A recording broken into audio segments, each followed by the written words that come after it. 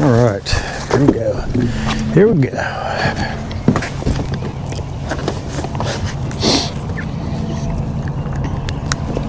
What's the water temperature? 73.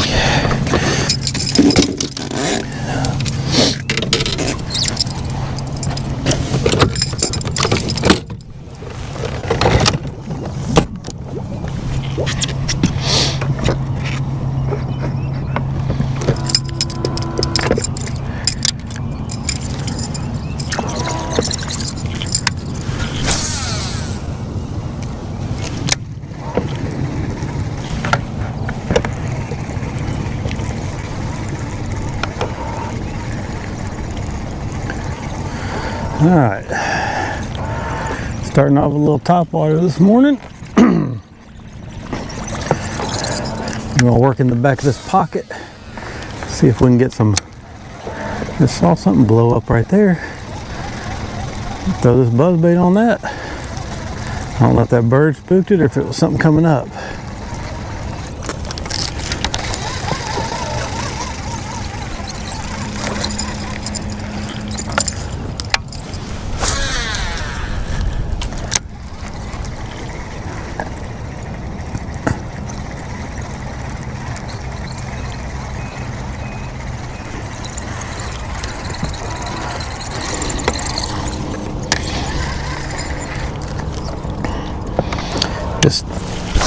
There's just milfoil all out in here, so we're just kind of blind casting, working our way up in this pocket.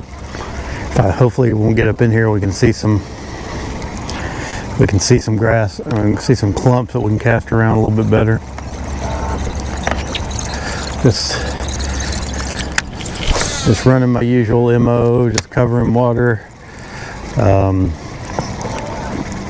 top water. If I can get away with some top water today, I'm gonna try to get away with some top water. So that's where we're at. Oh, I just lost my grass edge, so we need to turn. A lot of crap on the surface back in here. That's gonna make it. There goes an osprey. He missed whatever he was going for. He missed it. We got a little inside grass line going on right here, it looks like. Off to my left, or my right rather.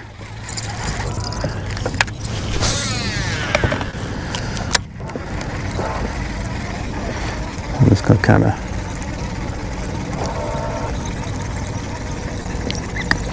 we'll just follow this grass up in here and see how it's going. Maybe we can get one to come up and pop this thing.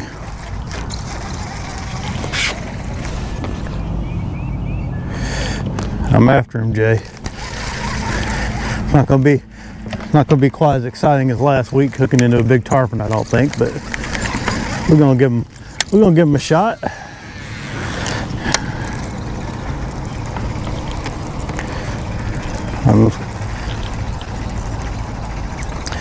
The only problem for me is there's a lot of stuff on the surface out here, so it's kind of frustrating when you're trying to do this kind of fishing.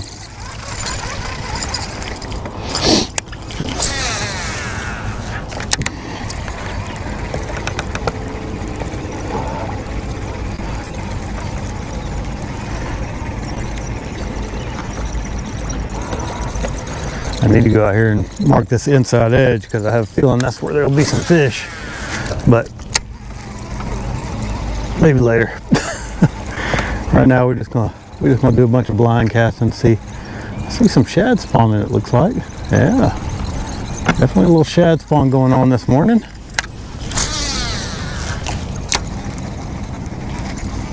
They just spawn like that.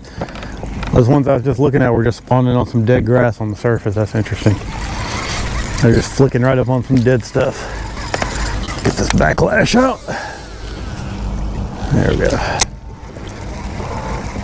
So, what's funny is this side over here on the left looks way better than the right, but I've always done better on the right. I don't know if it's just because it gets more pressure over here or what, but We'll turn the motor down there and we'll just kind of work.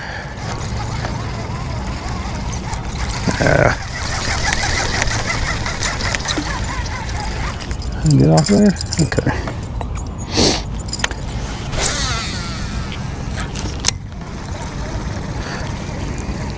We'll see what happens. I haven't been fishing over here in over 2 weeks. I've got no idea really what state the fish are in. There's a big tournament this morning that went out of the location that I put in on, so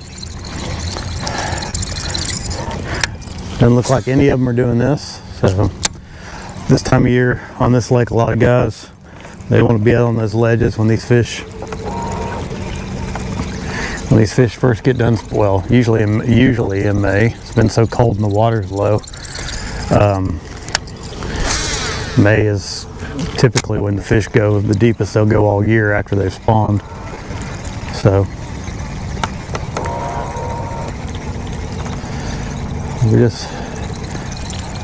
we'll come up in here in the shallow stuff.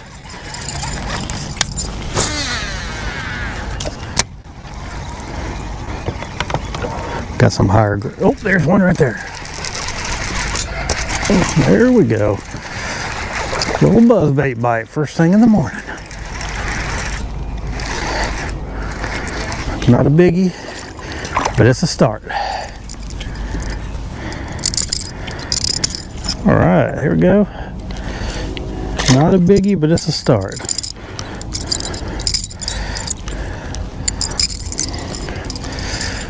Yeah,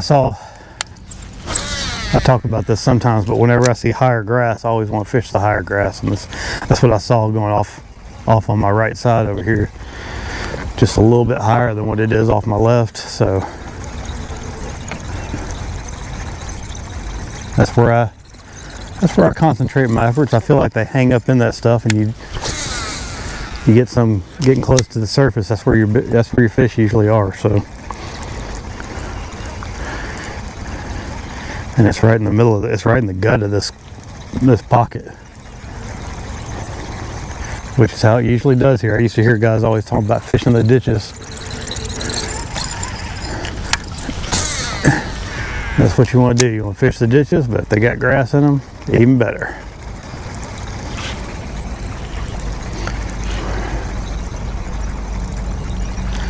That's one.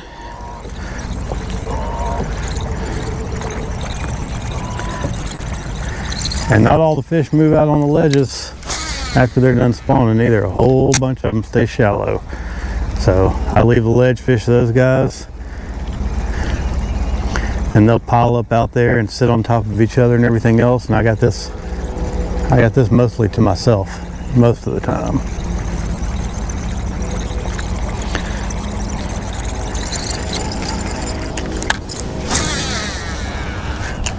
We'll just kind of take our time and go up in there. We got a little shad spawn action going on here and there, and 73-degree water temperature. It doesn't get much better than that for fishing. I'm not. I'm gonna leave that track for right now because I want to see where that little area where I was catching them 2 weeks ago was.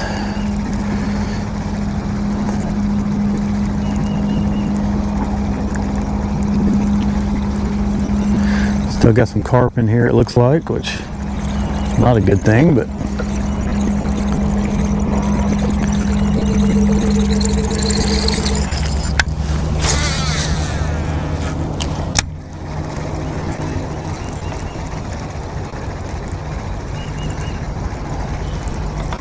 we're just kind of blind casting over this grass and just seeing what happens. Maybe we can.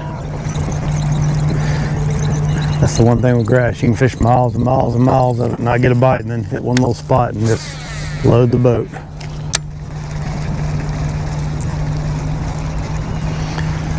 But there's always some fish back in here, so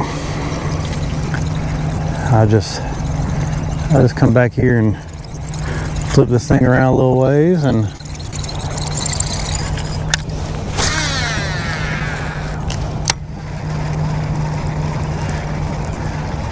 maybe we can catch a couple of decent fish. First thing in the morning. Oh yeah, this grass in here looks great. Only problem is there's so much of it, you just gotta keep casting. Ooh, a little backlash there. Need to tighten my spool up. Come on. And that one doesn't want to go away. There it goes.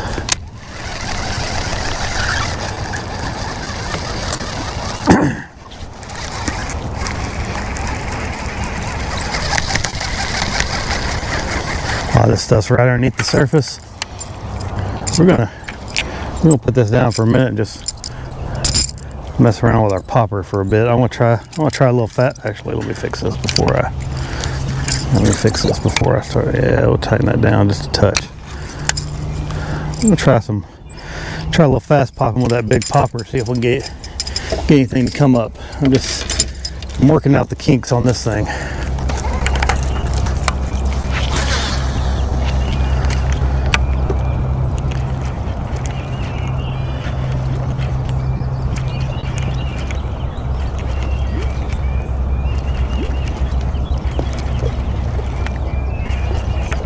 And that thing looks good. It's just big. The one I usually use is much smaller than this, but you know, sometimes it does better. Use a bigger one.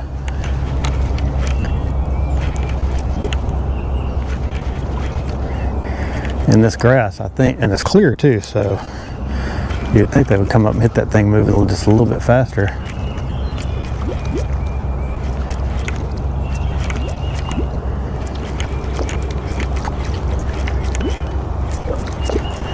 I just don't think the water temperature is there yet. But we're going to give it a try for a few minutes and see if we can get a bite. And if we do, that'd be cool. And if we don't, that's okay too. Check my drag. Ooh, my drag was grossly loose. That's good. I'm glad I checked. Especially fishing in this milfoil, you got to be able to get them out of there.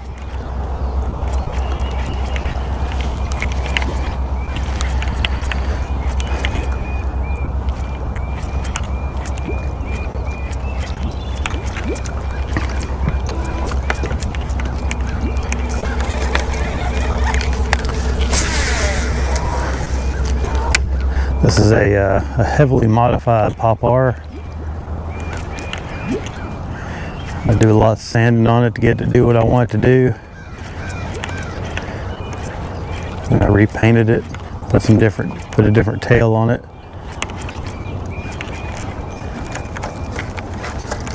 I got some grass on the line there. There it goes. I got a little grass on the bait.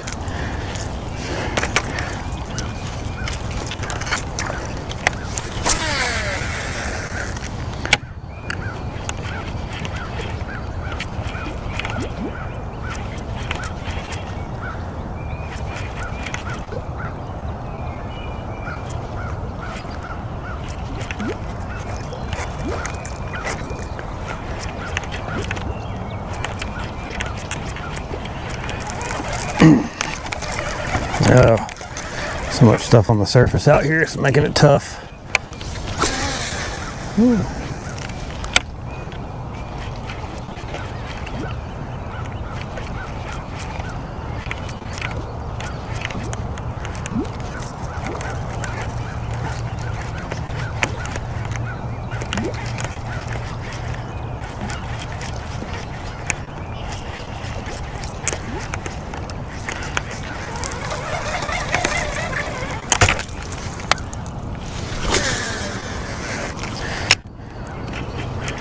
My other rod I use a medium.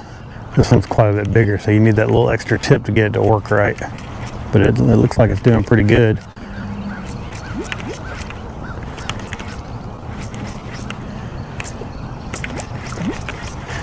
Still got those carp in here.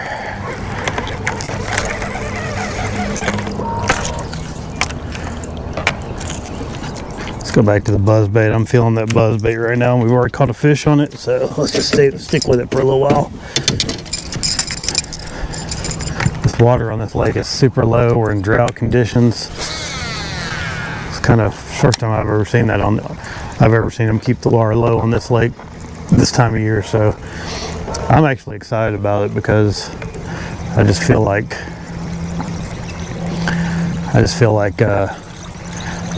it'll help this grass grow up a little bit, maybe keep the fish a little bit shallower overall, and it might keep some of the boaters down, because a lot of the stuff where they usually just do whatever they want, they're going to tear their boats up.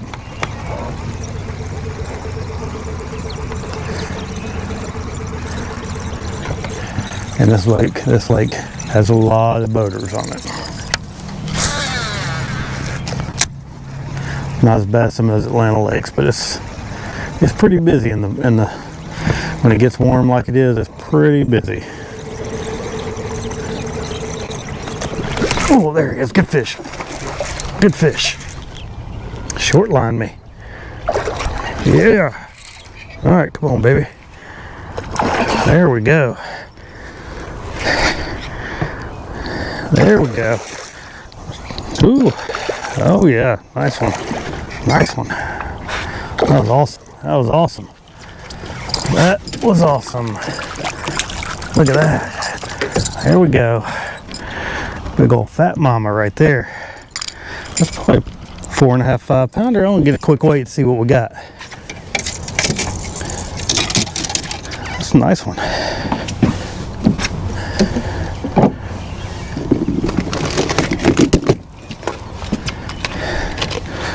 That's what we come out for the first thing in the morning. My thing's gonna work. I don't think my scale's gonna work. I think that battery's dead. All right, that's about 4.5, 5 pounder though. That's a good way to start the morning. Let's get back in there. All right, there we go. Booyah.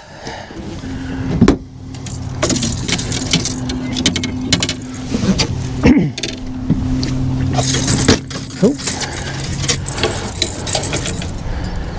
Little quick biggie there. We'll take it.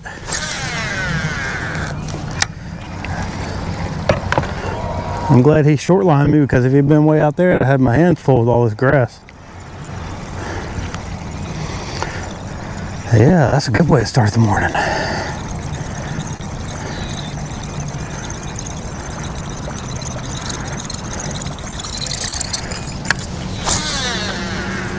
Last time I fished out here, I caught the biggest fish I've caught, or biggest bass I've caught this year, 613.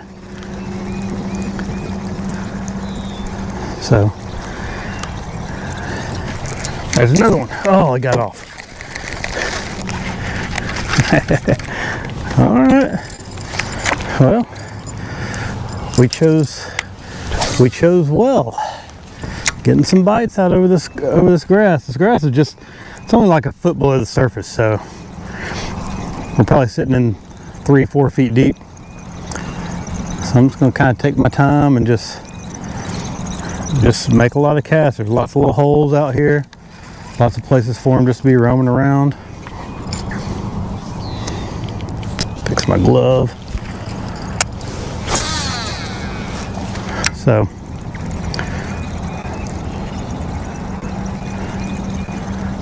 getting some bites. That's all we can ask for first thing in the morning. A couple of nice bites. Doing something. I mean, we're probably a mile from the boat ramp, if that. So, you know, all these other guys go out to the main lake and run around. I come up here in the back of a little pocket and just catch a few fish.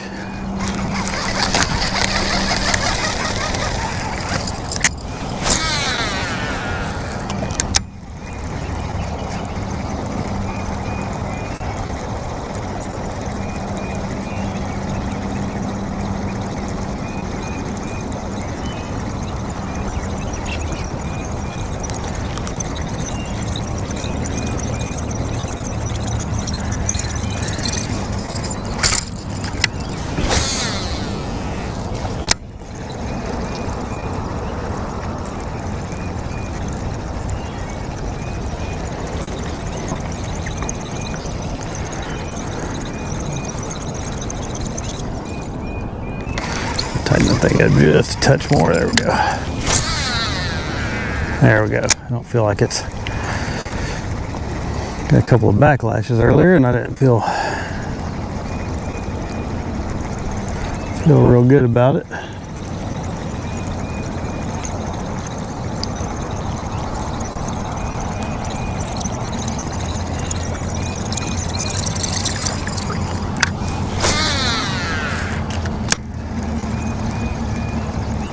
A lot of little bait scooting around out here, so that's good.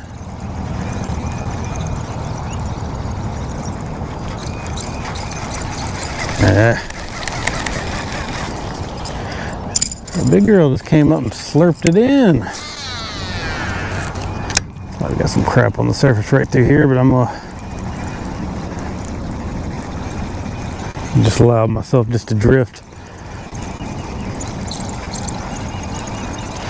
Yeah, this over here is not quite, it's a little bit higher than it is over here, which I'm gonna actually, normally I say I like to fish the high stuff, but when it's about to surface like that, I'm gonna stuff over here for now. And we got a little breeze. That's good. Just doing a little morning buzz baiting. Doesn't get much better than that.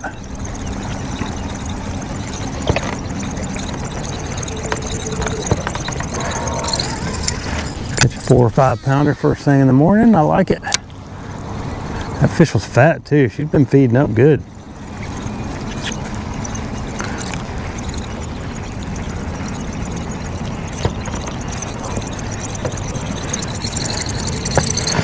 Raise the trolling motor up here just a little bit. We're starting to get in the, that stuff's coming up real close to the surface. This will can't be quite as quiet as I want to be, but I can get through it a little better. Motor's up pretty good. Oh, I just spooked one right there. Something good. So they're in here. You just got to make the right cast and get them to come up and blow up on it. I've had 3 bites this morning, 2 in the boat.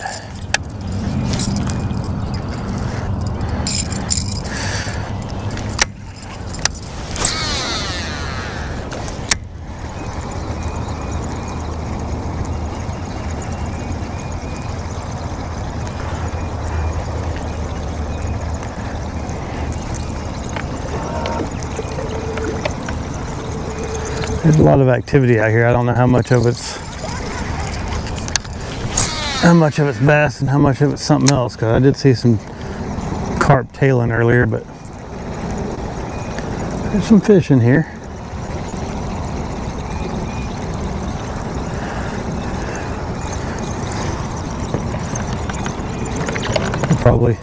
Could probably do something else. Could probably buzz a spinner bait or fish a swim bait or something like that and get some bites too, but I like fishing these baits I can just throw out there and reel in.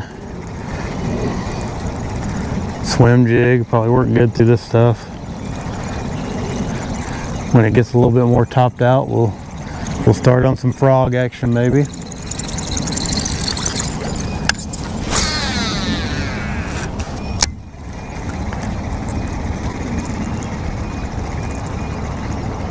Ooh, something's following it. Probably a gar.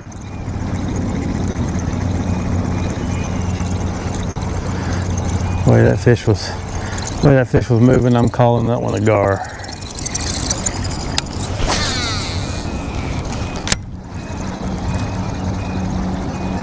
We'll throw back in there and see if. Man, my favorite grass on this lake to fish is the coontail when it comes around, but this milfoil does look really, really good. It's got a lot of holes and pockets in it. It's just hard to fish with anything that's got an exposed hook most of the time. Unless you can do like what I'm doing now, fish over the top of it, because it's kind of, I mean, like you just barely touch it with your bait and it's going to stick to it, it seems like.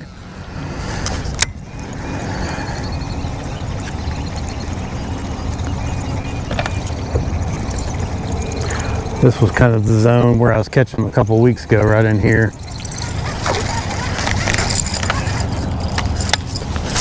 A lot lot of little bait flicking, so maybe, I mean, I did make the right bait choice because I caught a good one on it, but I mean, you'd think we'd get a few more bites.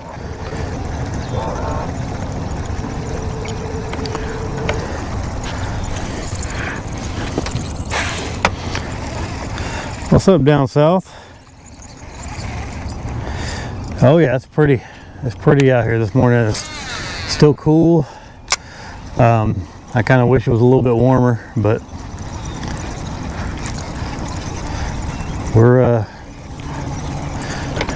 enjoying some unseasonably cool weather here, but the only problem is we're not getting any rain. So the lake's still down 3 or 4 feet from normal pool. They're calling it extreme drought conditions, and it's only May, so I don't know. Hopefully something happens and we get a little weather pattern where we get some rain. The last few years, actually probably the last 6 or 7 years, we've had a lot of rain. And then, like normally in the springtime, we get so much, it's just kind of annoying how much you get, but we really need it. And this year we really need it, and we haven't gotten any. So they're not even drawing the lakes up to full over here, or the flood control lakes. This one in Chickamauga and Watts Bar are flood control lakes. Nickajack and Gunnersville below us, they are they're flow through. So they keep them at a pretty steady level all the time.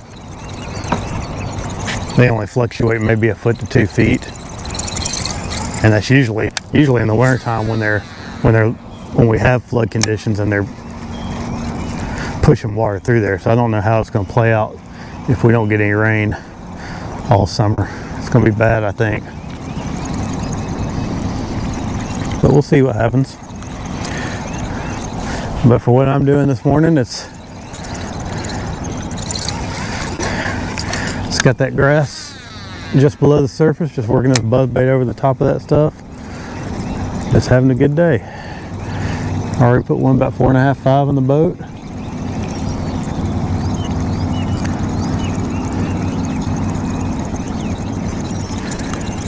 Just kind of one of these things where grass fishing, for me, there's other things I would rather fish than grass, but I mean, you catch your biggest fish in the grass, unless it's early springtime around here, and then you catch some off, pre-spawn spots.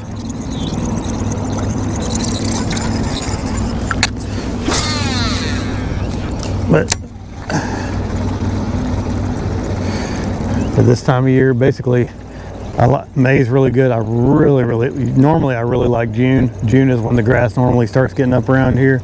It's up, the grass is up early, but the weather's cooler. It's kind of a strange deal. But June is early, first 2 weeks of June. I tell anybody, if you want to come to Chickamauga, like, you catch a lot of fish first 2 weeks of June, and some quality too, not just little 12 inchers. You get some 3 to 5s, and yeah, you get some big fish too. I've caught them up to a little bit over 9 pounds in June and July. April, you catch a lot of big fish too. April and May, you catch a lot of big fish too, but June is when it's when that grass is getting up, but it's not really doing much, and a lot of people aren't looking for it yet. Normally, I think this year they've noticed that it's coming up a little sooner than usual, so some people are starting to pay attention. But I got something on my bait. It's not feeling right. I'm just gonna kind of drift around out here.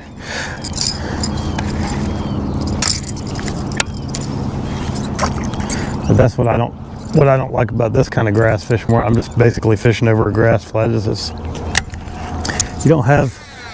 You don't necessarily have anywhere to position the fish other than an edge. And sometimes like this is just, you just have to go over you gotta go over the right hole, basically. If your bait goes over that right hole, you're gonna get a bite, and if it doesn't, you're not. But you can get out off the edges and You can usually catch some more numbers out there doing that.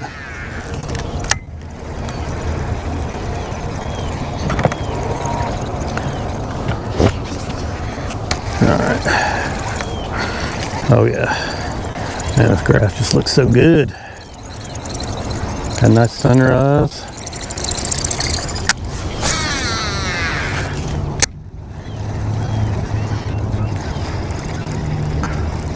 Got some little baits out there flicking around.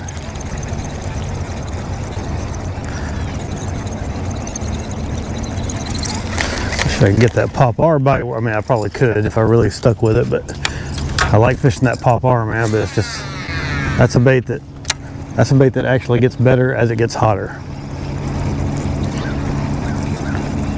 It's kind of a weird deal. May put this down in a second, make a couple of casts with it, and see with my little one. I've got two different sizes. I'm trying to make a this year. I'm gonna try to make that big. I think they call it a P70 or a P71. I think I'm gonna try to make it work this year. See if I can get anything on it. Normally I just use a regular. I think it's called a 60. It's like a small one. It's like a 2.5 inch, 2.25 inch, something like that.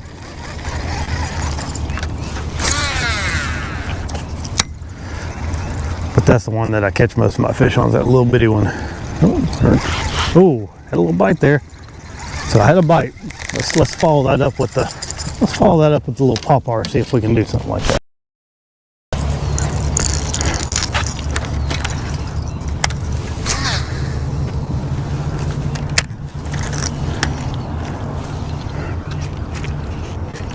We'll see if I can do that today, where we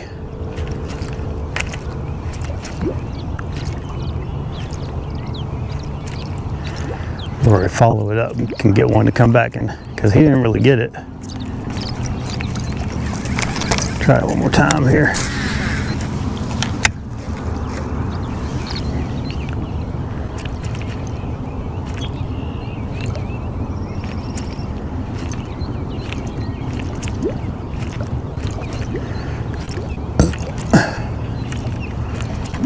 I know a lot of guys like the black buzz baits. I've always done better on the white, but you know, some days they just don't get it.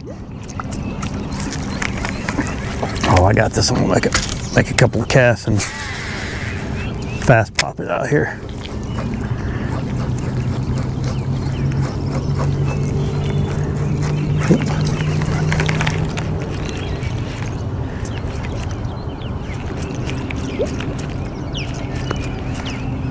I mean, it's just a little bitty bait.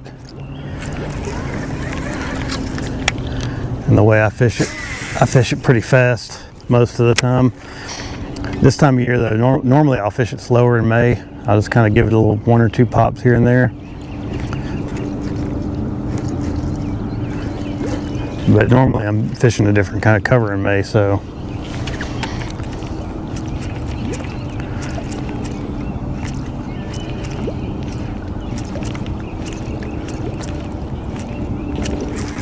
Yeah, that's too much crap on the water for that right now. But we're gonna keep this next to us in case we have another bite like that. And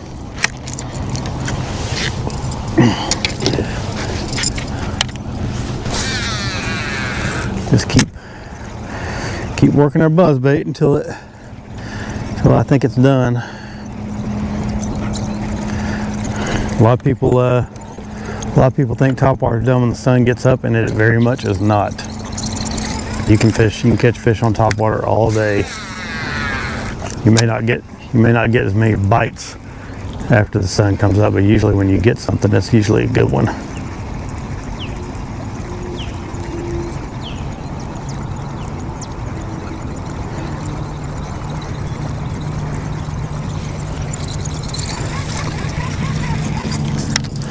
Kind of fan casting around.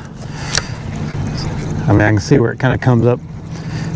It looks like where I'm sitting is where it's probably, like in this general area, it's probably where it's going to be the best. It's just got a little bit more depth. Oh, that fish is a big fish. That's a big fish. I think it's a big fish anyway. Man, the way he came out and hit it, I thought he was huge. It's a good one though. Definitely a good one. Oh, I don't know if we're gonna get him in or not. He's barely, he's hooked, all right. Oh, come on, baby. There we go. Man, I thought the way that fish hit that bait, he came out there and slammed it. There we go, nice chunky bass. Like three pounder or so. All right.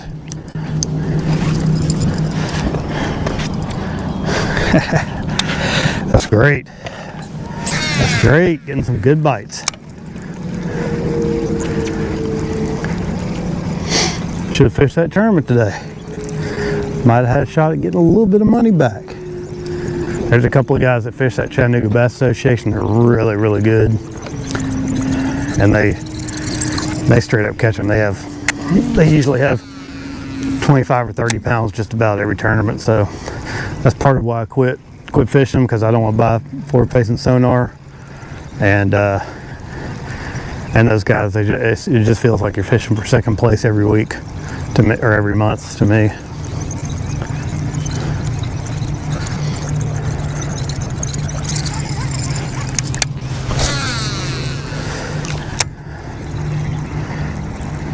It's hard to compete with those forward-facing sonar guys. It seems like when you can't see if you can see your fish, you definitely have an advantage over somebody that can't see their fish.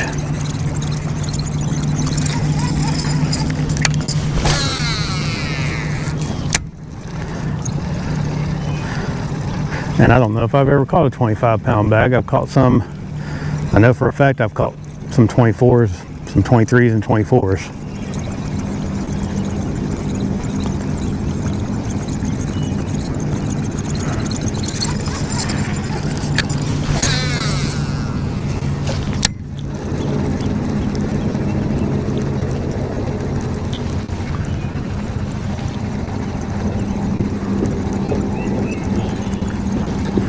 Definitely some fish roaming around in this stuff.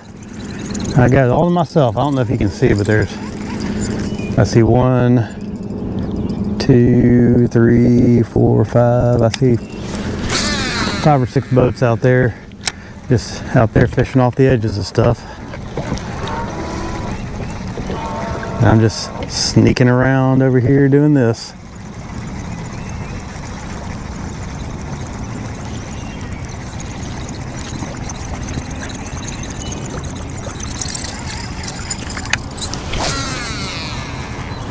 That was a carp, but we're gonna cast to it anyway, even though our bait got fouled up.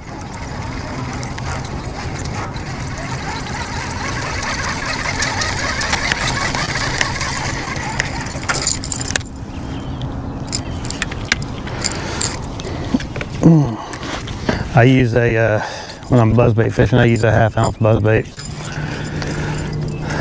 Unless it's in the fall. Sometimes in the fall I'll use a 1/4. But I like the 1/2 ounce, and I like the lunker lure. There's just something about that blade and that squeak that it gives that I just really like. I've never had much luck with the inline ones. I've never had much luck with the clackers. I've never had much luck with the double buzzes. But this lunker lure, I've always been able to catch fish on the lunker lure. So that's the one I use. And I use it on 20-pound line. I don't use real fast reels. This is a 6.3 to 1. And that's a medium heavy rod.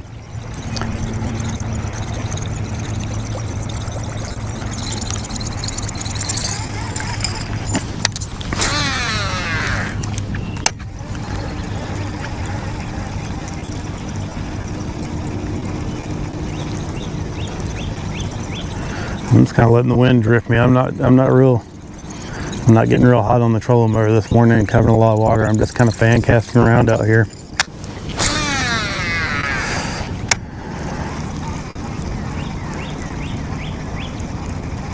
Getting a few little bites. Man, I thought that last fish was way bigger than he was when he hit it. Oop, there's a bite. All right, let's throw that popper out there. That's how I'm backing them up today. We're gonna try that. Some guys like to throw a worm on them. I'm trying a different, just a little smaller top water. I have seen this work.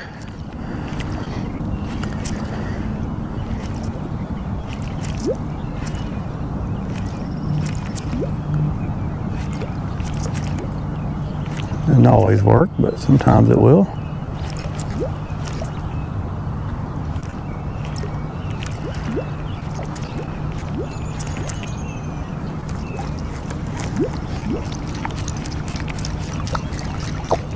Oh, there he is. Started that fast pop. I don't know if y'all saw that, but I started that fast pop and he came out there and got it. Another good quality fish, man. Another good quality fish. Oh, quick release. All right. That's okay. Oh man, that was cool. I don't know if that was the same fish or not, but I was slow popping and I just started doing my little fast pop thing that I do when I'm oh, stupid grass everywhere. I like fishing that fast. I like fishing it fast. Where I was just moving it kind of quick, and it darts, and it just kind of darts and moves side to side, and came up and popped it. I saw a little swirl back there, and I thought, ooh, I better. It's like a 2.5, 3 pounder.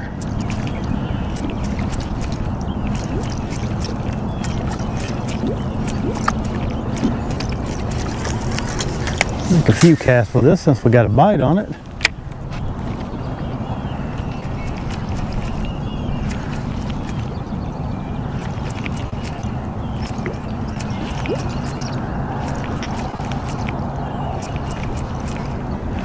You think since they're doing that shad spawn, get a little this action going on, they'd be all over it. A little bitty bait. I mean, that's a little bitty bait.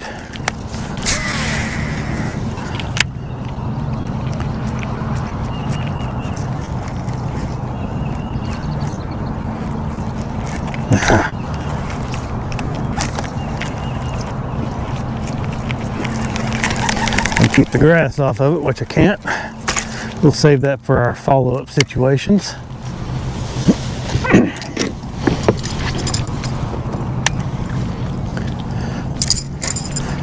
Well, we're getting some bites, so you know, just drifting around out here over this grass, not really focusing on anything. We're getting a little bit deeper out here, which might help. We'll see what, I'm not sure if we need to be up shallower or deeper, but the last couple of bites I've got have kind of been where that tapers off. So I mean, it's still plenty shallow enough where I feel fine fishing this buzzbait over the top of it, but I kind of like it where it's getting closer to the surface, where the bass have to kind of commit when they see it go over their heads. They can't really follow it. So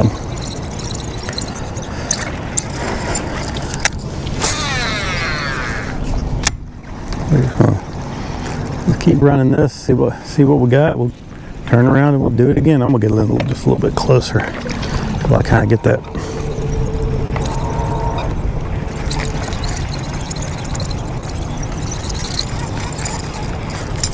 I will make a cast out there every now and then, just keep it honest.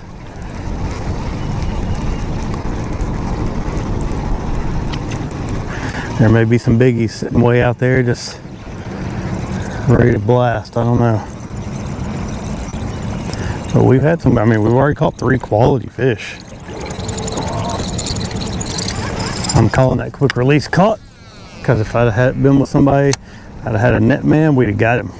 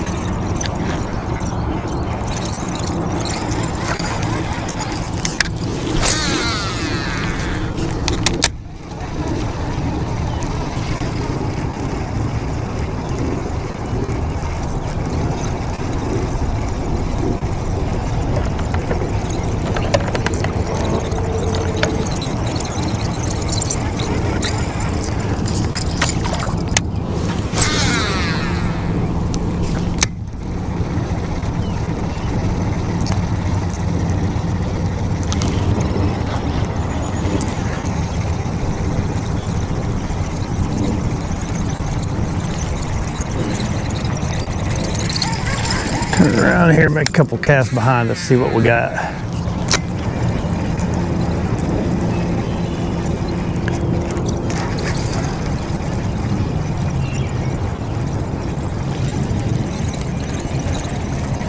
I can see that grass down there. This might be a little bit better pop-R situation. If I can keep the grass off of it, let's give it a shot for a little while.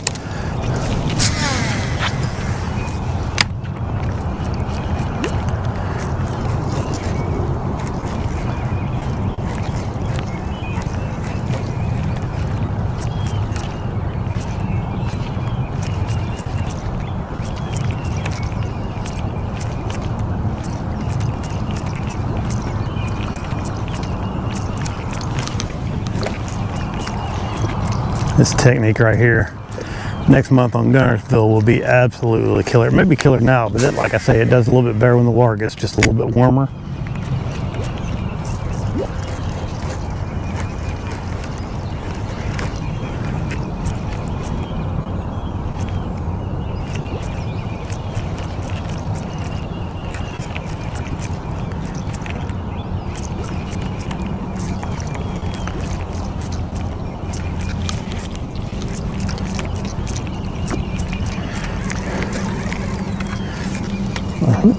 No, it's got some stuff on my...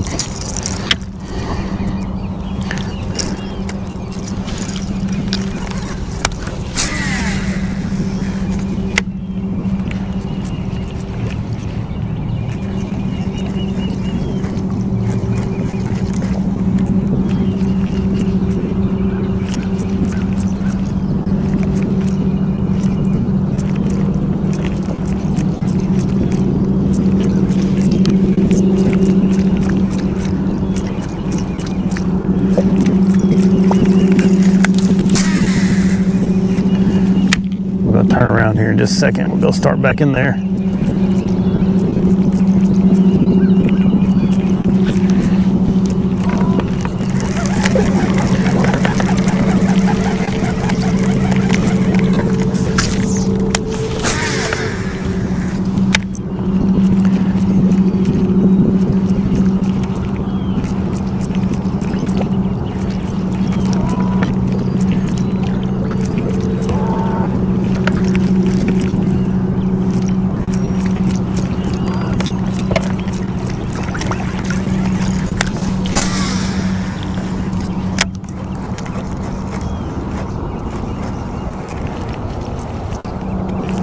There's some stumps out here too.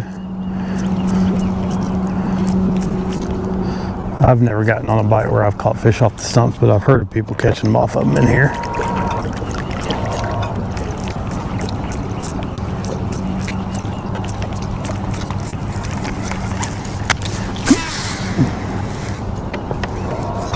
Backlasher.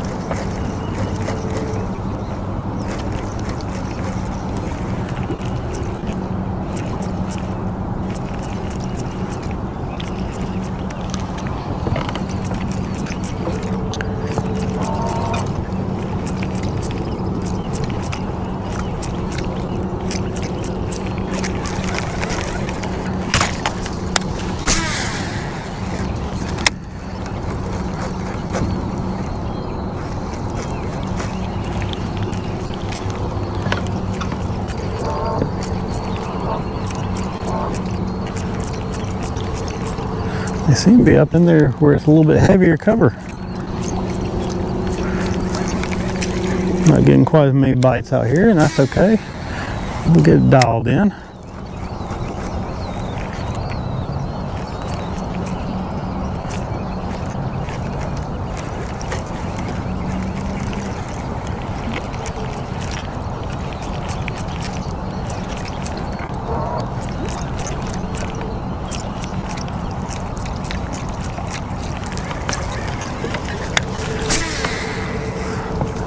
They'd be chomping this little bitty bait right here. Seeing all these little bitty baits swirling around and everything.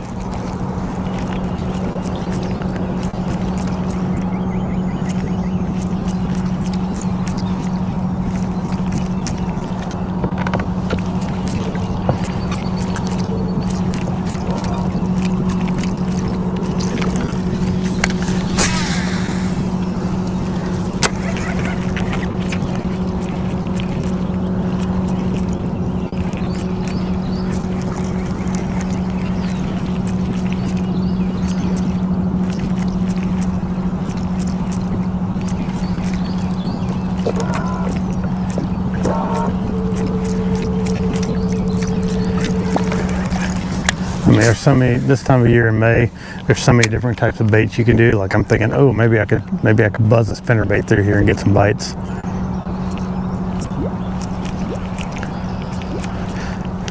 You know, you can fish a swim bait, swim jig. You know, there's so many different baits that you can fish through this stuff and catch fish.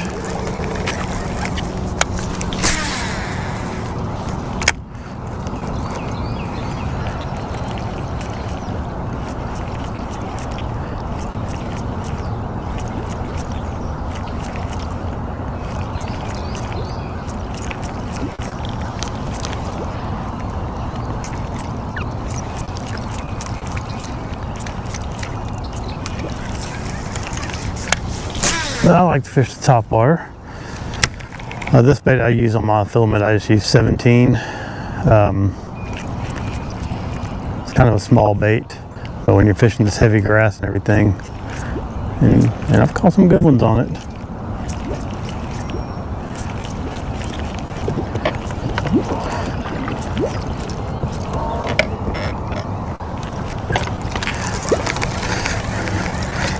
In this grass, I mean, 17 to 20 is what you really want, and then there's some other specific things that I have to do to make this bait work the way I want it to work. This one's also heavily modified.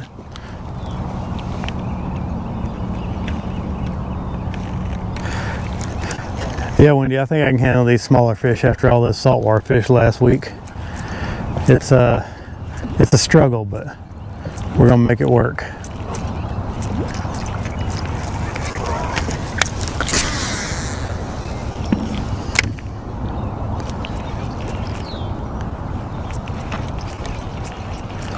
We've had a couple of good bites already this morning, so encouraging.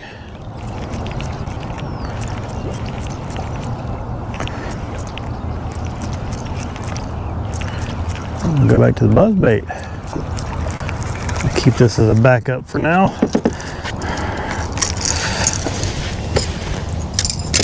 Oh.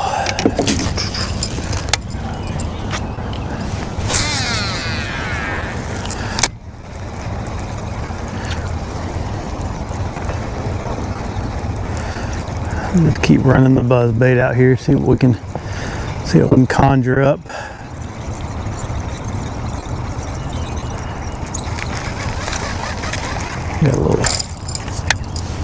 Got a lot of stuff floating on the surface, making it difficult, but we're going to keep pressing through.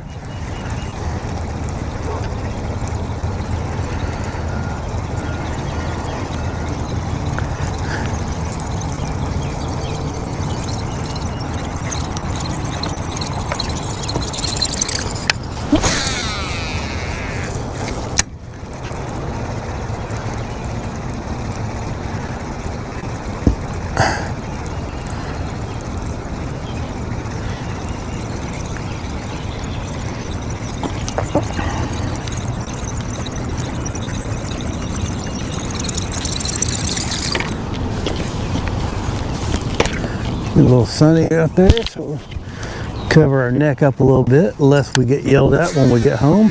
Oh, that's something. That's probably carp.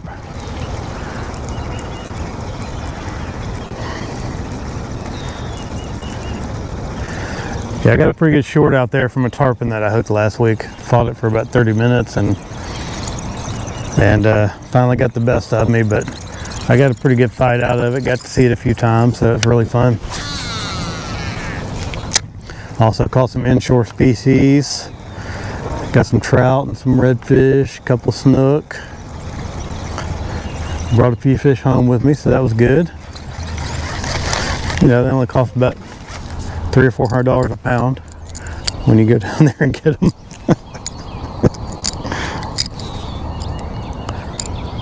Ooh, the hook point's not super sharp. That's okay.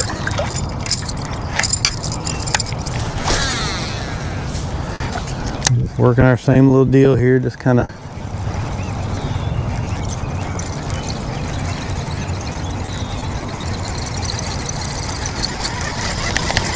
grab the little grass. I'm gonna go up in this little pocket this side over here real quick for a minute and We're just gonna kind of work our way up in here, see what's popping. This little area right in here was a sweet spot a couple of weeks ago, but you know, stuff's always changing.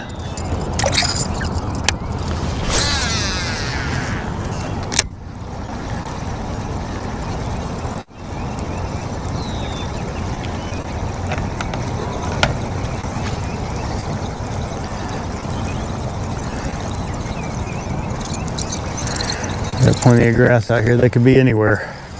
They could be anywhere.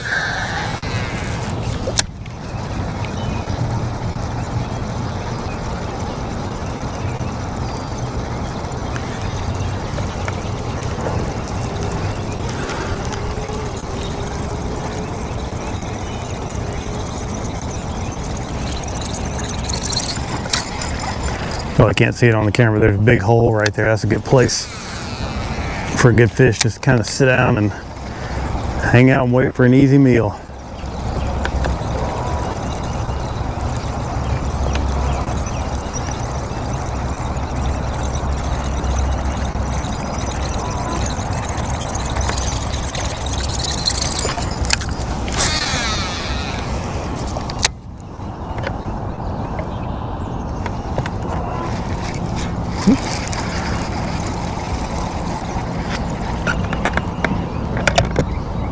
Okay, we're turn my trolling motor down. I didn't feel like it was doing anything. There's a couple good little holes out in here.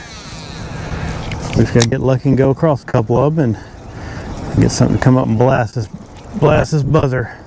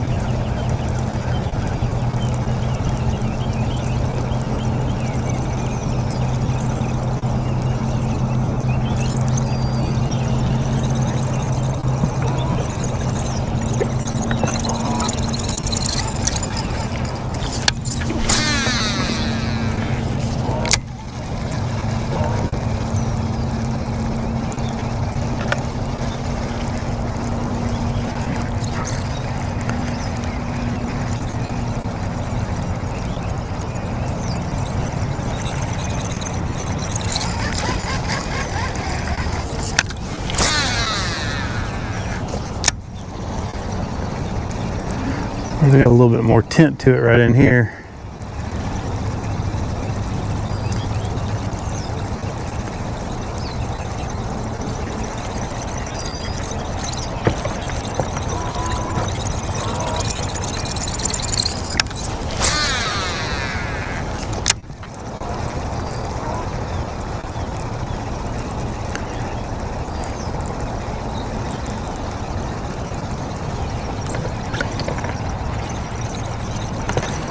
And that stuff right there here looks really good. I don't know why there's not fish all in here.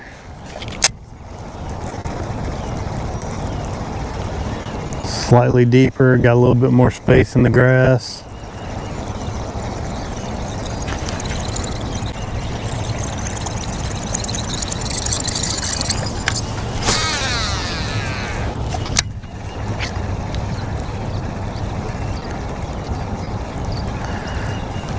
Back in here somewhere there'll be a great big one coming out. Come out here and pop this thing.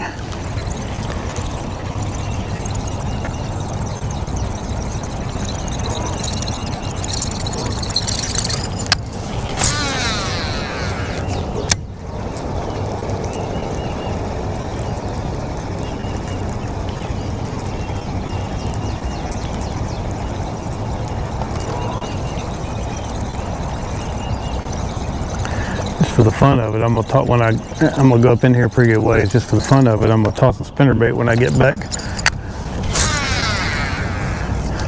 buzz one of those through here, see if we get a couple of bites.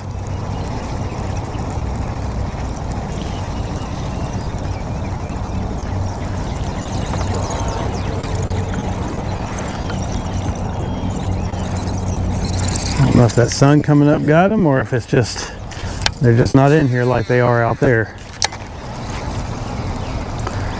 A little bit calmer in here too. We do have a little bit of color to the water, which ought to help a little bit.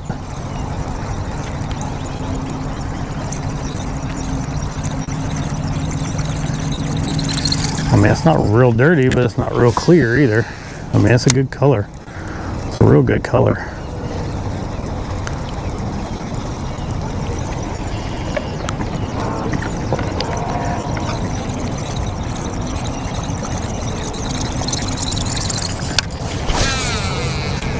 You get up in here, there's a little creek channel that sometimes forms. Maybe there'll be some fish tucked up in here. Yeah, there's bait moving in here. No reason there shouldn't be a fish or two hanging around.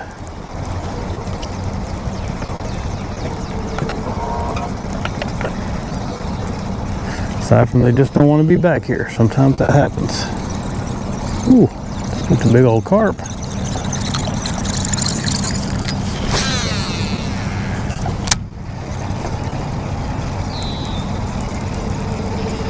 I'm gonna keep making a bunch of casts. I'm gonna go up in here, but I'm not gonna spend a whole lot of time up in here since we're not getting any bites. Ooh, we'll back there.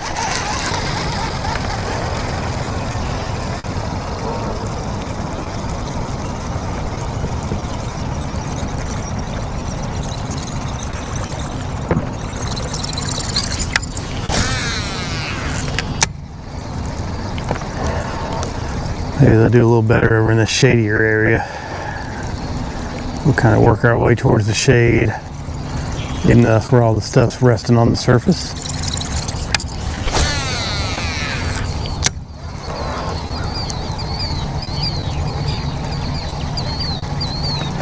Yeah, that's real shallow right there too.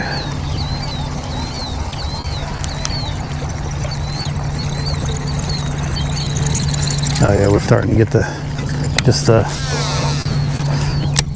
deal where it's just right, all of it's right underneath the surface.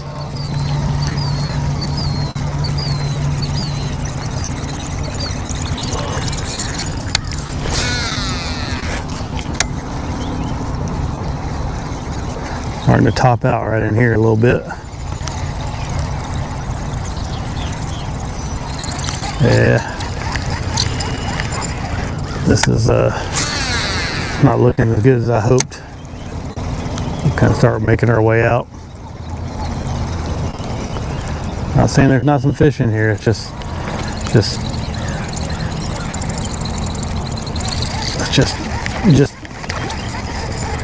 this side being matted.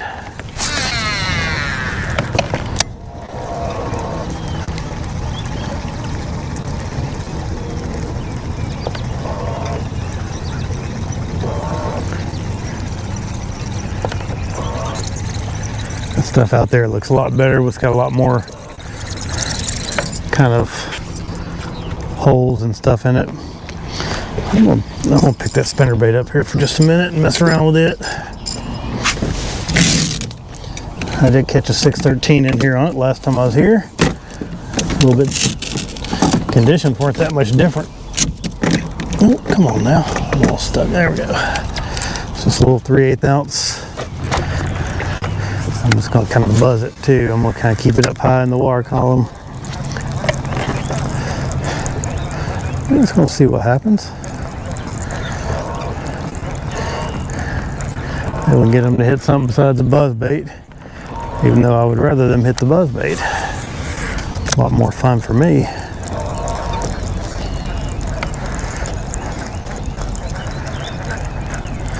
We got a little bit of dingy water here, so maybe we can coerce some to come up and bust this thing. I'm gonna make a little shallow pass right through here.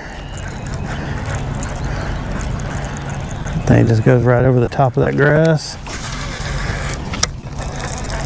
You know, a lot of guys like chatterbaits and stuff like that. I'm still working the spinnerbait. I feel like the fish probably don't see that many of them,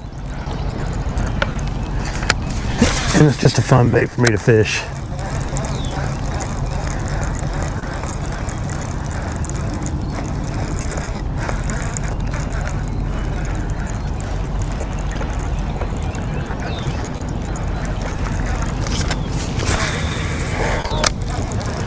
And we'll kind of cross over and see if we can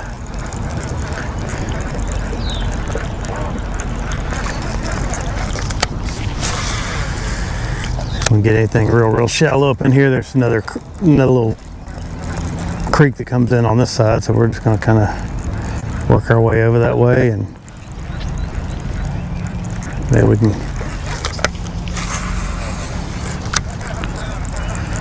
get another bite or two on the way. Well, we got a little area. See, we got a couple little pockets of dingy stuff over in here. You'd think there'd be a few fish in that dingy stuff.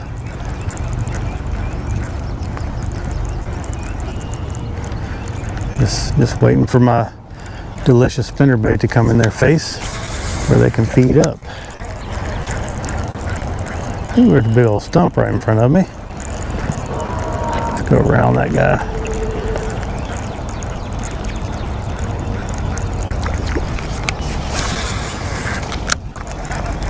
Turtle coming up to get a little drink of air.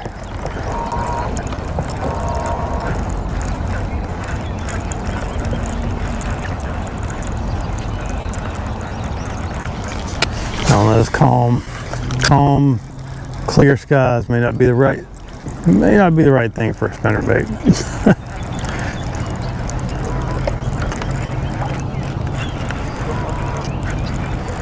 I'd like to give it a shot. There's we do have some grass in here, so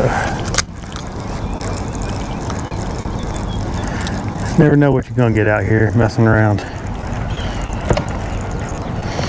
There's a couple areas up here that got the same deal. You got some higher grass, and you kind of got a little bit of a ditch with some darker water going through it.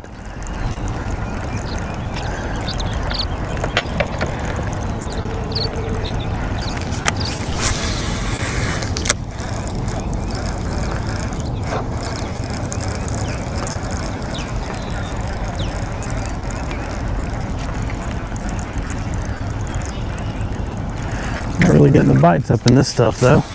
Seems like they're out just a little bit.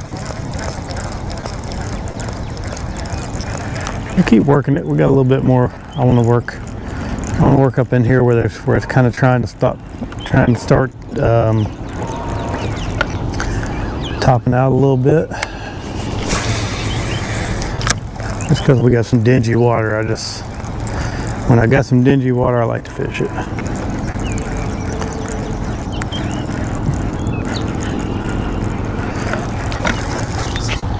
Try a little dry this top water out in there a little bit and we'll see if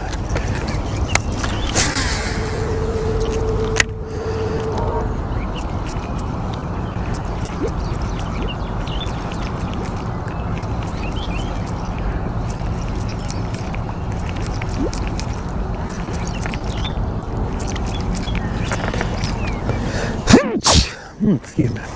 Yeah, we got starting to get in here where it's not looking quite so good right through there.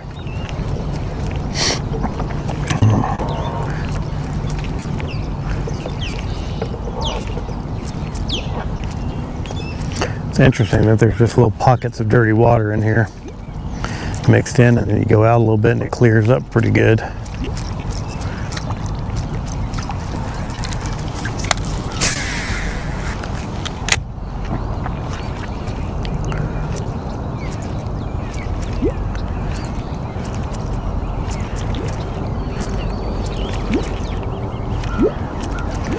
A couple more bites on this.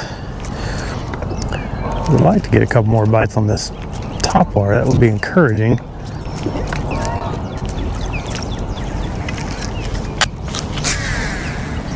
We got some grass over there just trying to come up. I'm gonna go over there and kind of follow that out with my spinnerbait.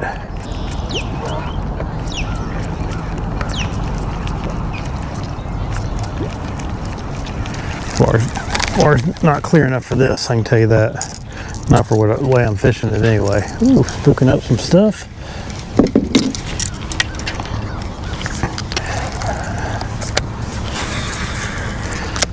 So kind of buzz this spinnerbait through there, see if I can get something to come out and pop it. What time is it now? It's 8 o'clock. We should have about another hour of what I would call a morning bite, but it did get sunny quick, so that makes a difference sometimes.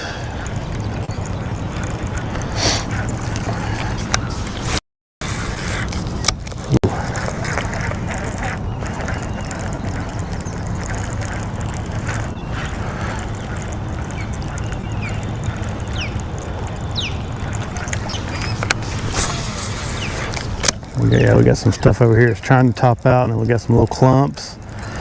Lots of places for fish to hide right through here. Get them a little ambush going on. Oh yeah, I got some shad chasing my bait. They're coming up there hitting it like they're trying to make sweet love to my bait.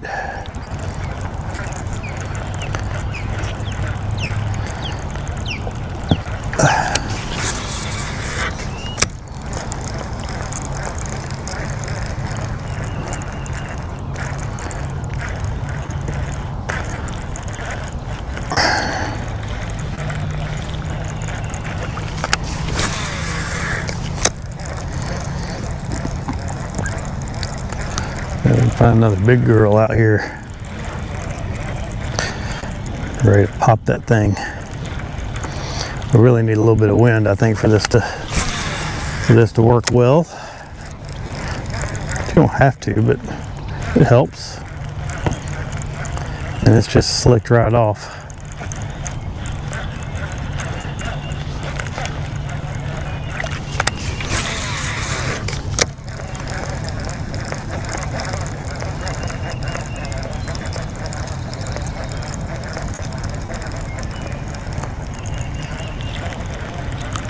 It has slicked right off on us.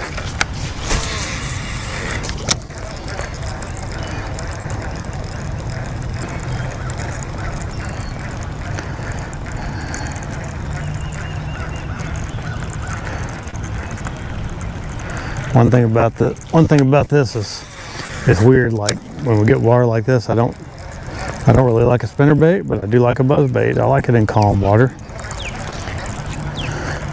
And I like a popper in calm water too. I just don't want to fish it so slow.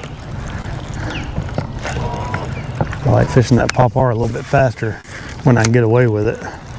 And sometimes you gotta fish it slow, but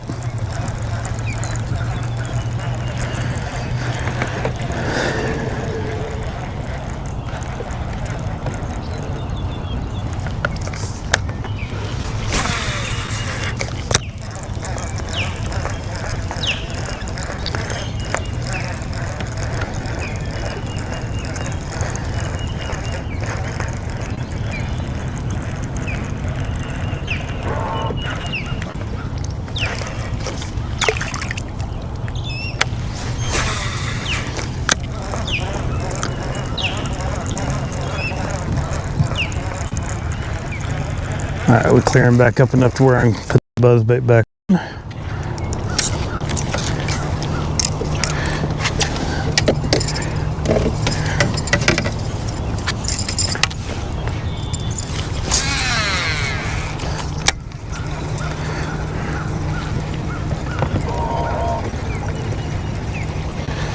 Take our time. Take our time and work our way out.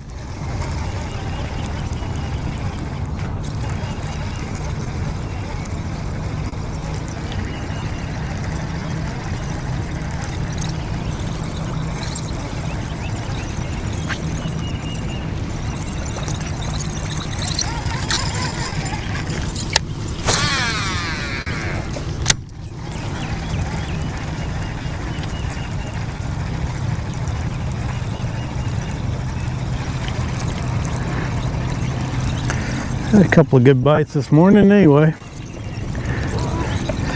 If we end up having to bail out on this, but I'm gonna keep sticking with it for a little while. I know there's fish in here. I mean, we got fish in here, we got shad. There's no reason for them to go anywhere else. It may just be finding the right bite, or find the right lure to get the right bite, you know. And we got a whole other pocket over there that I haven't seen anybody else even try to touch this morning. And it's got some good ones in it sometimes too.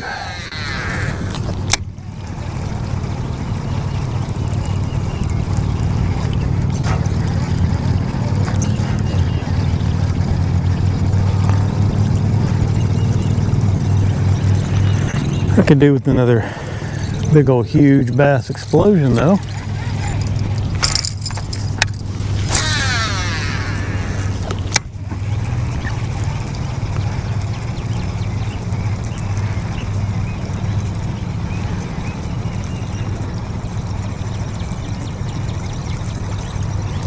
The little topwater bite seems to have just died. Well, I said that and I got a bite.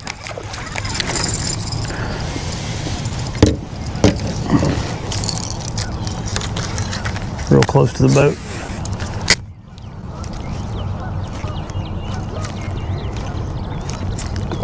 There he is. Got him. Got him.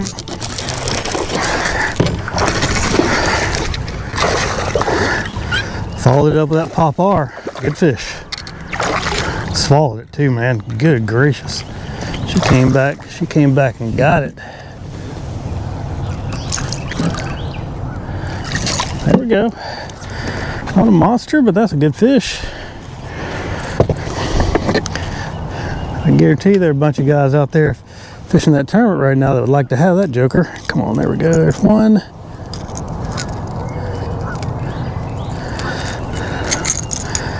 May not do anything by the end of the... Ooh, bleeding a little bit. Let's put her back. All right, there we go.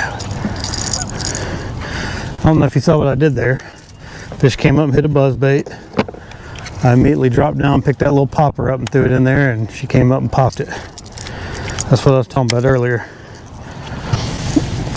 With the way I follow them up.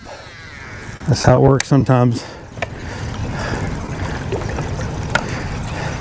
I kind of saw which direction that fish was moving to when she hit it.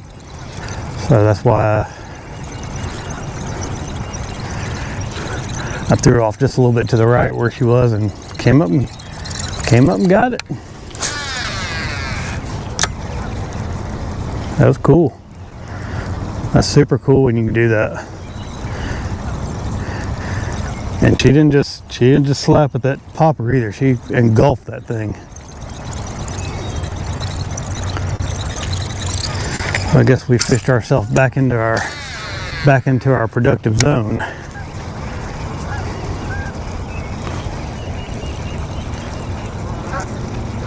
So we're just going to drift right on out here, and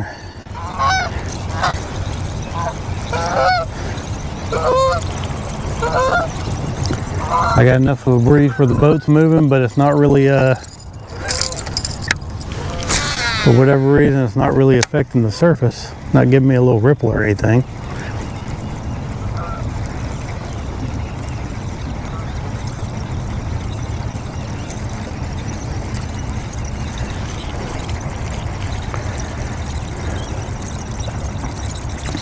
So that's a good little tip, that little pop-R follow-up, especially when you're fishing this kind of stuff where it's just grass. You can throw a worm in there, but they may never see it because it's going to get all bogged down in the stuff. So that's, got me in the grass. Oh, came off. Dang.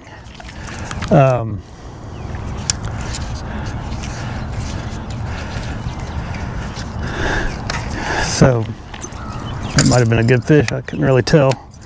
Tighten her drag down just a touch more so we can move the fish.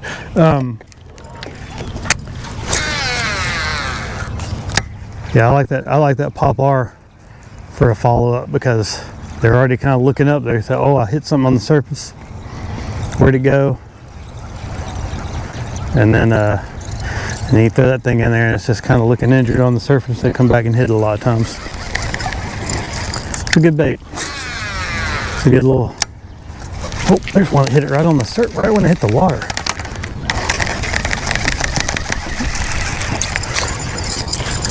All right, we are in a productive area now. Getting bites. Let me throw this in there. I don't know if that's gonna be right, but that's close.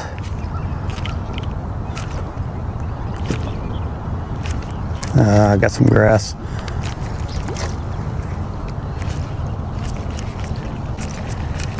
That fish hit it right when it hit the top,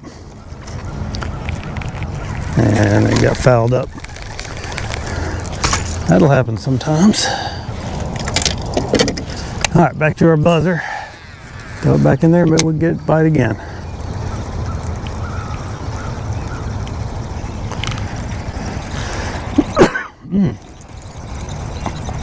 Are we getting a little action?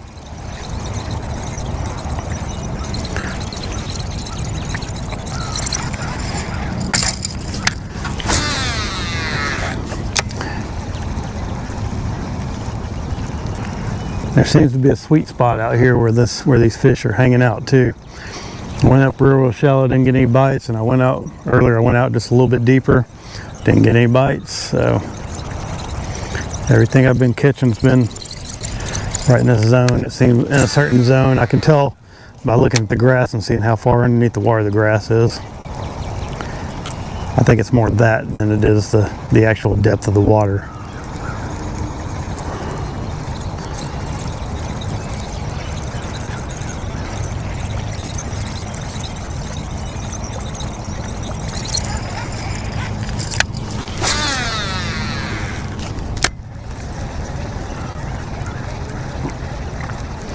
Ooh, it's already warmer than I thought it would be. I don't know if it may just be because I'm getting some hot topwater action, but feeling like it's already warming up a little bit this morning.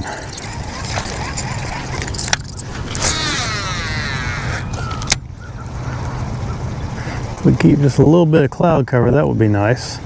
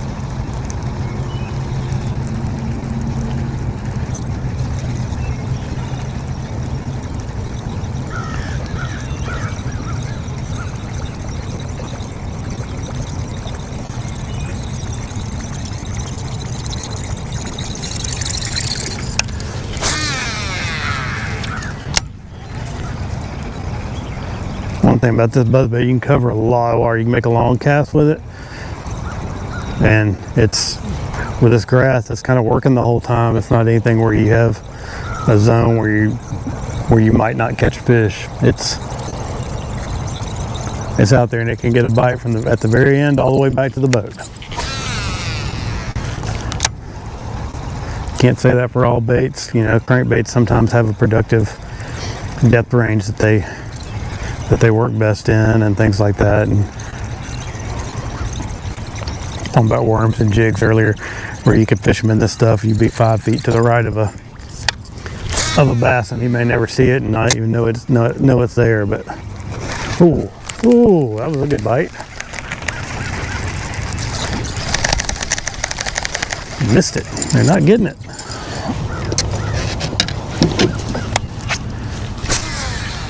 There we go. That was a good cast back in there. So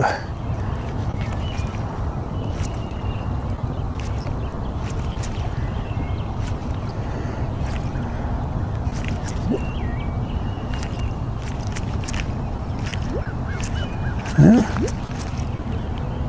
it seemed like you want to come back and get that top one, that little popper. Gave it a shot though. when they do stuff, I mean, I don't know, maybe I'll put a little, I think I'm gonna stop and put a little trailer hook on there and see if that turns any of those short strikes into fish. See what we can do with it.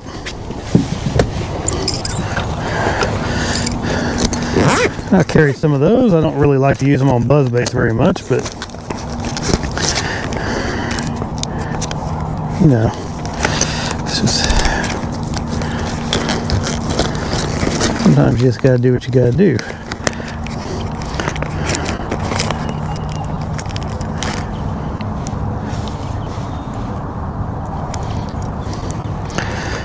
And that's just that seems to be a top bar thing in general. A lot of times they just don't get it. And I mean, it could be a color thing. I might be able to go to a black or something like that and turn some of those hits into, some of those strikes into catches. But I don't know. I mean, they're hitting it pretty quick. May just be a function of the sunlight, because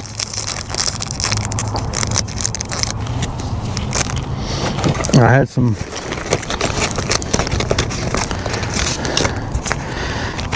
fish take it pretty good this morning.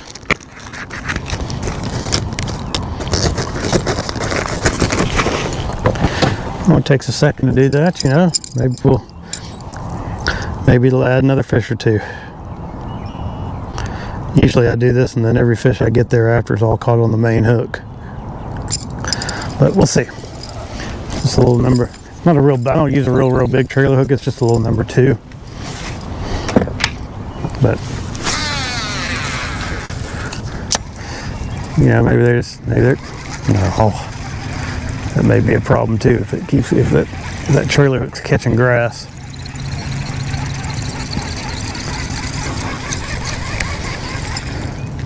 No, that wasn't the trailer hook.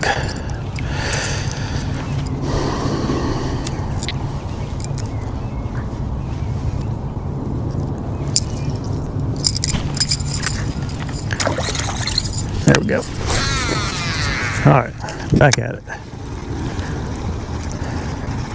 What's crazy is I can probably go right back over that same area that I just went over and get a few more bites.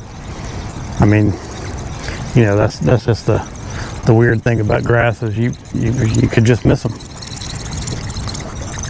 Whereas if you're fishing an open water ledge or something like that, there's a lot more chance they're going to see your bait.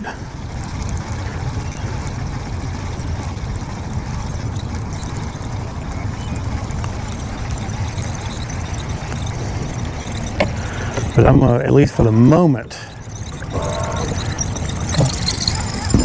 I'm gonna just something right there. Didn't sound like anything too big. For the moment, I'm just gonna keep kind of fishing my way out. And then we're going to go in this next little pocket over here. This is kind of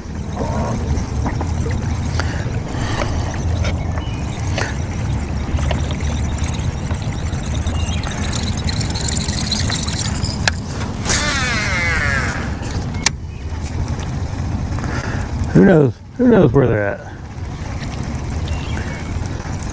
Could be anywhere in all this stuff, and they are anywhere.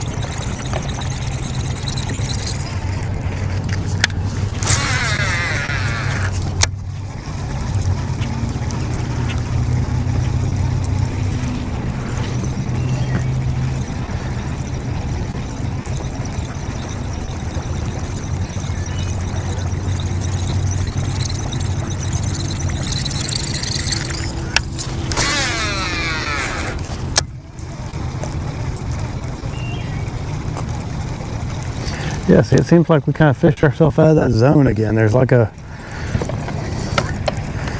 it's just so weird how there's like a specific zone where these fish seem like they're hanging out, and then you get a little bit past that. Like the grass is just a little bit deeper out here. It didn't come up to the surface quite as much. I mean, I'm gonna keep fishing it out, but it just seems like not getting the bites. Ooh, what was that?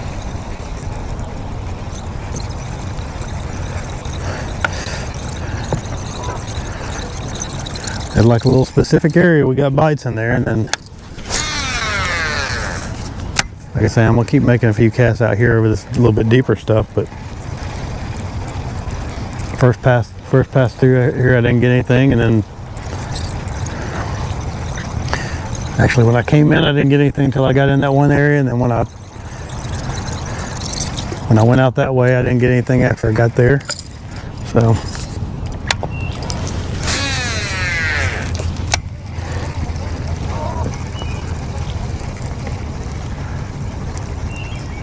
you just never know where they're gonna bite.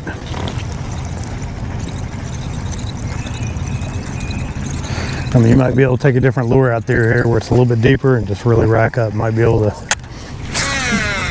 buzz a spinnerbait or a crankbait or a swim jig or chatterbait or something over the top of that stuff, and they may crush it, but not hitting my top water. I'm gonna keep fishing my way around.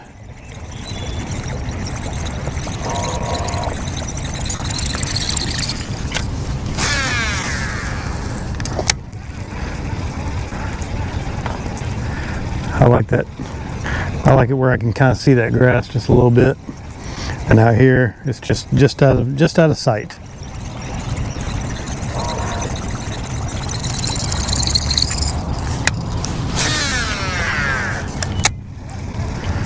We'll go in here. I see some pondweed getting up in the back of this one too, so we got a little diversity of cover in the back of this other pocket.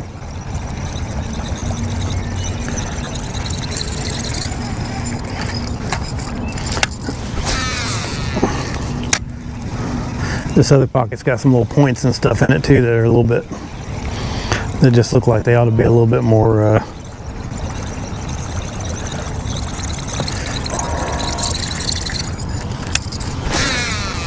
little bit more conducive to some being able to find the fish a little better, not being quite so random.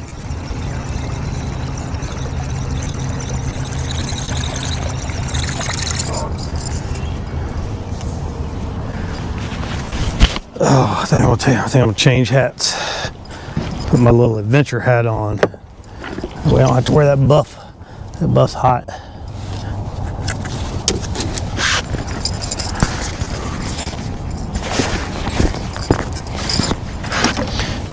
This thing's real lightweight, and it does a real good job of keeping the sun off my neck. Oh yeah. Oh yeah, now we're adventuring.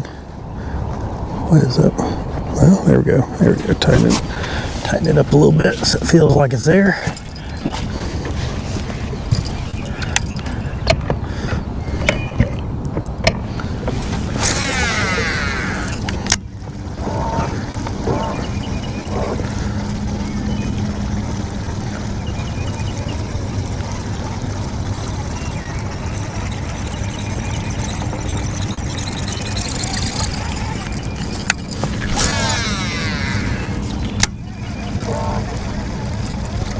There he is.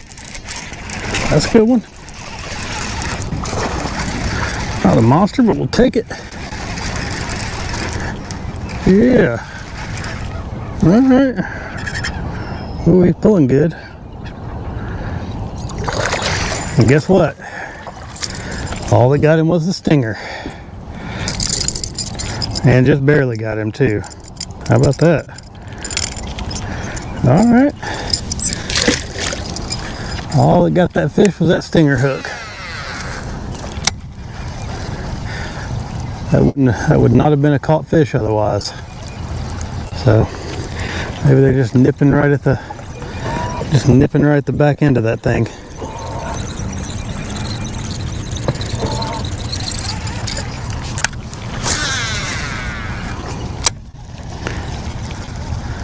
Looks like that might have been right at the end of, there's a little heavy clump on the end of that little section of grass.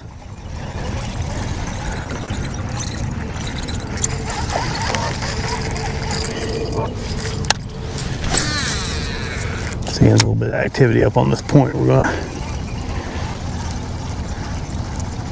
kind of work our way around there.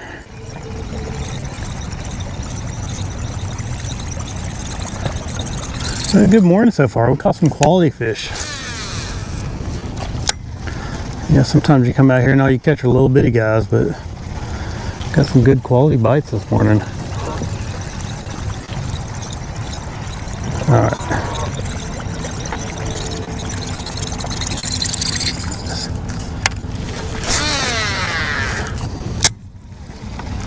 That's probably gonna get fouled up. Yeah, there we go. Kind of move us out a little bit here. We got some kind of a little dead zone, no grass.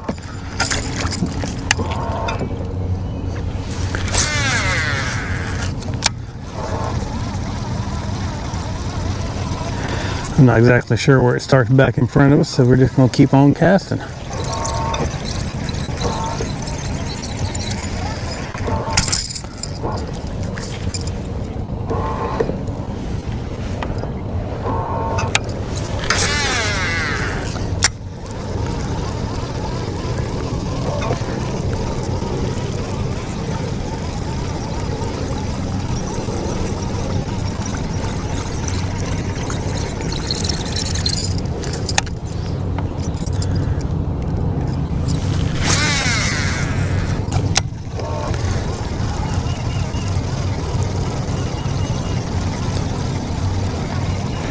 And no grass right through here.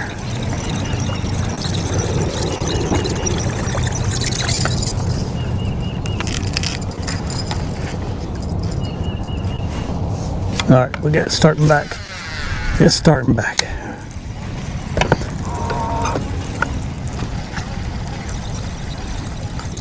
There he is. Dang, another quality fish. Not a monster, but you know, hey, good quality fish right there. What in the world? That fish. Okay, there we go. Somehow he twisted himself all up there. Another nice one. Like 2.5. 2.5 action. We probably got 16 or 17 pounds this morning. If we were fishing a tournament already, it'd be sitting pretty.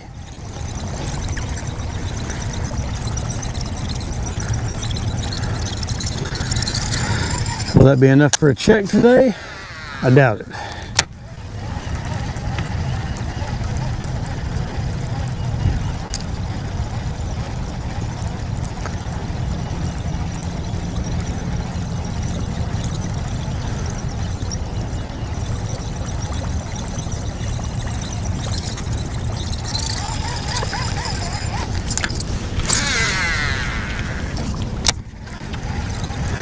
Kind of on this inside line too, so it's kind of neat. Working that inside edge.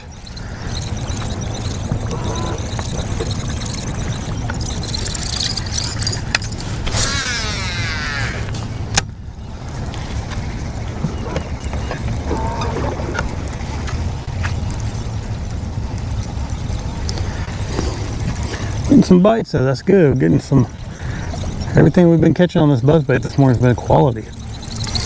Very first fish we caught was undersized. Everything else has been at least a 15-inch keeper. For those of you that care about that kind of stuff. And we had one that was probably close to 5 pounds. So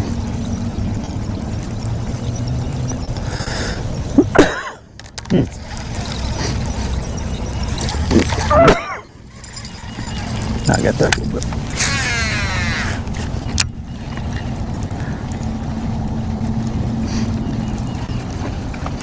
Still hitting this buzzbait even in this slick, calm condition.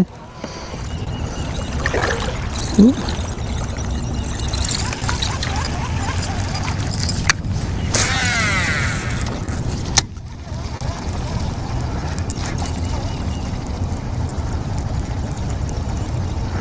Seems like these fish over here are getting it a little bit better than they were on that other side.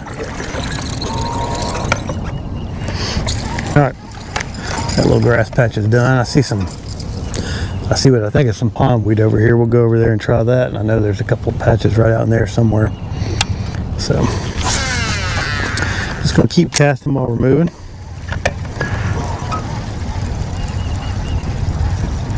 I see my track from the last time I fished in here, so we'll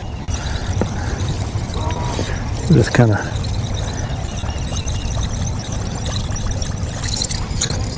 follow that in.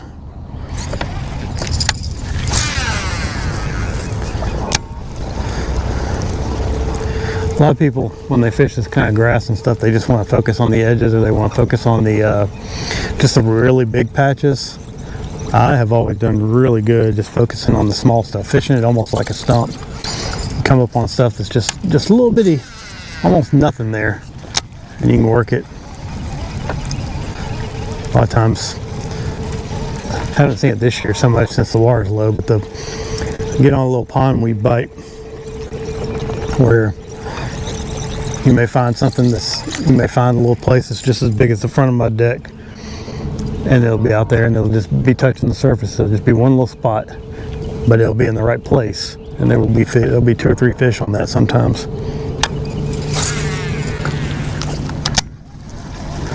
So you just got to kind of fish everything. Don't take anything for granted that oh, that doesn't look good, or I mean, you got to kind of learn what works and what doesn't. But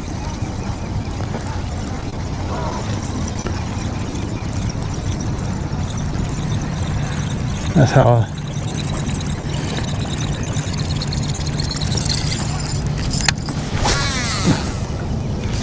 I know there's some stuff coming up here. Nah. Just fish everything. Don't say, oh, there's no fish there. If you listen to the pros, you don't hear them talk about it very much, but they talk about expanding a pattern. If you're in an area where there's fish, let's say you catch a fish on a rock, like a rock bank, but then there's some stumps down the way. Don't just assume that there's not going to be fish on the stumps. You know, fish it all. See what's going on. If you're working a pattern, you know, oh, come on. Working that kind of pattern, you can work a pattern like that. Sometimes you say, okay, well, we caught fish on main lake points, so you just go and that's all you do is fish main lake points. But don't forget about other stuff. I mean, and if it's there, just go ahead and make a couple casts. Don't just say, oh, well, there's not going to be anything on that. We've only been catching our fish here or there. You just got to kind of keep an open mind and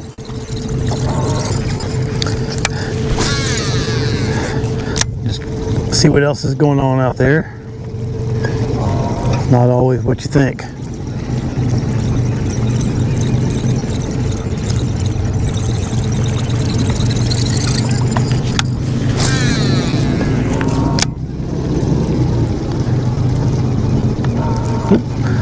Little bait scooted right there. Oh, I got right up on that clump I was looking for. Go that way. I throw right up. I can see it. I can see it from there, but I couldn't see it. Couldn't see it when I was approaching. Got a good one here the last time I fished it. Make a few.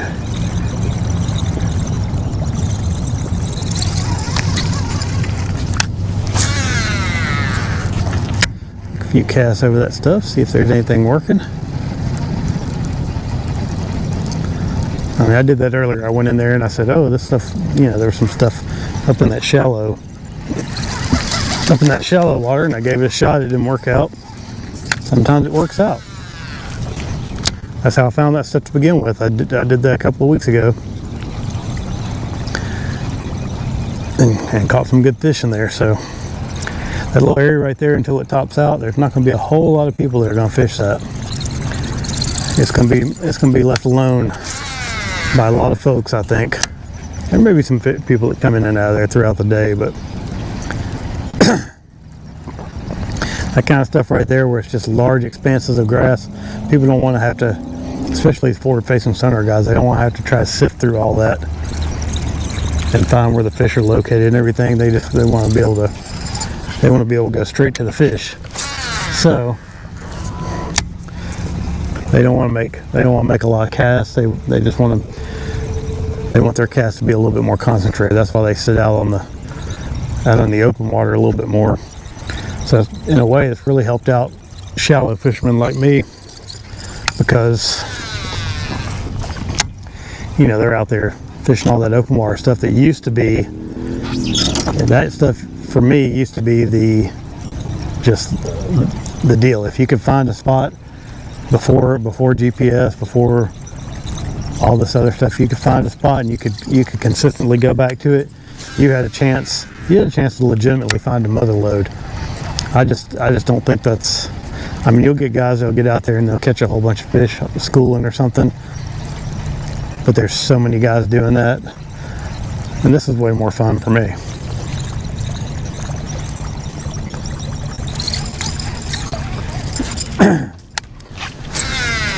And I'm not fishing tournament. If I was fishing tournament, maybe I'd have to get some forward-facing sonar or something, and to feel like I could be competitive. But I mean, I'm having a pretty good morning fishing, and I'm not, this is way more fun to me than seeing a fish on a screen. You just don't know where they're going to come from. You don't know how big they're going to be. I'm getting warm. Let's get this sweatshirt off.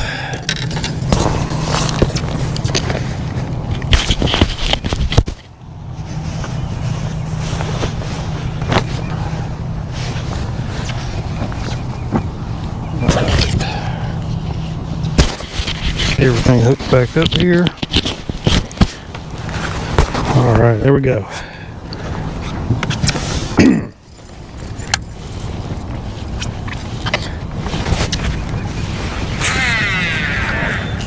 Like, I have no idea where the right place to fish is in here. I'm gonna kind of zigzag around, and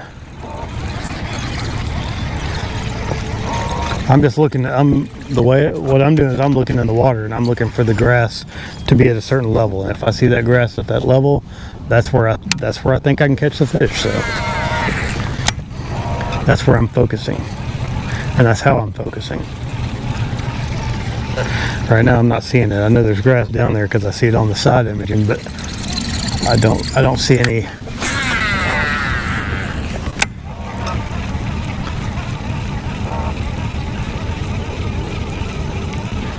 I'm not seeing that grass at the right level below the surface, like what I am looking for, like where I was catching them over there. That's what I'm not seeing that over here yet. I know there's some of that going on. I just got to find it. I think I know where it is too, but I got to get to that right level, and then just kind of keep the boat in that sweet zone, and then that'll maximize, for me, I believe that's going to maximize my chances of getting bites.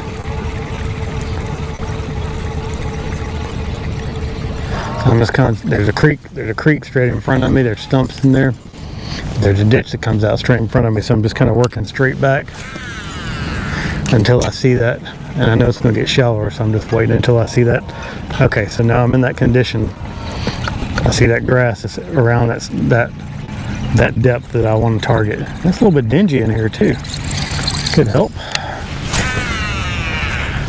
So now I'm just going to turn the boat and just kind of keep that. Seeing some bait activity in here too when I got to that area. So, put my constant button there. And it may not be the same over here as it was over there. It may have to go in just a little bit shallower.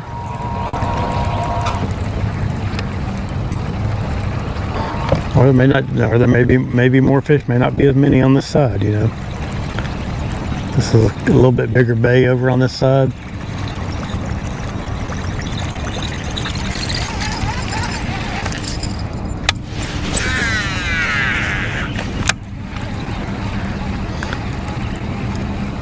If I get some bites toward a little bit further on the end of my cast, I may get a little closer.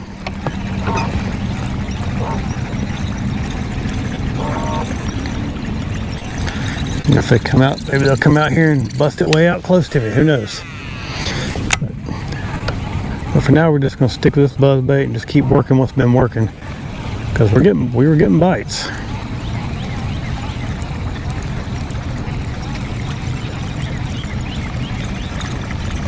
This little area over here gets quite a bit of pressure from kayak fishermen. A lot of guys put their kayak in over there and then just slide over here and fish around. I don't know how many of them are working the old lunker lure, but they do fish this quite a bit. I know there's a couple of guys that fish tournaments, that fish kayak tournaments, that fish up in here that do pretty good.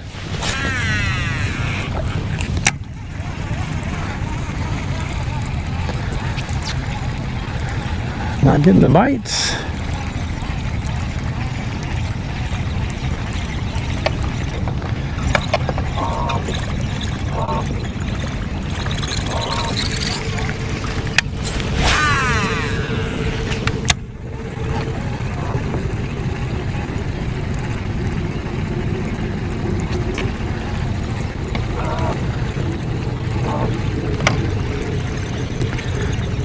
Little area right here, I can see some what looks like good stuff. It's kind of deeper and has a little clump out here in the middle. It looks like.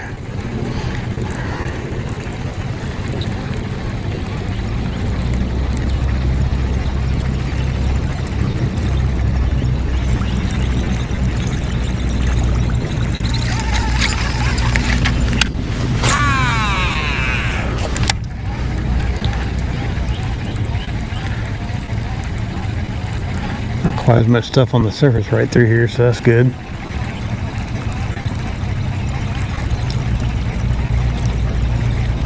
Kaboom! Nothing. Expected one just to blast that thing right there.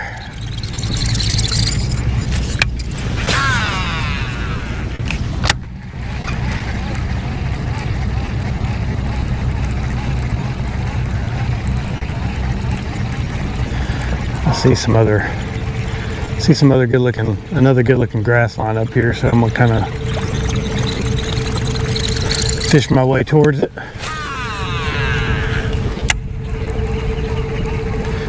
No bites in here so far. That's kind of unusual. That's kind of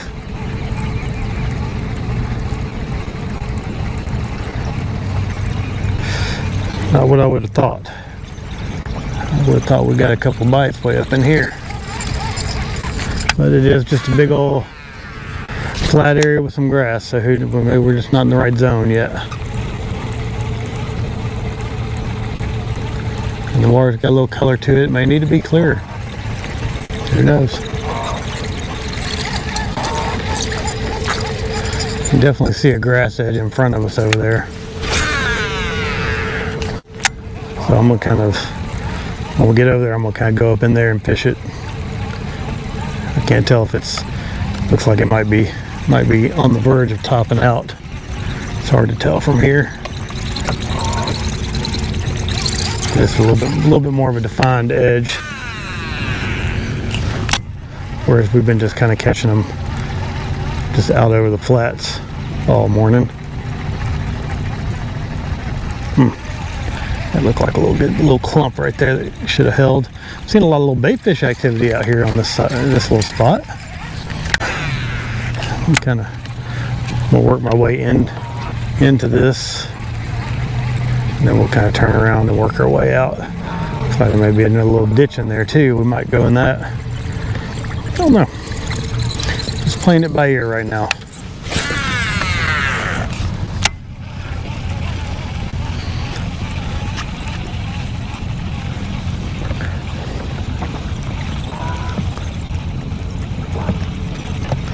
Got a little bit of shade up in there too, so that might help.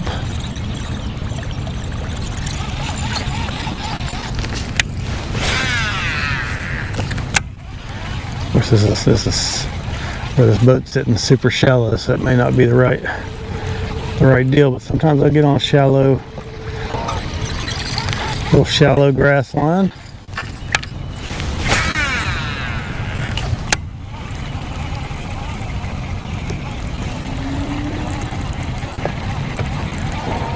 A lot of little baits flip around.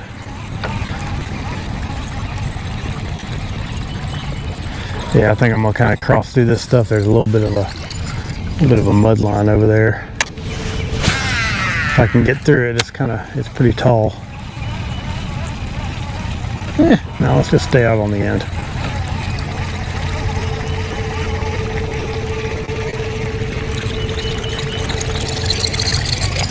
So we're just gonna kind of keep it out here on the depth. That stuff right there doesn't look like it's a little bit too. It didn't have all those holes and features in it that I was getting on the other side.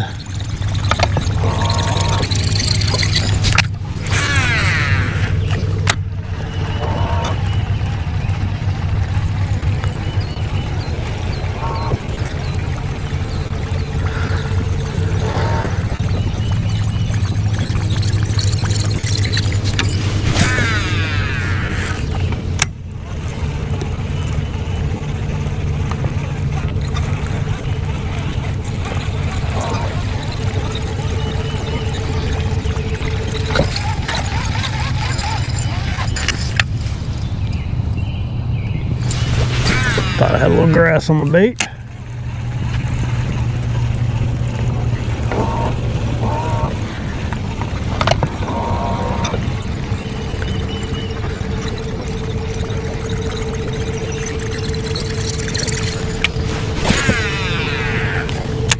Nothing. That stuff is a little bit, that stuff's growing different than it grew over there. I'm wondering if we can back out just a little bit more and find another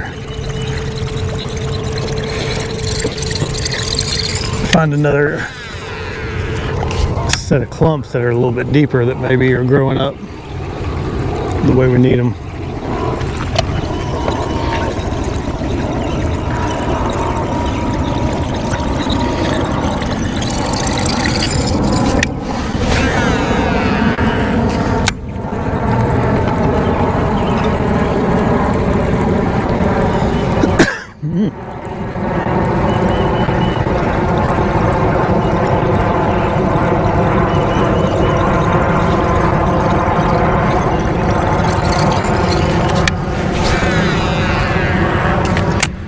Just not setting up quite as good as that other one, I don't think.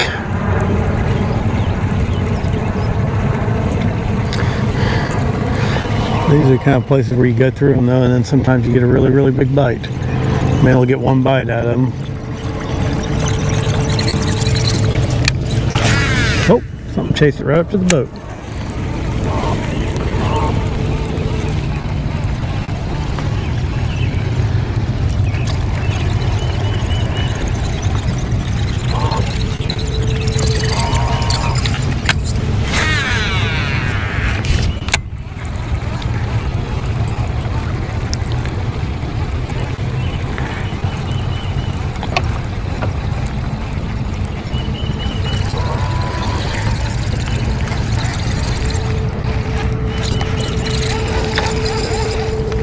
Alright, a little bit. We got some other grass starting to show itself over on this side, so you know, we got a little eel grass out here. Oh, there's a bite. Alright, we found a little something else here. Got a quick bite as soon as I'm gonna pop R in on that guy.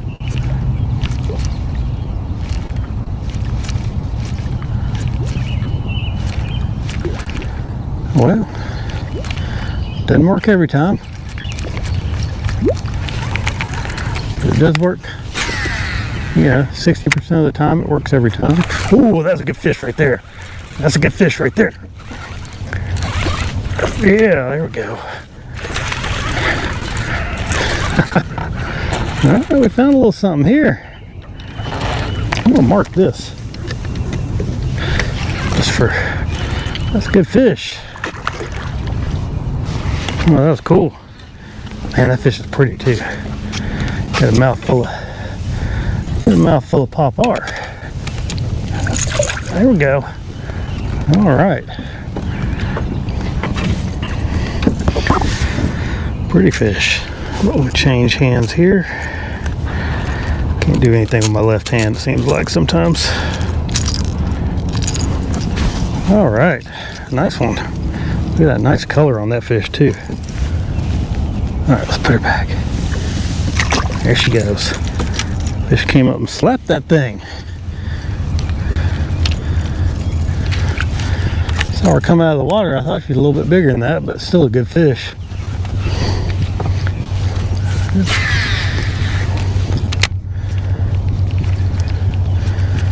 It's made the right cast, I guess.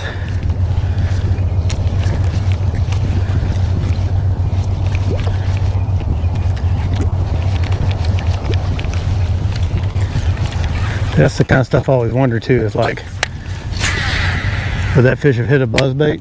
I don't know.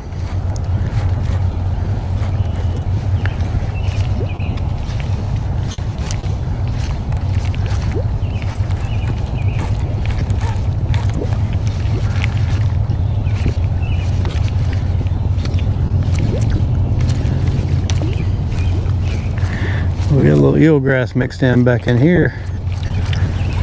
So, alright, caught a fish on that. We're going back to our buzzbait. I need to retie that. I'm going to go ahead and do that right now while I'm thinking about it.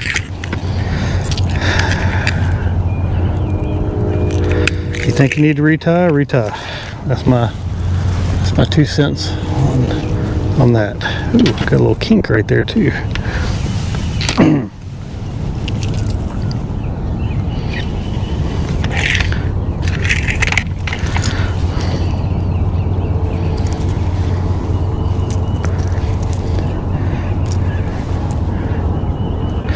Yeah, that was a nice one. How you doing today, Saltine King?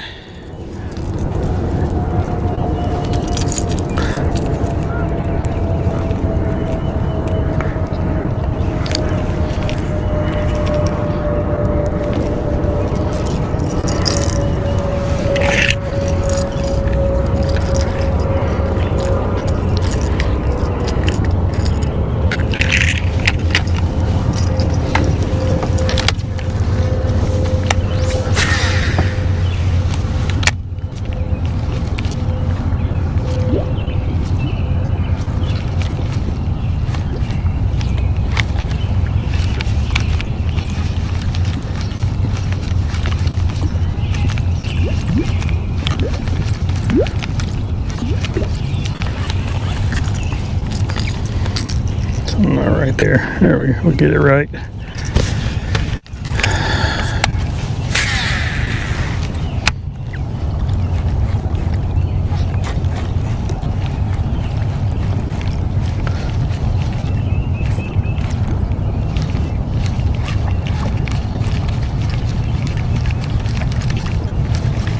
All right. Put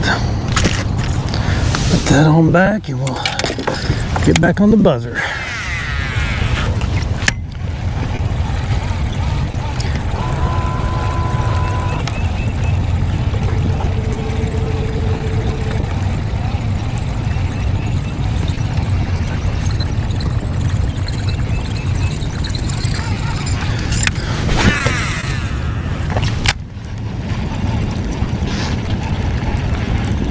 I switched from the buzzbait to the popar because I had a bite and the fish came up there and hit it, and a lot of times I'll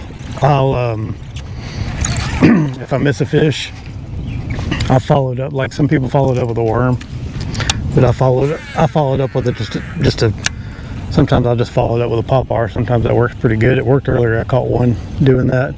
Well, actually I've had 2 or 3 hits doing that today already, so it's just a good little follow-up bait.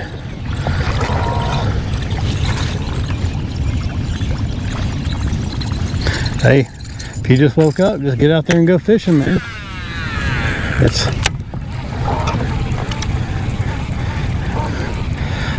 get everything ready to go and go. That's the way I do it. I don't, unless you got something to do, you know. Some folks got a lot of stuff to do. I don't have anything to do but get out here and do a little fishing, put on a little show. And there's some good looking stuff out in here. This stuff's going way out here too. So, but yeah, that's the main reason for that's the main reason I changed over to that Pop-R. That fish that I just caught is actually just a bonus because I just made an extra cast. Sometimes I'll do that.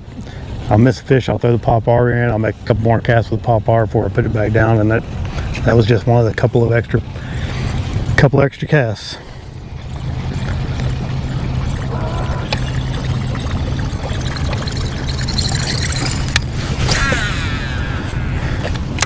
They may want that thing more. I don't know. I just don't like fishing that slow all the time. I like to have something I can keep moving. Kind of fishing out of my grass, it looks like.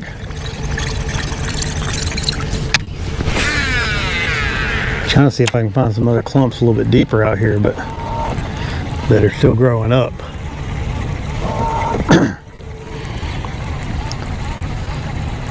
I got that spot marked though, so there's a little, it looks like there's a little ditch that runs in some of that grass, just from what I can see.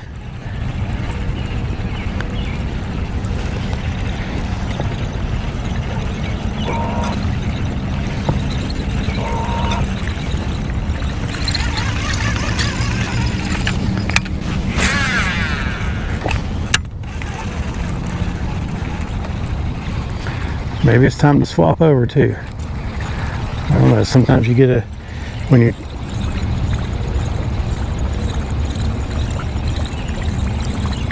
I don't know where it's Hidden Harbor at. I'm not familiar with down there so much.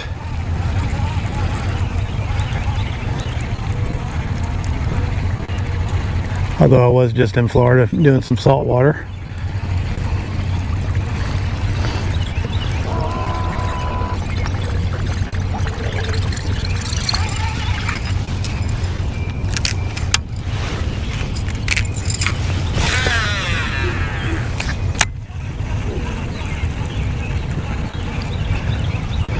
Well,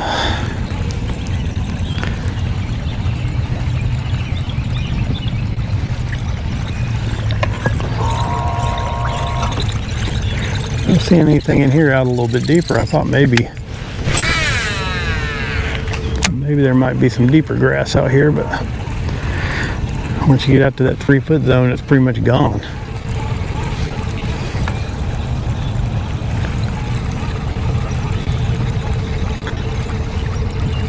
Bluey.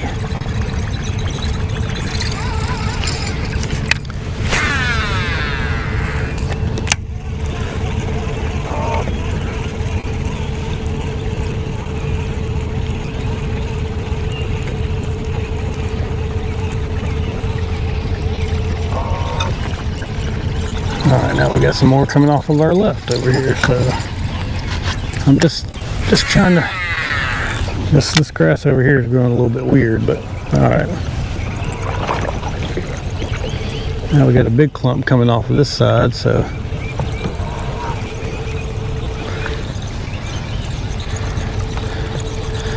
if I can find any more of that tall stuff.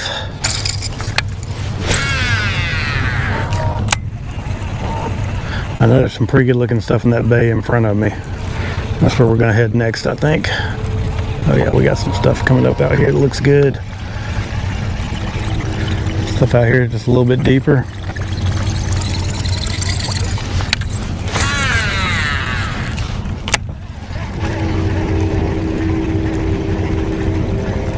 Oh, okay.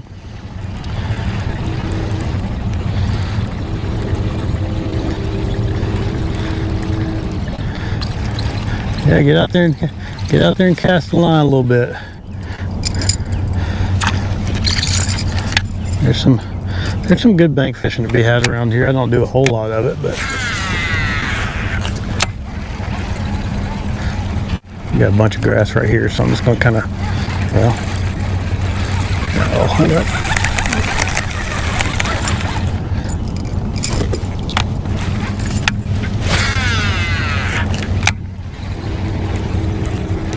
they're in the stuff now, but I'm not seeing it, so still some of that deeper stuff.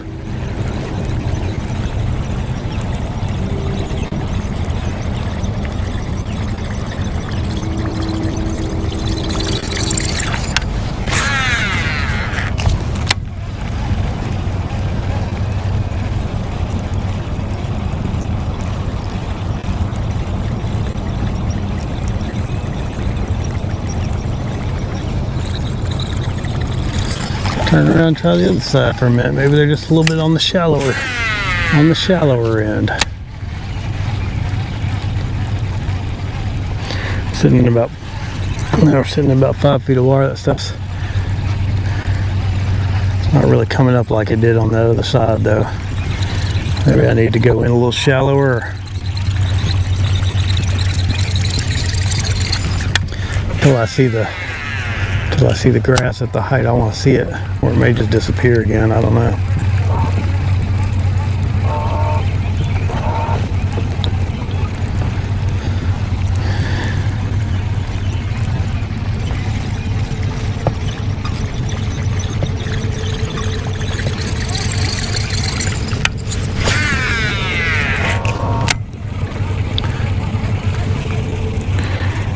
Looks like a lot of that's kind of low down there.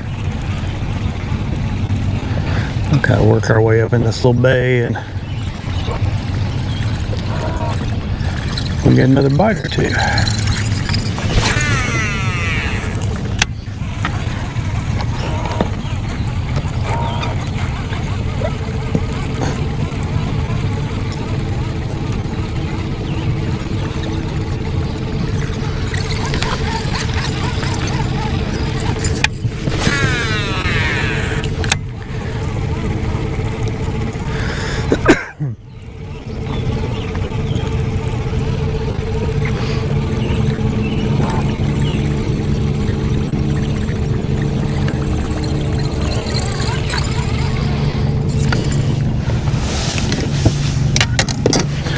Just switch it up. Sometimes you just switch it up, see if you can get a bite on something else.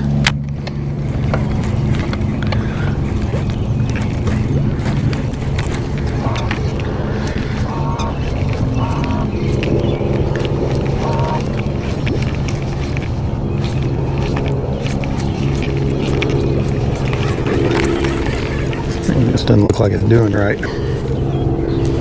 There we go. Let's try that.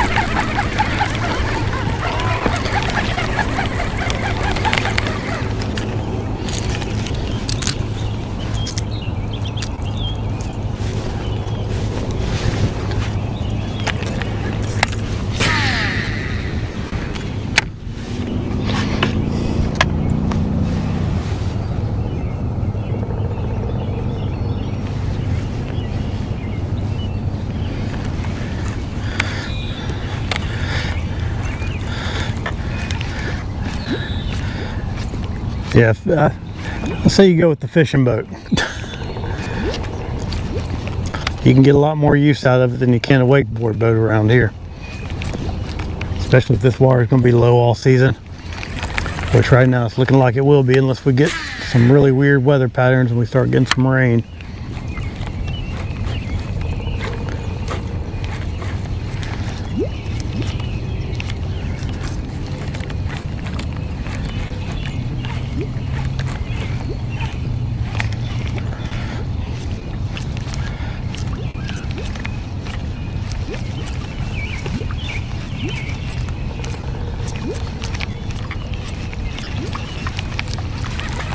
It's just not doing right though. That's why. Hook had it.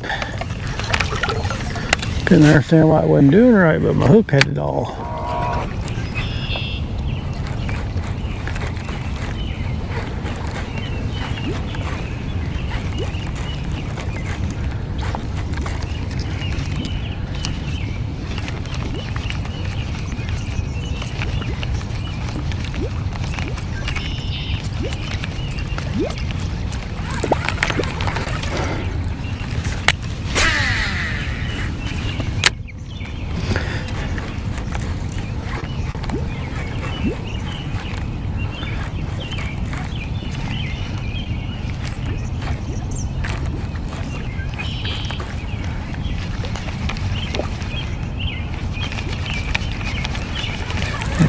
Thing to do right so far. I might have to pull it up just a little bit. Let's try that. I have to take one of my little, tie a bunch of knots on this thing to make my line sit in a certain place on the line tie.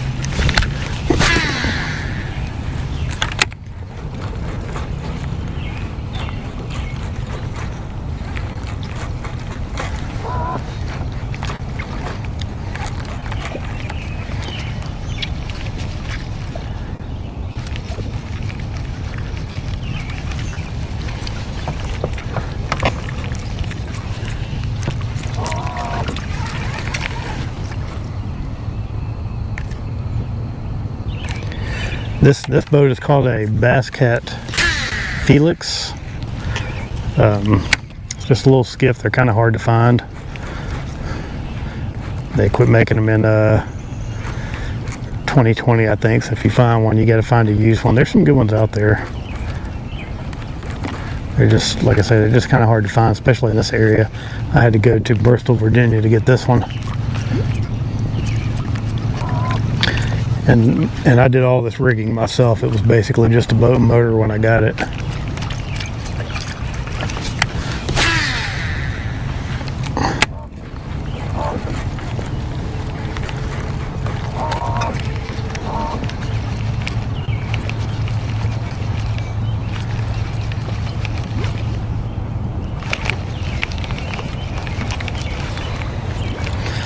But I've really enjoyed it. It does pretty good on this lake. It's, I mean, the back of it sits kind of low, so it'll make you a little nervous sometimes, but I've never had any problems with it. It seems to jump right over all these waves from everybody that's out here. It's got a little 25 tiller on it. Kind of fish my way out here and then we may cross over.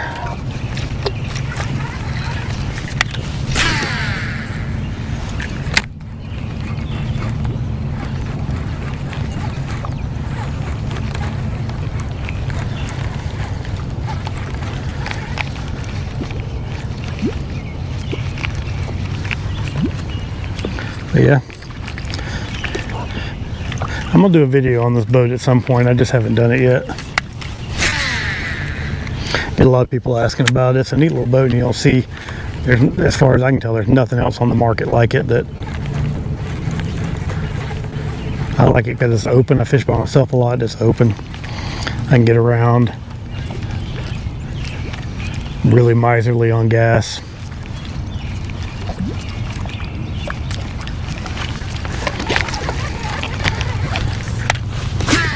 Oh man. Yeah, I think we're pretty much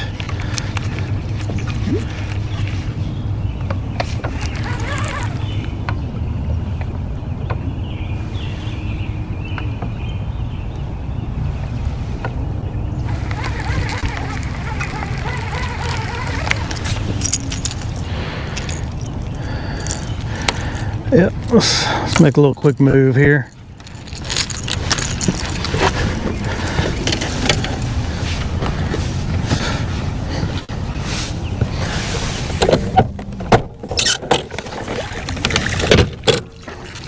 Let's go across the bay, get us a little water.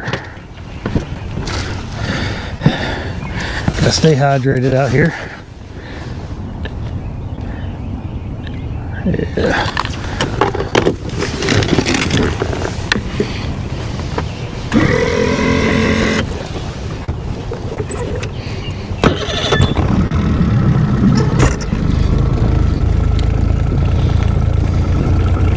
Well, thank you. I did the best I could with it. I made those little rod holders in the middle. I didn't want anything to be in my way as much as I could do it, and then put everything on the side. Got my little pads there to keep it from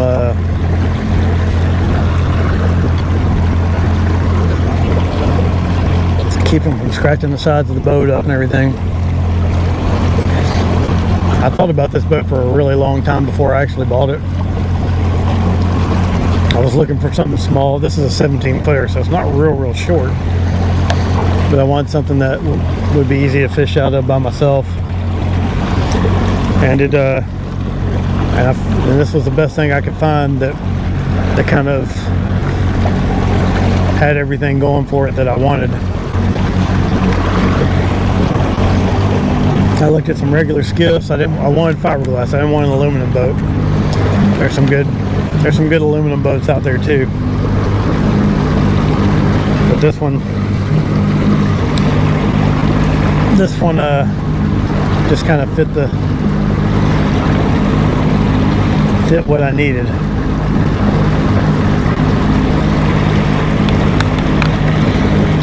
So the only thing I don't like about it doesn't have a lot of storage, so I got to take stuff in and out of it quite a bit, like my life jackets and my cooler and stuff like that. I mean, I could use that center box for a cooler, I guess, but I keep tackle in there.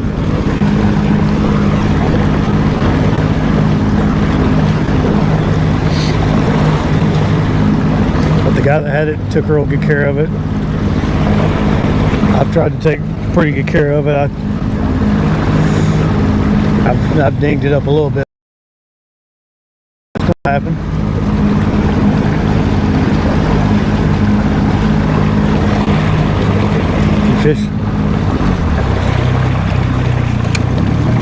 If you fish the way I do, you're gonna ding some stuff up. I fish a lot of shallow water, so that's just how it goes. Just part of it.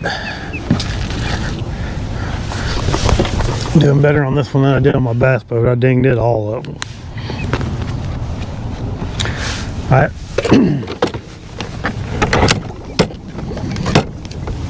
I just saw some grass out here.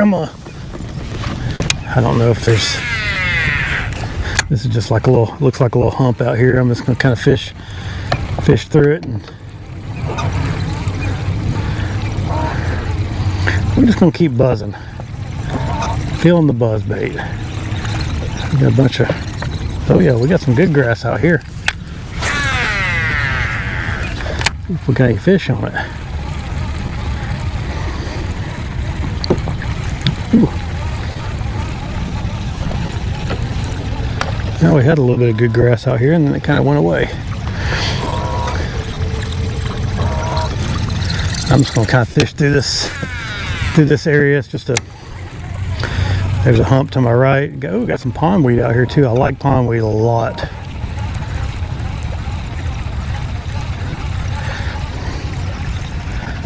It's usually one of the only things you got going for you out here in this shallow stuff. Before the milfoil started coming back. Man, we got some good stuff out here. We got a good clump right there. Okay. We may just... Ooh, there's a big stump right in front of us. A couple of stumps out here. We may just stay out in this zone, and who knows if there's any fish out here, but it looks good anyway.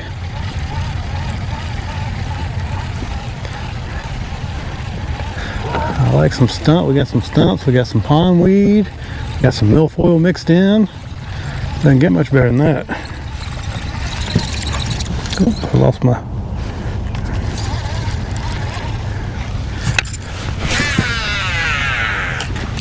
But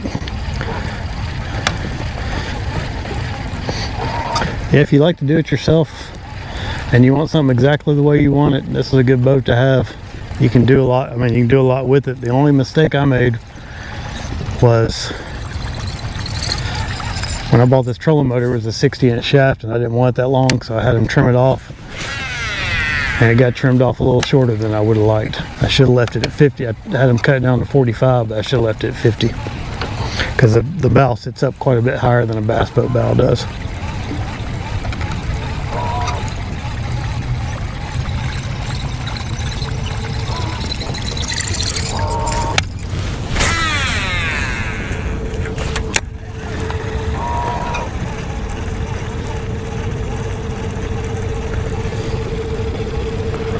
Well, I'll mark that. Oops. That's a good place to come back to later. That's the kind of thing I like to remember right there. That's just kind of a clump out there in the middle of nowhere. Some people will find it and some won't. But now there's nothing. There's no grass over here, so I don't know what happened. I'm gonna keep fishing my way out to this deeper water, and maybe we'll hit another cool clump and we can follow it into the bank.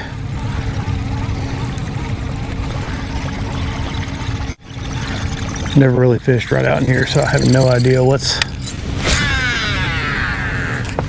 going on. There's 1, 2, 3, 4, 5, 6, 7 or 8 boats within sight.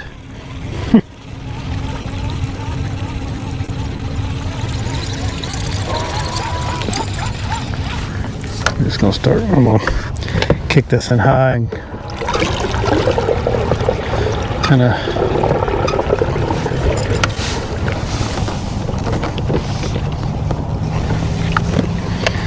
get us moving in here.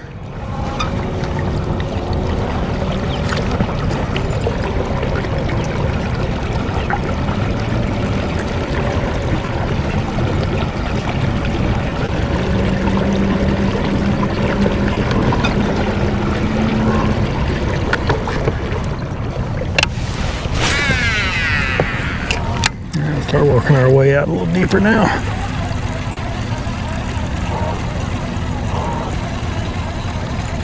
Seeing some bait fish moving out there.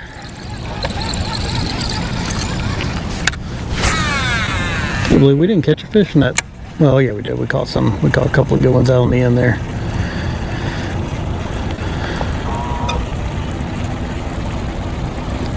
Mark that little spot too, because that was just a weird little.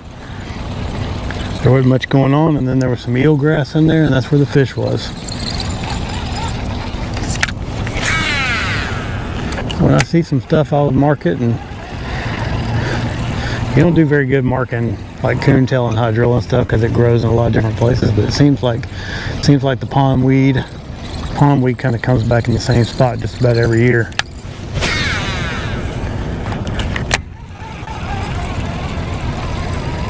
Got backlash.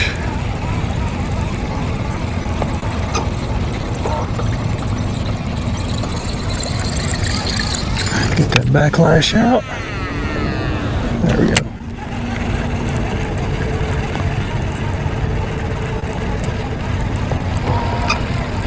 May have to go back in that pocket again where we were catching them, or we may have to go offshore and do a little jerk baiting after a while.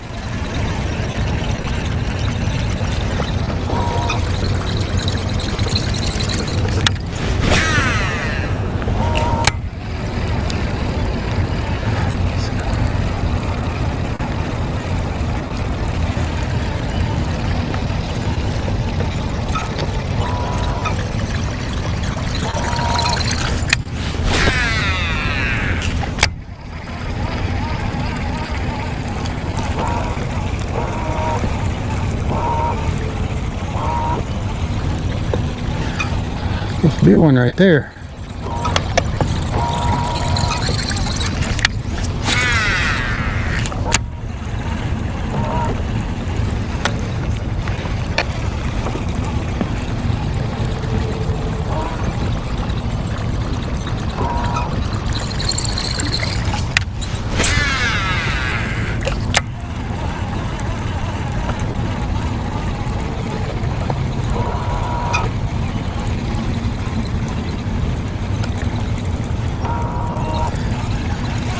I can see that grass at the level I like it now, so maybe we can get some bites here soon.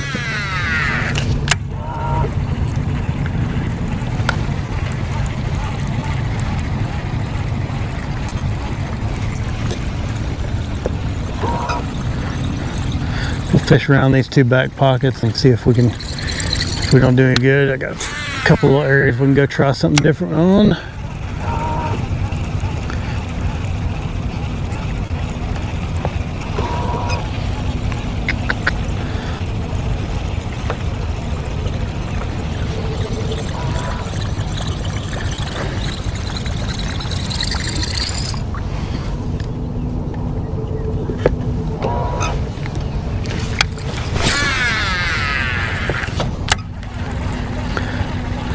I just need to slow down a little bit and just focus on making good casts. And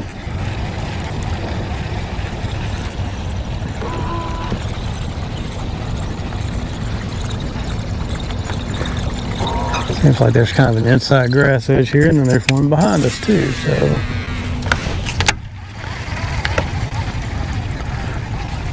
have to alternate between those, I guess.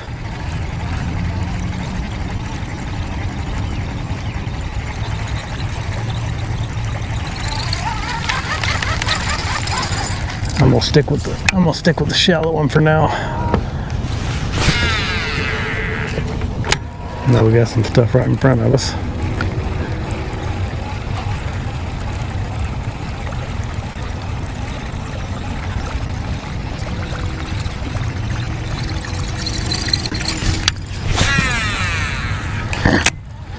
Keep fan casting around, just working all this stuff. You just gotta make casts until you run into them. That's kind of my philosophy on it.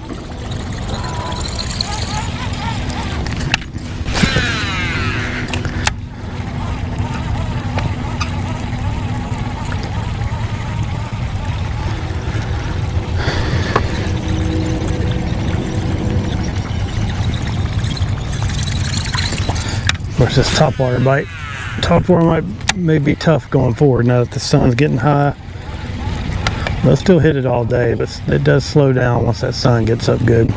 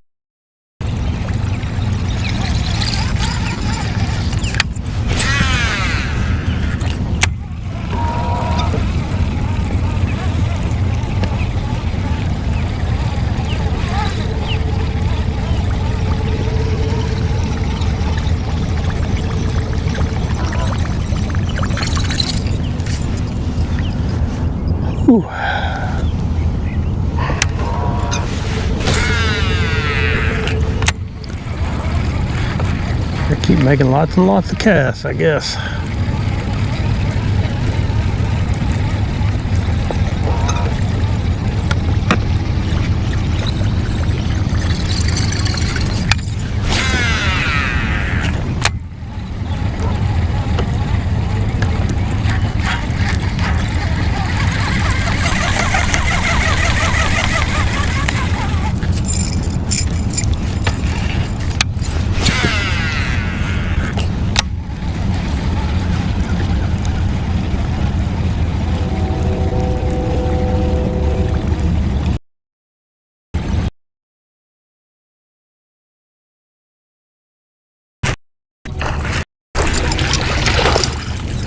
Yeah, all right. A bite. First bite in a while. Little.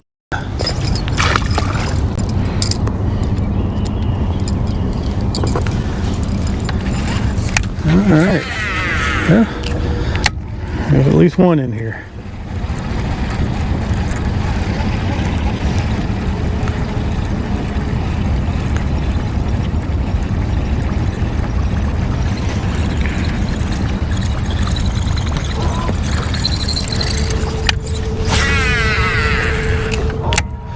I was completely not expecting that.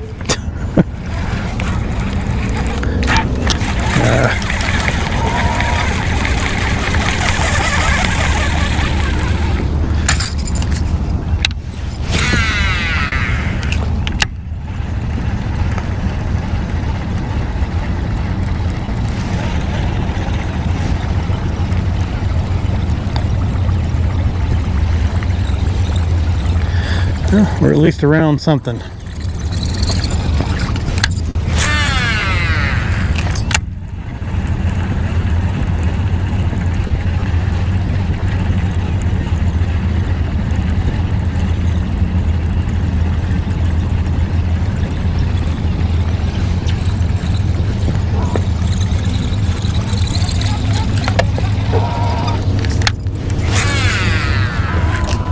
Okay, I'll start making my and go into this pocket just a little bit.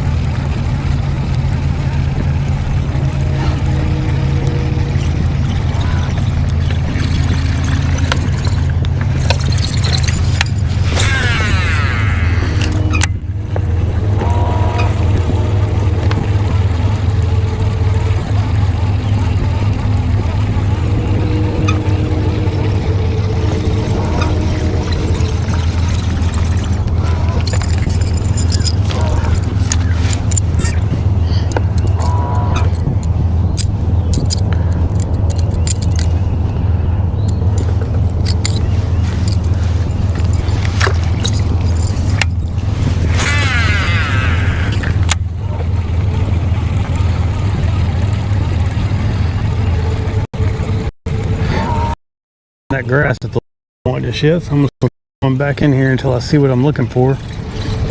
I'll slow down. I mean, I'm seeing a little bit of it now. I'm seeing a little bit of a shad spawn still going back in here. That's good.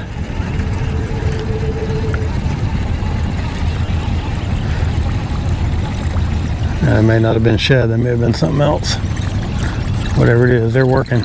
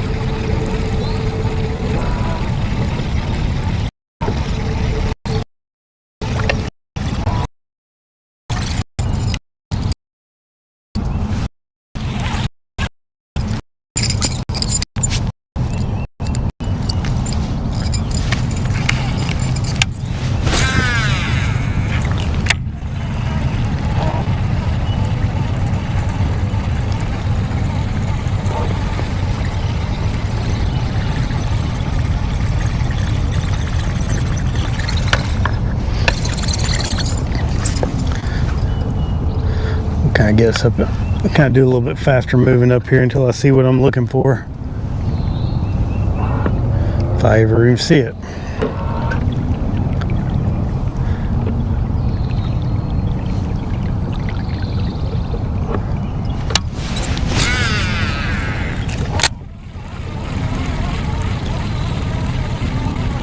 There we go. We're starting to get in that zone now, it looks like.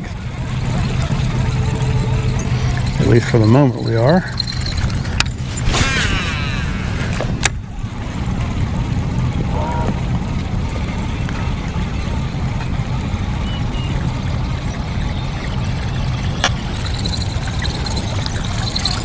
I'll kind of do the same thing I did in that first pocket and just kind of cast my way up in here, see if I get any bites. Maybe there's a specific zone in the pocket where the fish seem to be hanging out a little bit more than others. I got that grass growing up in here about where I want it, but this water is a little bit dingier. Over there it's a little bit clearer. So I don't know if that makes any difference. You'd think it would make the fish a little bit more aggressive in here, but not seeing a whole lot of evidence of that just yet.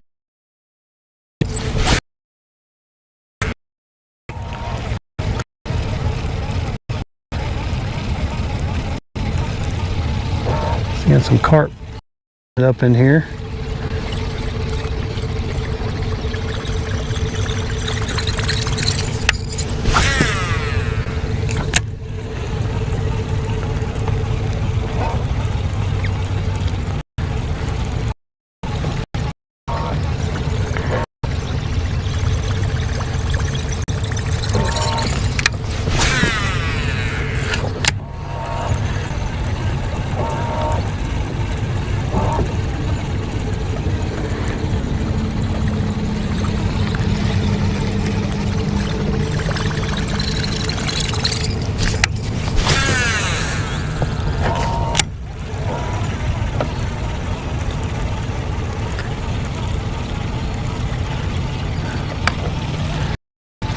Looks so.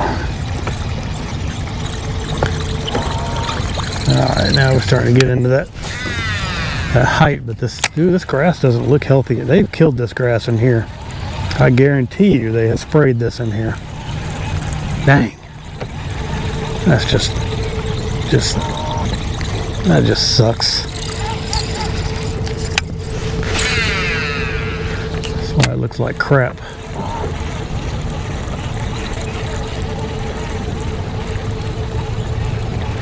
Let it grow, people. Yeah. Wow.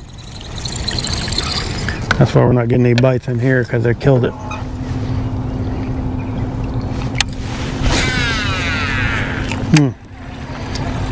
This looks like crap.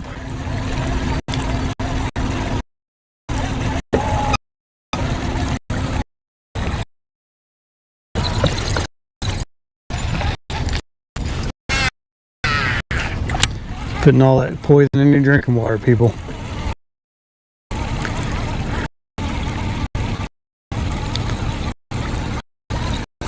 The grass is not in good shape. Here we'll go to this next pocket to see how it looks. Already.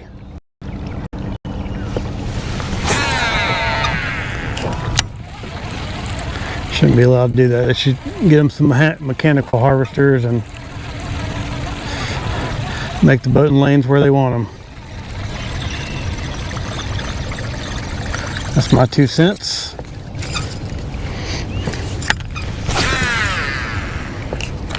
That's why there's all that dead grass on the surface, I guess.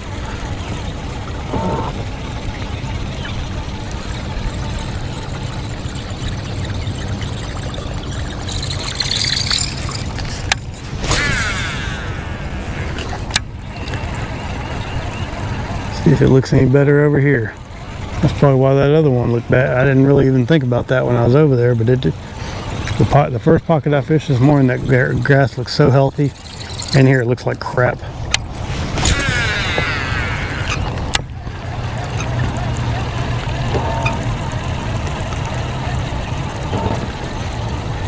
Just go ahead and get us on over here and see how this one looks. We may end up going back in the.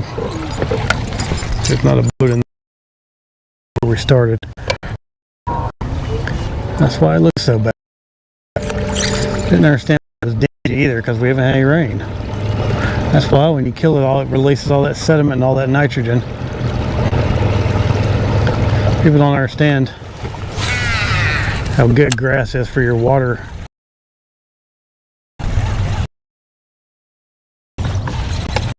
Not just good for the wild, it's also good just for water quality in general. Kill it all, that's when you get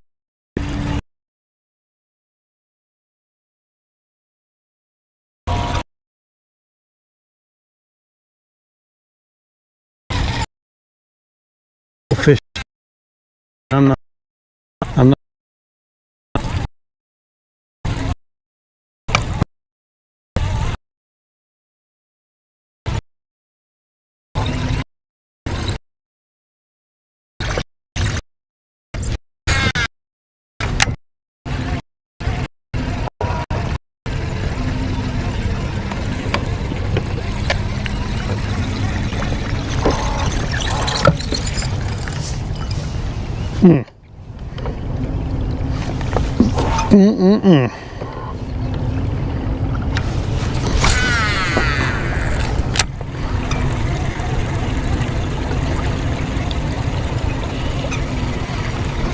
Our water's getting a little clearer. Well, maybe not. It's hard to tell.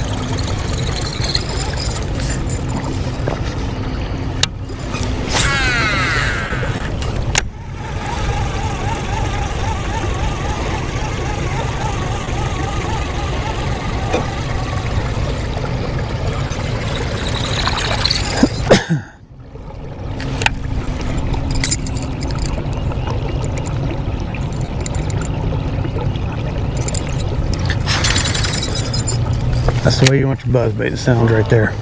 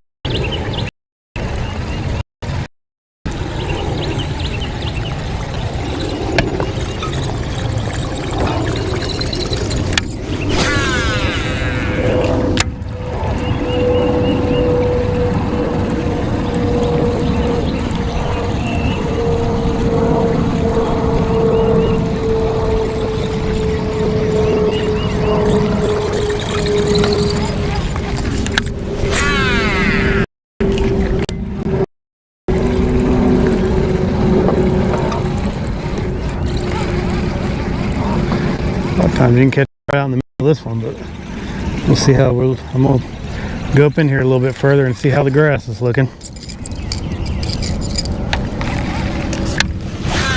Watercolor looks a little bit better over here than it did in that other pocket. Doesn't mean anything.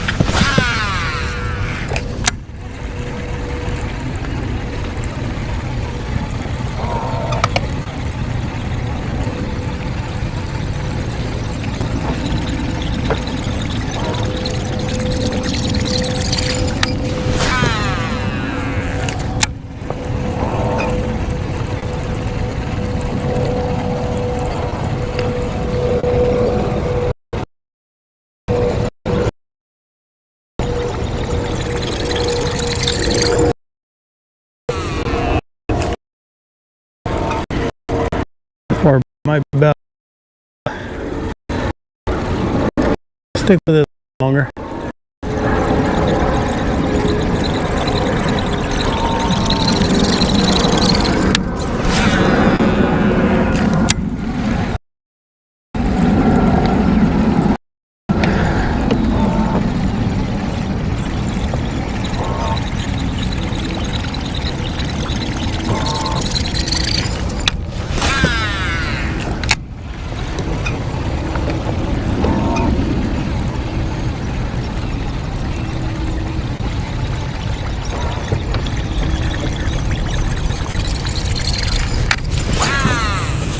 Ooh, a little backlash.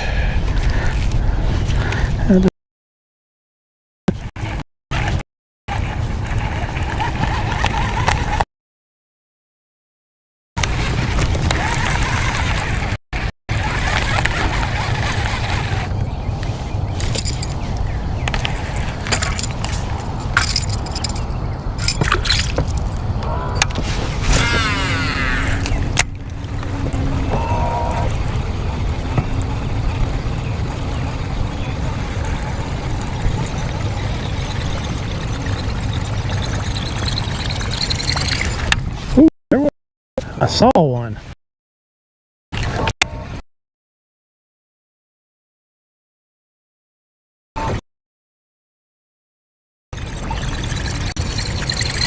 It's in a place where I need to make kind of a tight cast. So that's a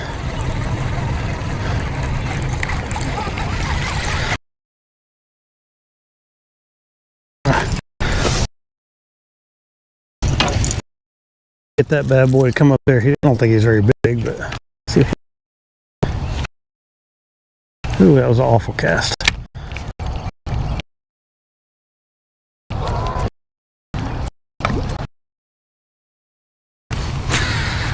That wasn't even a cast. Man, out here just lobbing them all. That it's kind of a little bit of a precision cast that's needed right there because of that.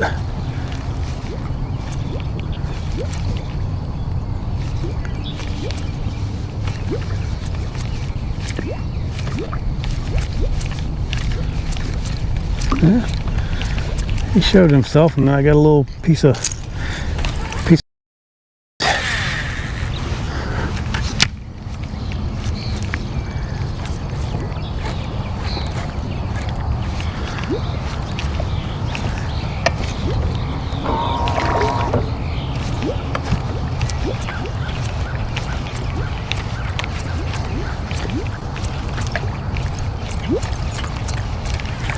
Yeah, there's like, that's interesting. There's some clumps of milfoil just kind of floating.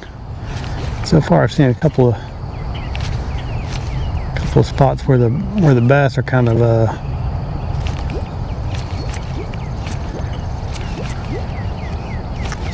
or where some bait spooking anyway through that milk.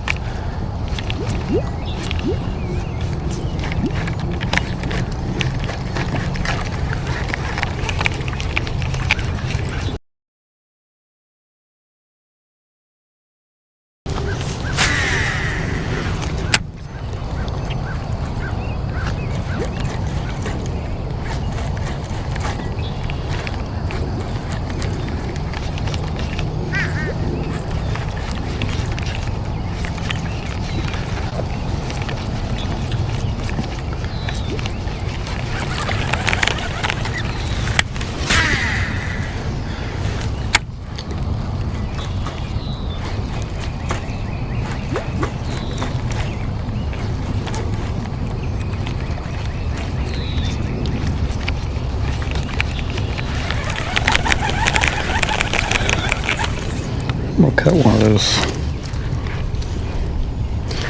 Okay, I got too many knots on here.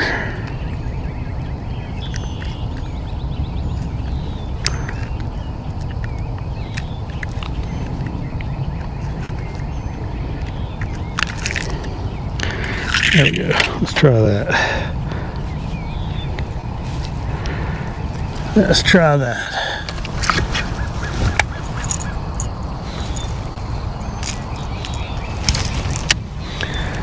I'm gonna go back to the, I'm gonna go to the Poplar here for a few minutes and just fan cast around.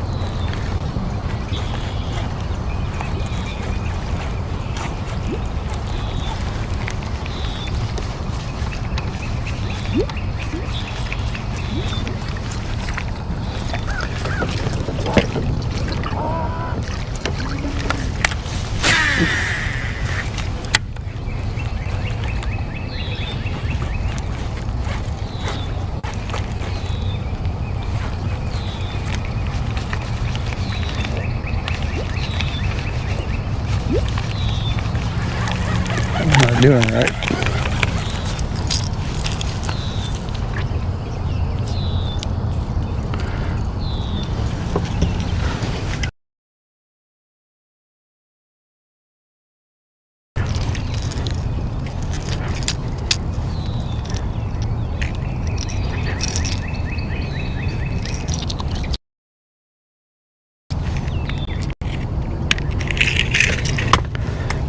If that helps at all, I may have to, a couple little things you can do on these to, I'm trying to make it do something specific, so.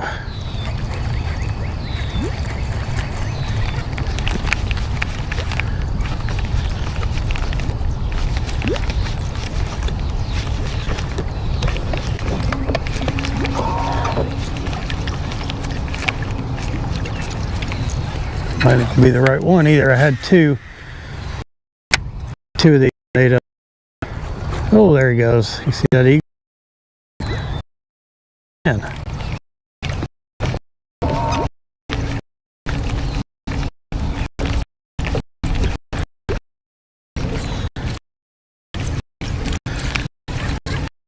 I'm not gonna go in here more than that because it's getting a little thicker than.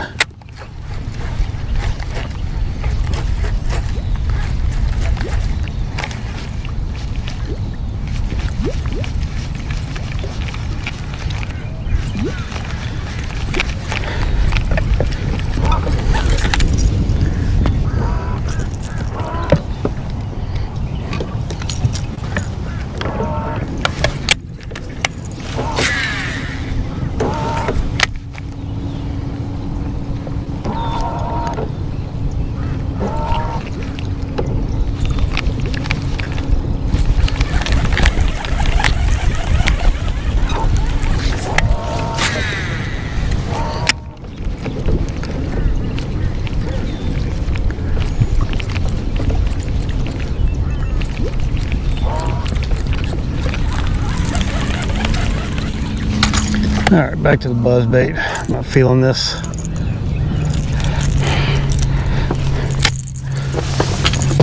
Back to the buzzer.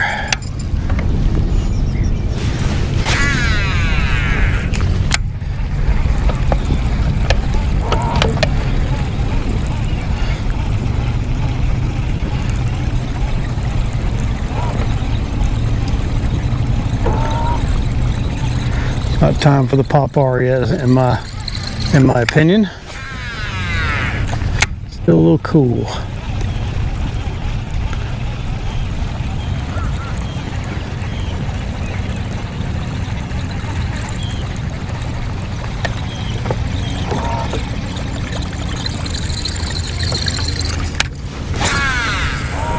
Oh, no.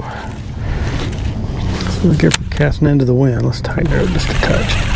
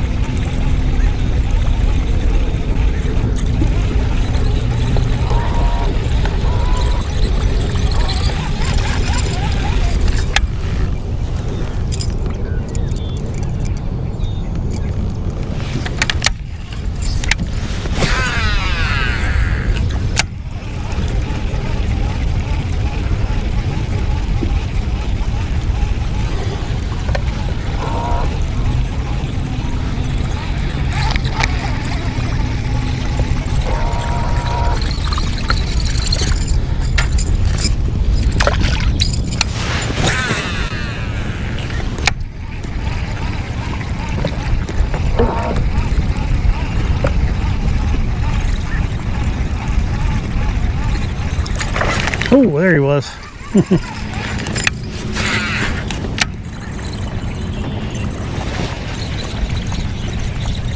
Oh, we got him on that time. Oh, Eagle got him a shad that time.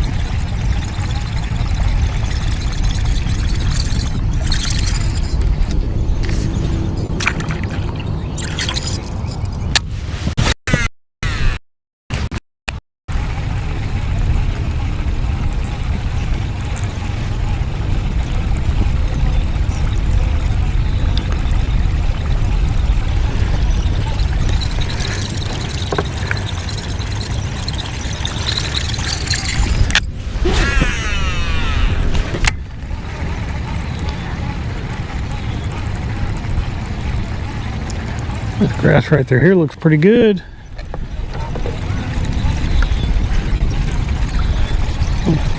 Too bad there's no fish in here.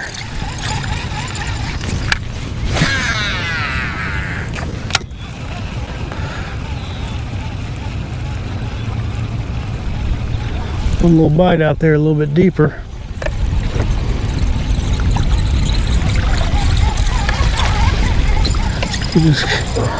Let's keep working our way out, casting that direction, I guess. I see a couple of, dang, that wind's getting me.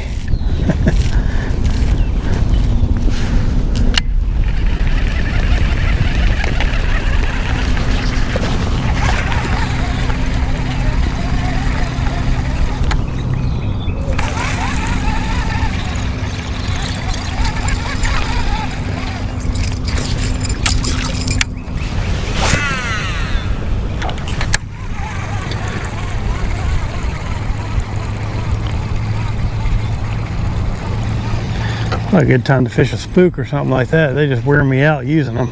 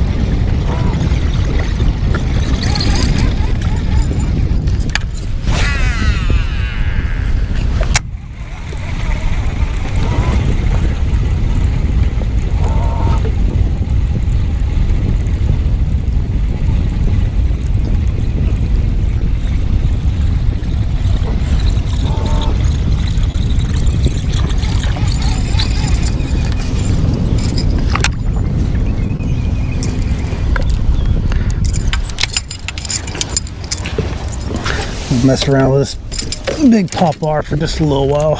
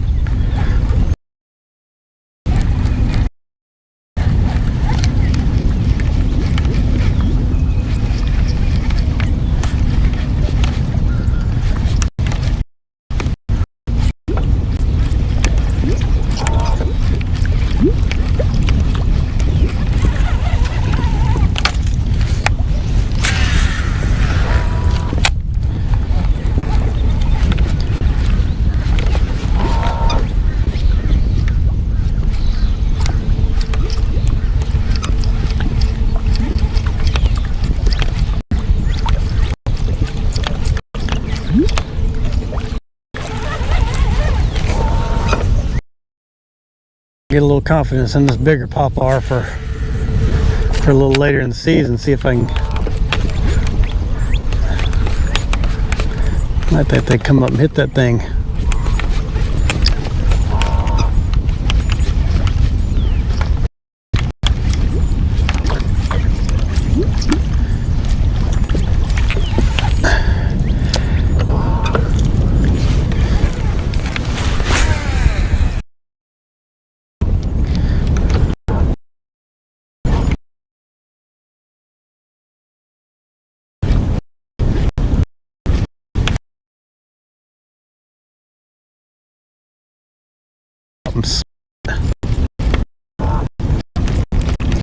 I've been seeing a lot of small bait running around, so they may not be focused on that right now, or may just not be the right bait. Maybe fishing it wrong.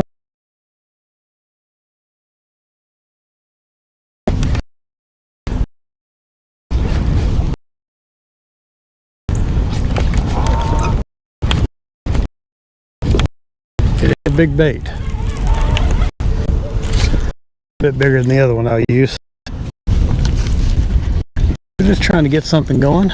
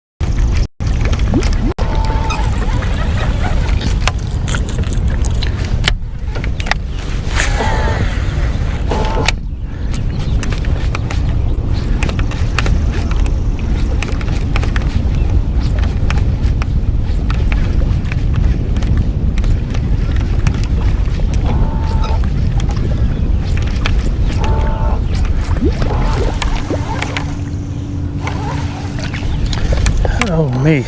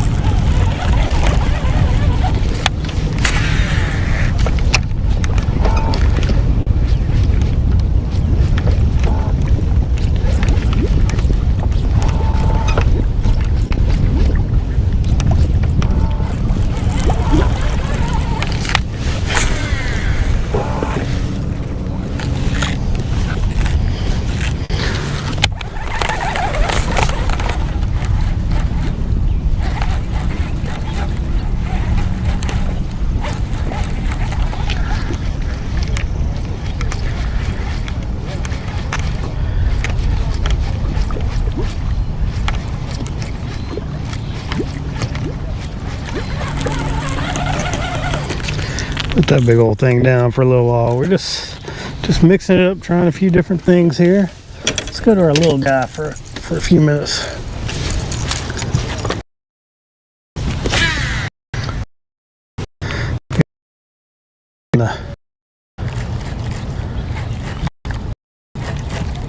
Don't work in the windy conditions, but I got news for you.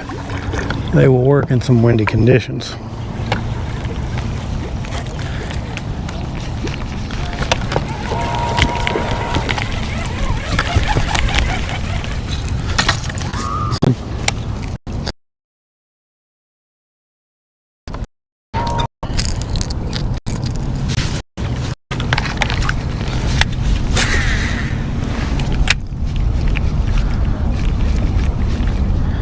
I think we're just a little early on the popper though.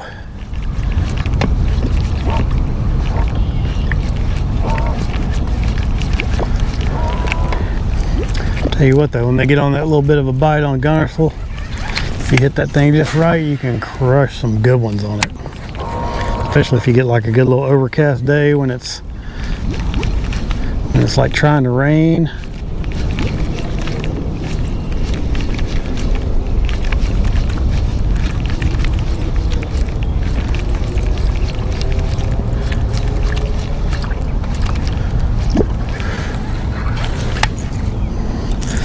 Problem I have with this thing is that front hook catching the line. Happens sometimes. Ooh.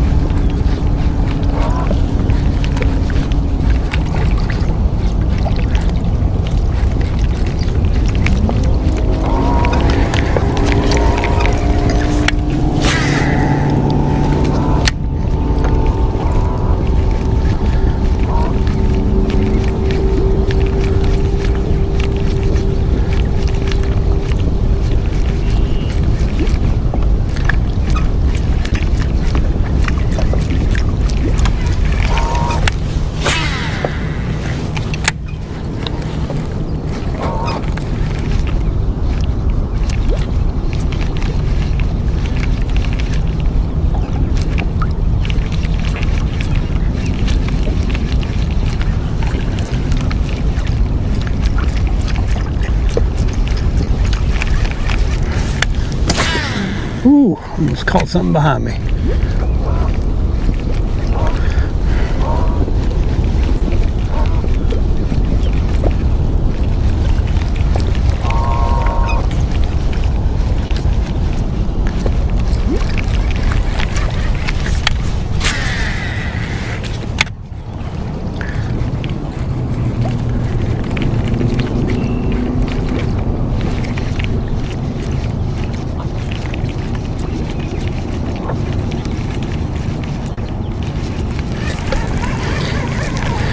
Alright, let's go move back where we caught this fish this morning.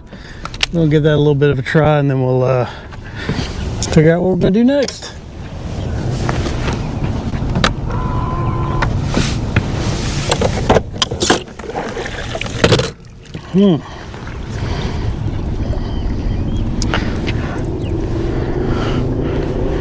Thing not charging.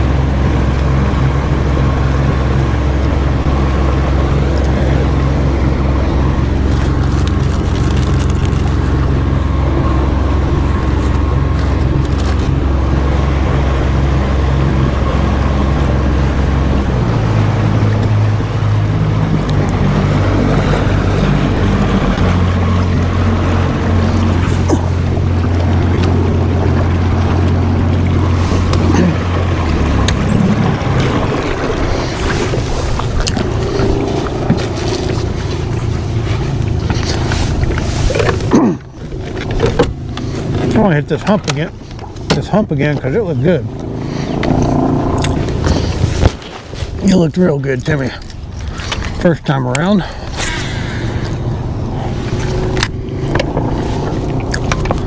Well,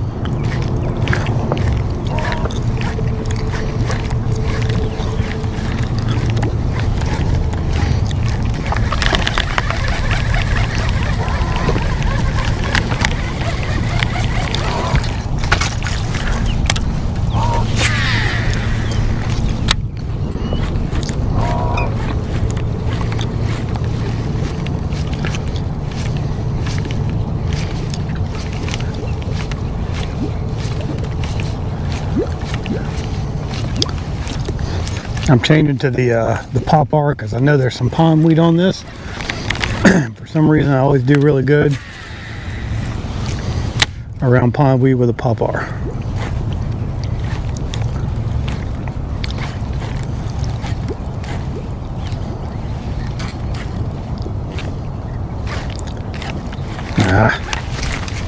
Except when that happens. Pondweed.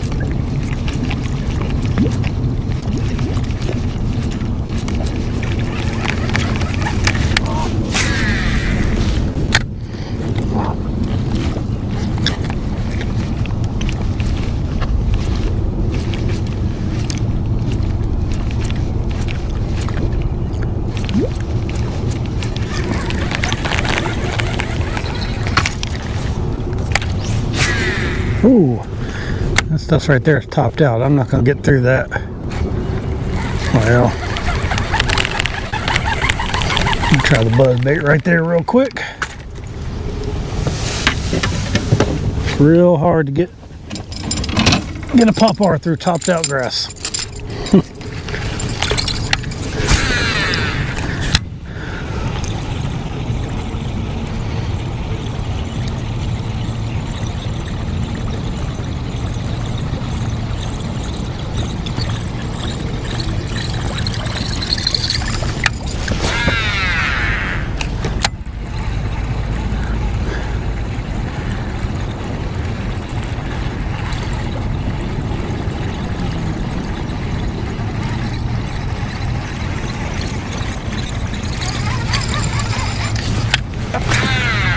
A couple of good clumps right here. We're gonna coming through it pretty good with the buzzer. Didn't get a bite. We came through it good.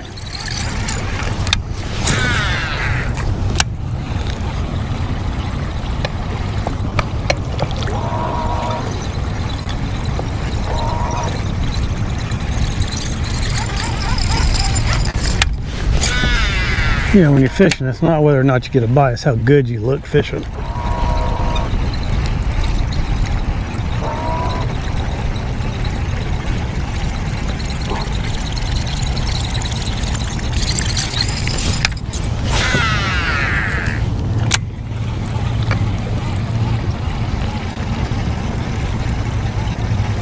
That's a big old good looking clump right there too.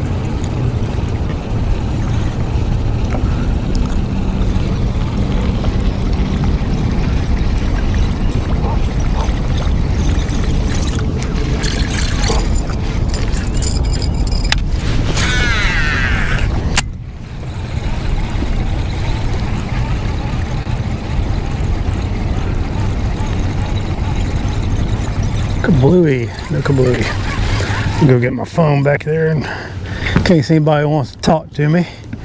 I can see it. Nobody's talking to me.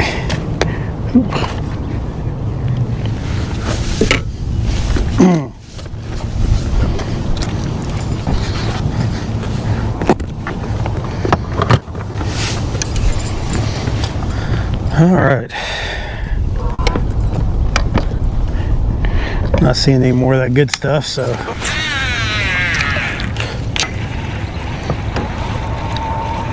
oh, there's some a little bit shallower. We'll kind of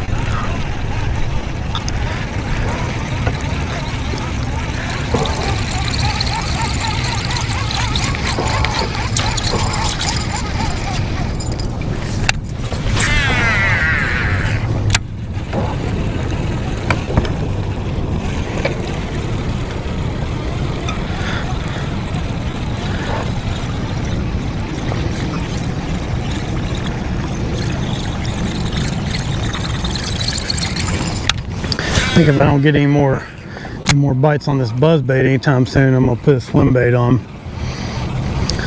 This water is clear enough and the conditions are kind of right for it, so just where I can kind of work it through that stuff and work it through this shallow grass and just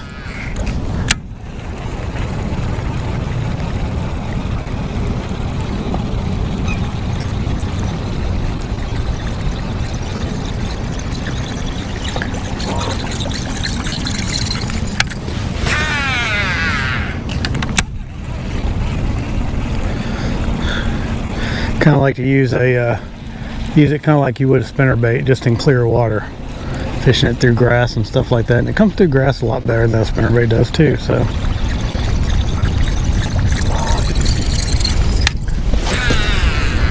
I see a few good clumps of something in front of me, kind of heading that way.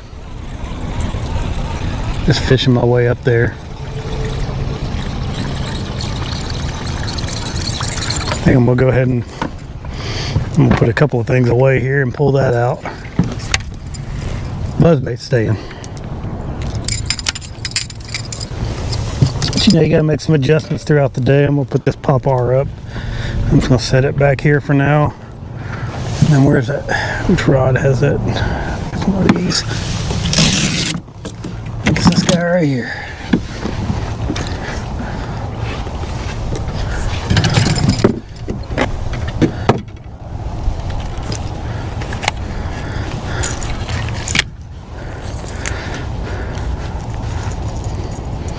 We got that ready when we want it. We got our buzz bait standing by.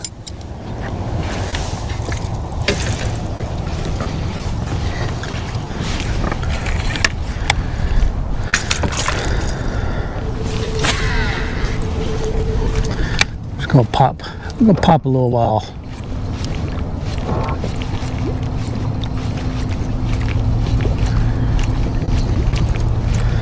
Well.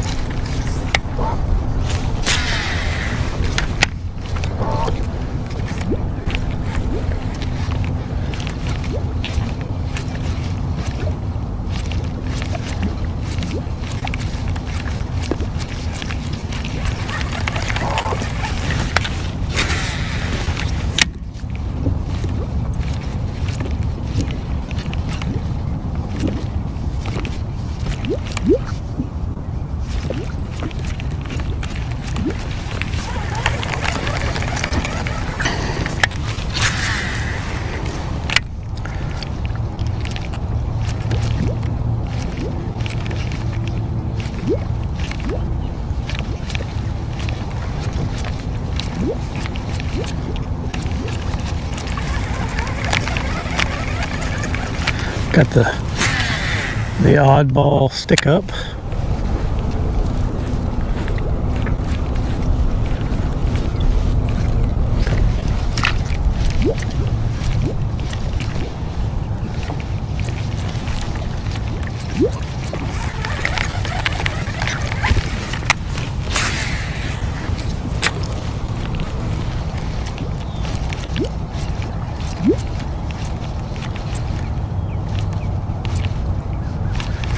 There we go.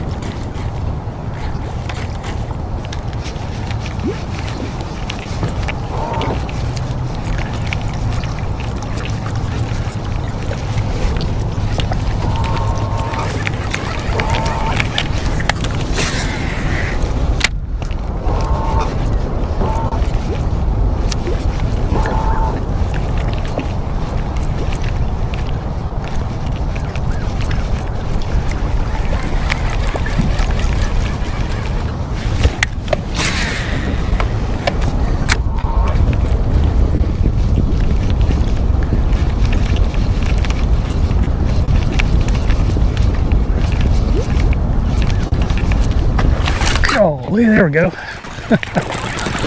There we go. Came up and smashed that thing, man. That's the way they do in this grass. There we go. Big old fat joker too. Get him up here and oh, nope, not yet, huh? There we go. Ooh, swallowed it. Took it deep down there. There we go. Little fat joker. All right. Nice little popper fish. That's how they do me.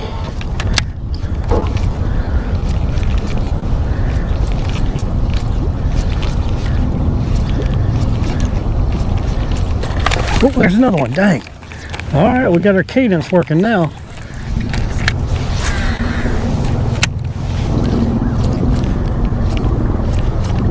He missed it. Very next cast, got another bite. All right, we got a little something going. Pop R in the late morning. Which may not get another bite. Who knows?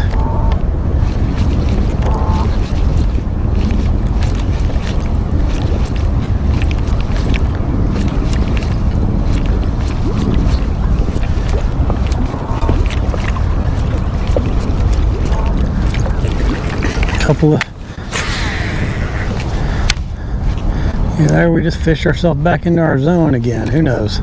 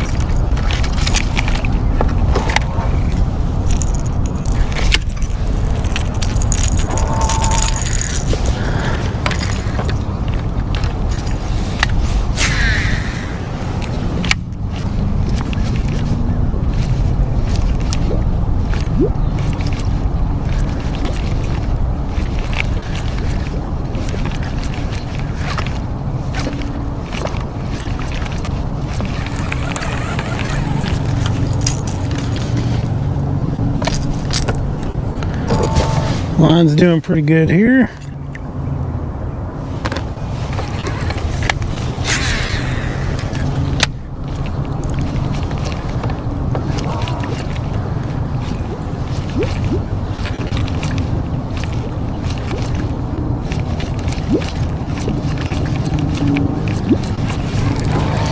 Oh, I love fishing this thing, especially in this clear water. You can see them.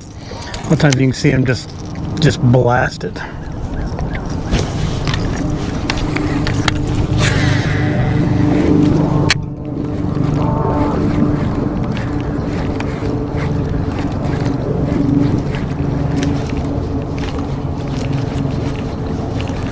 This guy's over here fishing a kayak. I'm gonna kind of shoot across and let him have that stuff over there. I don't really want to fish it anyway. where he's at. I'm just gonna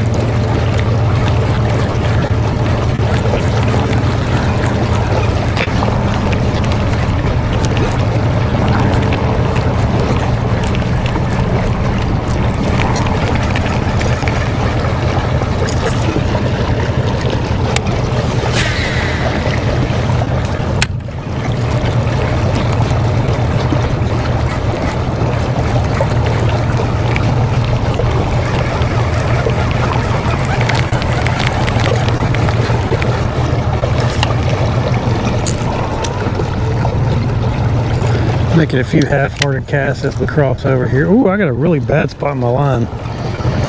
Go ahead and retie.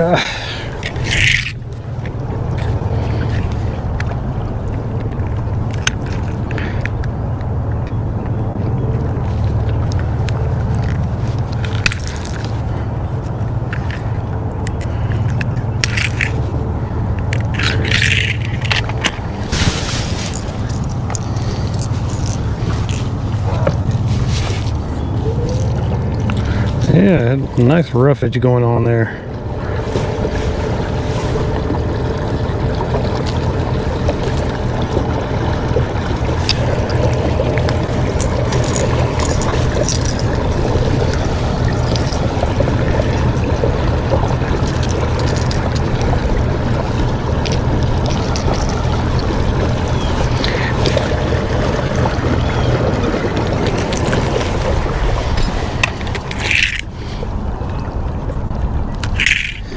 All right.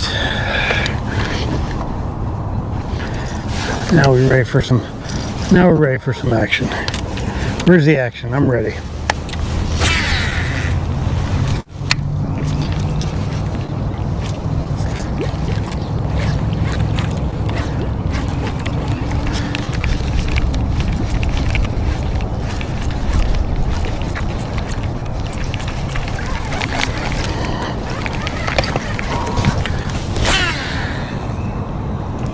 Line's laying on there just a little bit.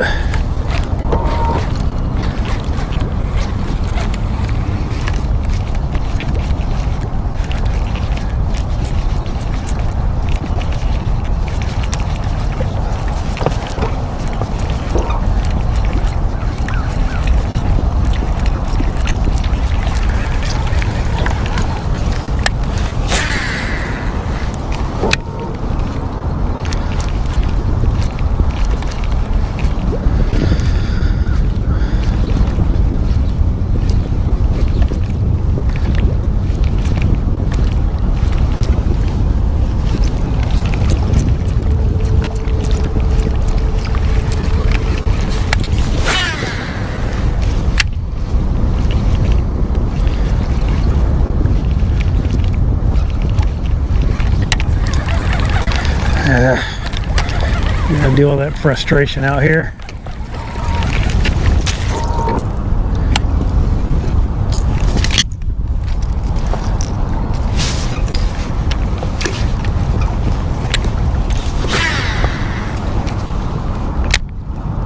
Come on, turn. There you go.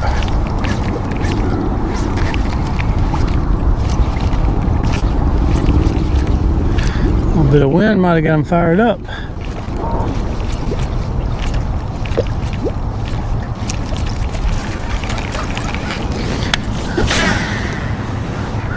All right, we'll just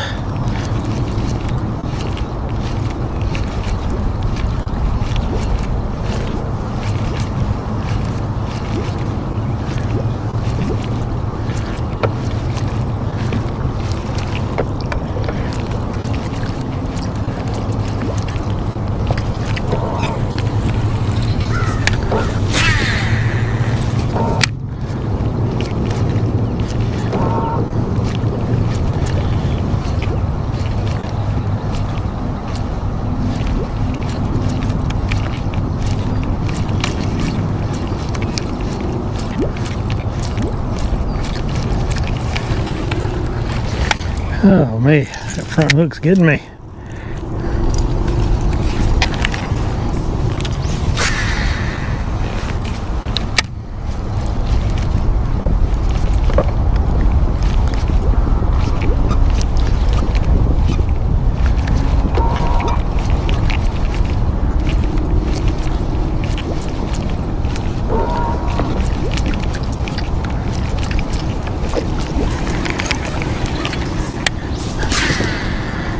think we're in the zone right in here.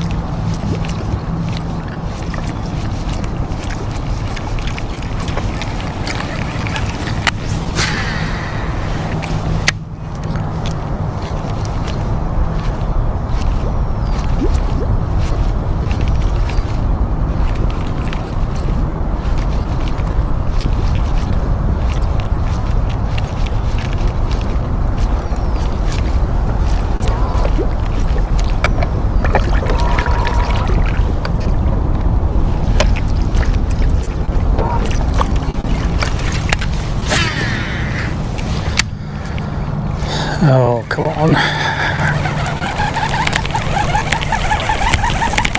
It's the only thing that can get us down right there is a little...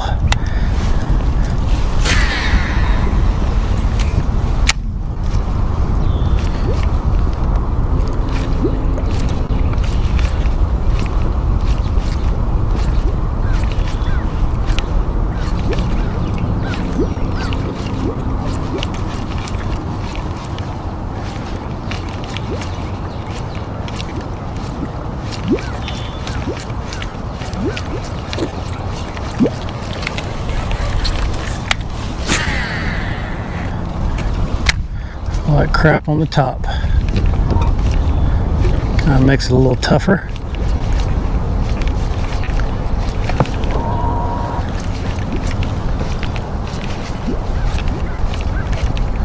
I see a couple of gar swimming around in here.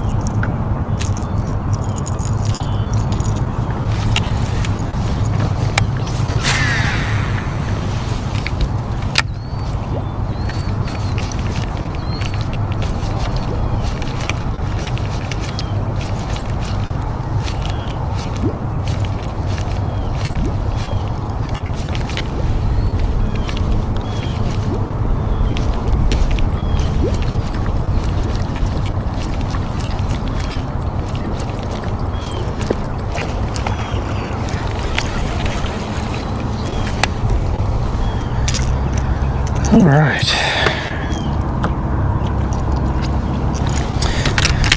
Just working this pawpaw across this grass flat here. Figured we'd get a bite or two.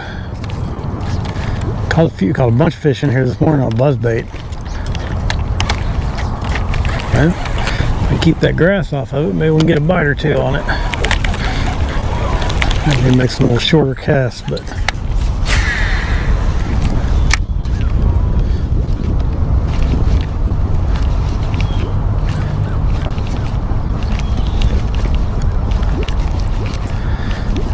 Caught one off of it a little while ago, and that fish blasted it, and then I had another one hit it, just missed.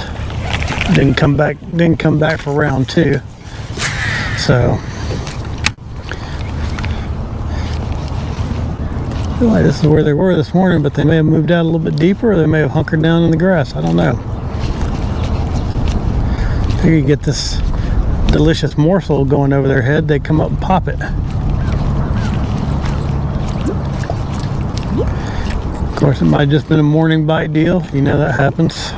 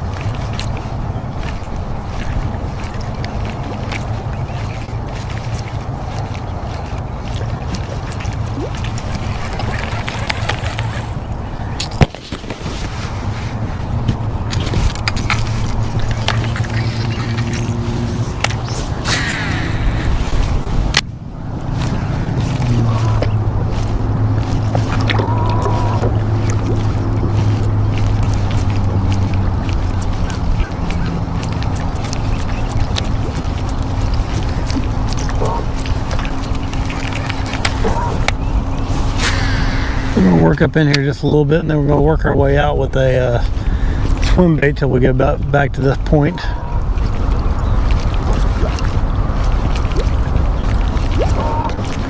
And then we're going to make a move somewhere. I'm not sure where yet.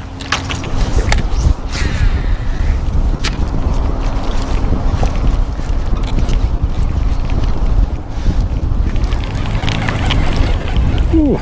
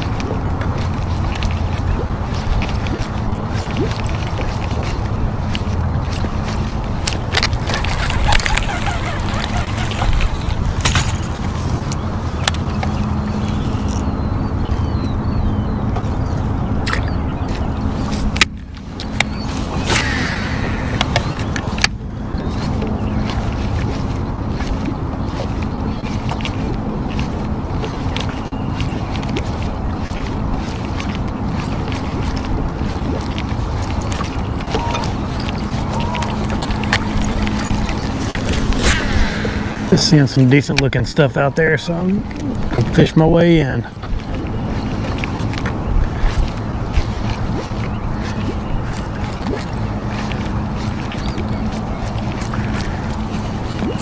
Yeah, I feel like these fish probably just, I don't know if you can see in front of me, like all this grass is down there, but I feel like they probably are just coming up in here to feed first thing in the morning, and maybe they move back out just a little bit. It's hard to tell, but see if there's anything still up in here cruising around.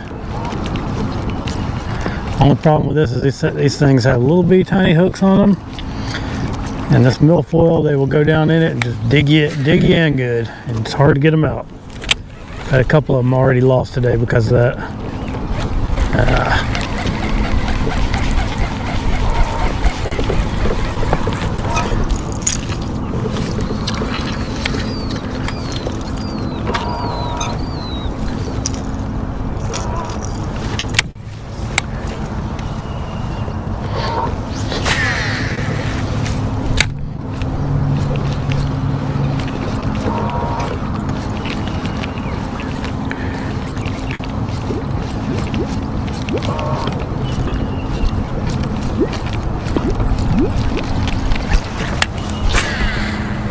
Get a little deeper little section right there. Let's see.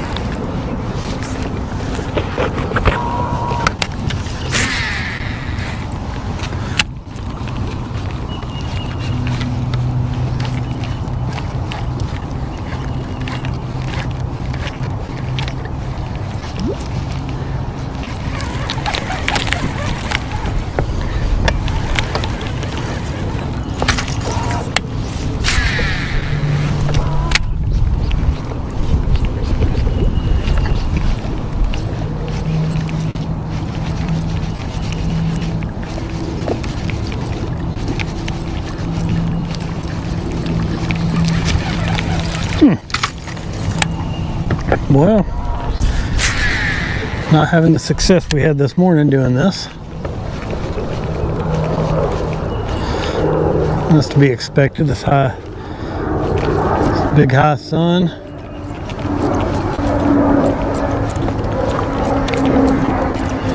It's a little hard to get them to commit later in the day sometimes, but if you can get one, it's usually a bigger one.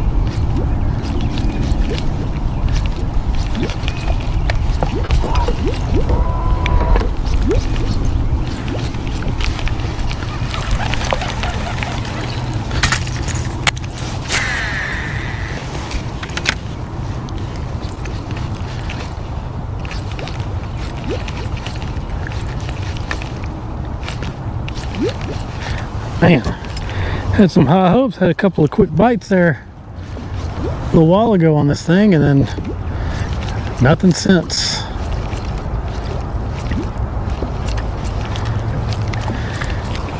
That one hit it, he hit it with some enthusiasm too.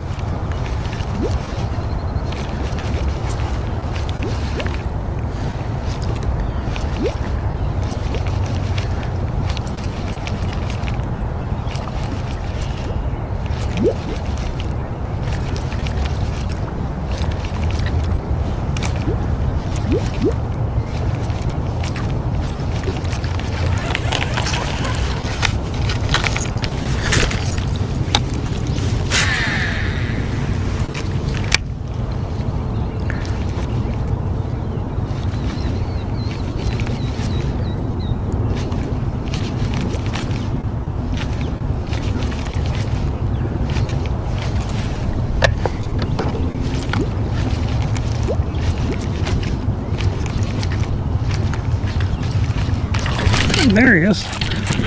Little guy. Oh, is he still on? Yeah, he's still on. Little guy. Ooh, he got me caught up in some grass over there. Felt like he might have got off. There we go.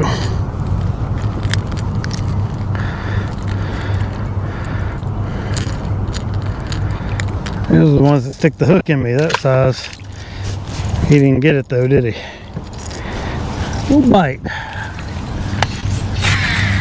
Alright.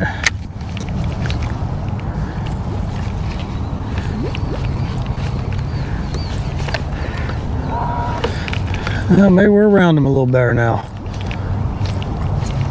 Kind of saved me because my bait was about to get all fouled up.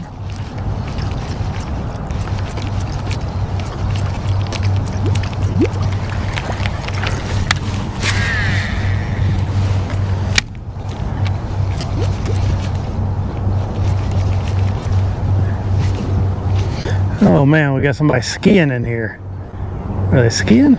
No, they're just, oh yeah, skiing over some shallow stuff, like they don't know where they're at. Smart.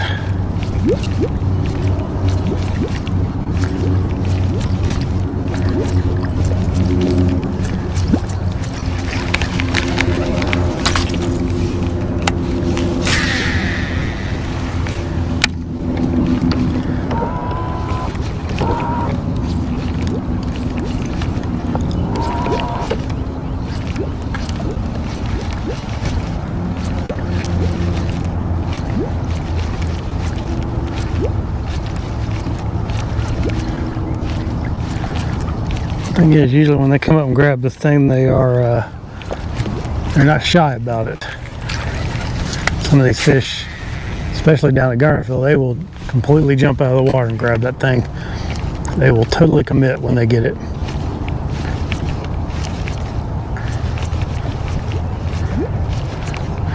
They'll have it in their mouth when they're out of the water, and then they'll go down.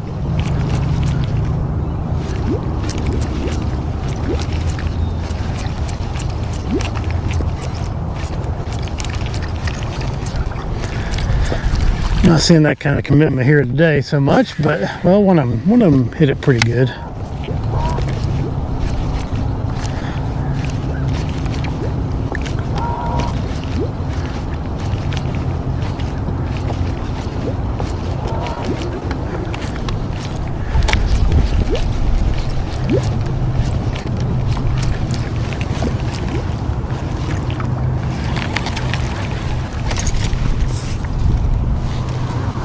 There he is. Saw a little eagle flying over my head. Osprey.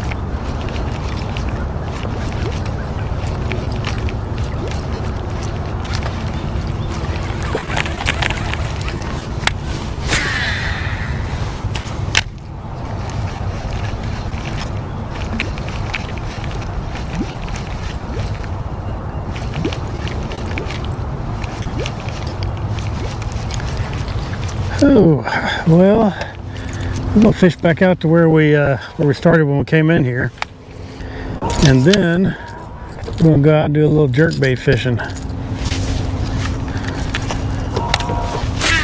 Maybe. I got a couple of things I might want to look at while we're out.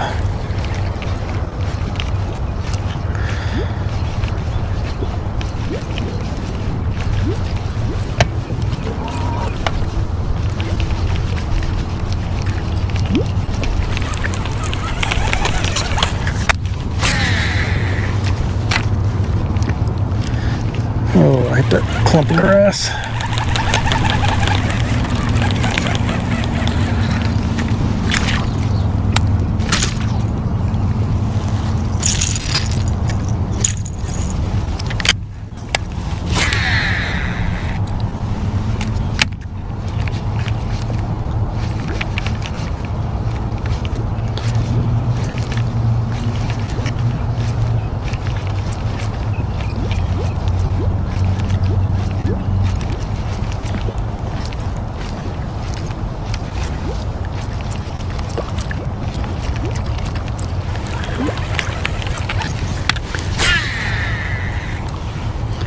See some good looking stuff out there.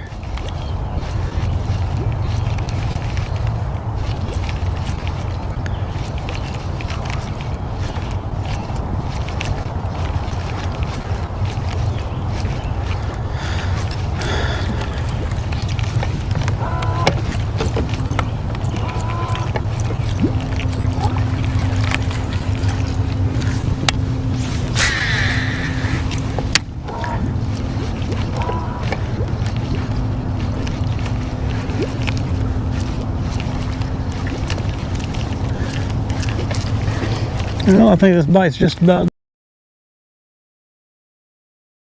We're gonna finish it up. Maybe we can hook one or two more on our way out of here, and then go do a little jerk baiting or something.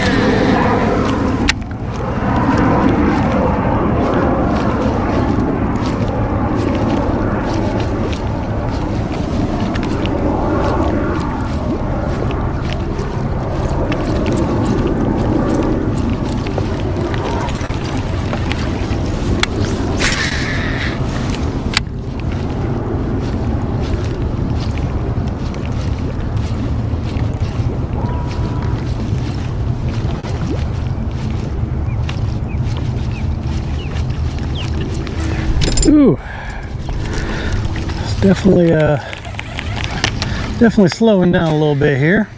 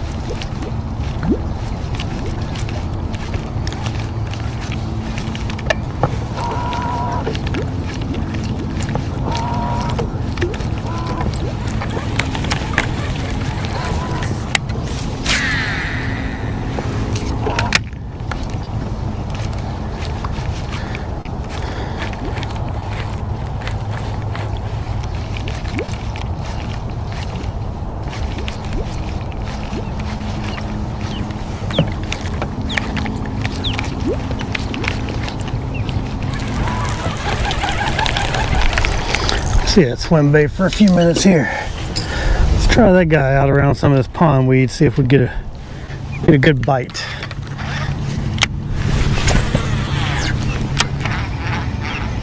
Ooh, my old loud reel here.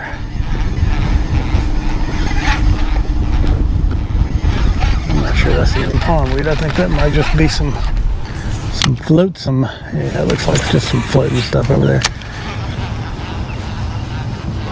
Yeah, it's just some floating stuff. I'll just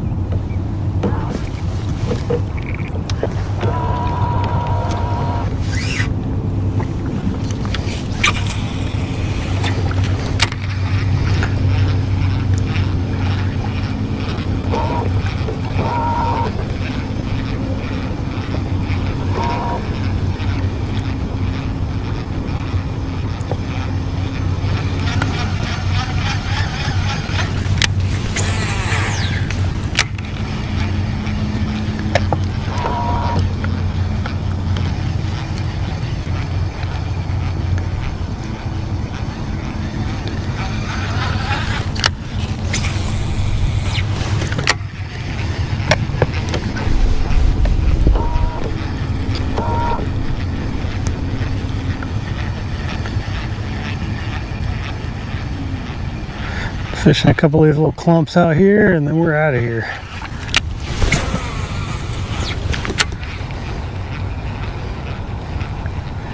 That one on the end looks particularly good for the swim bait. It had some topped out pondweed in it.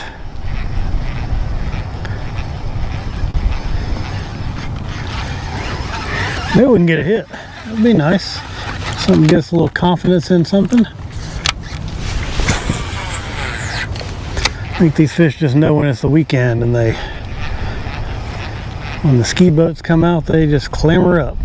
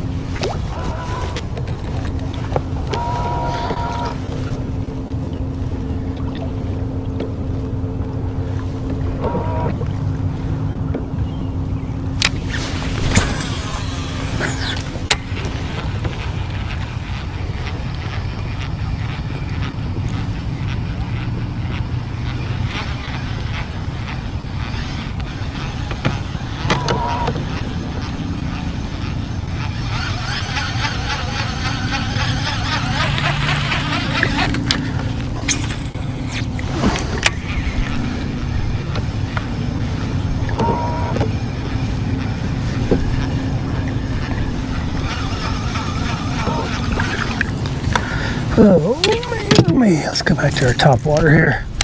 A little bit more fun for me. Just popping that thing along nice and fast.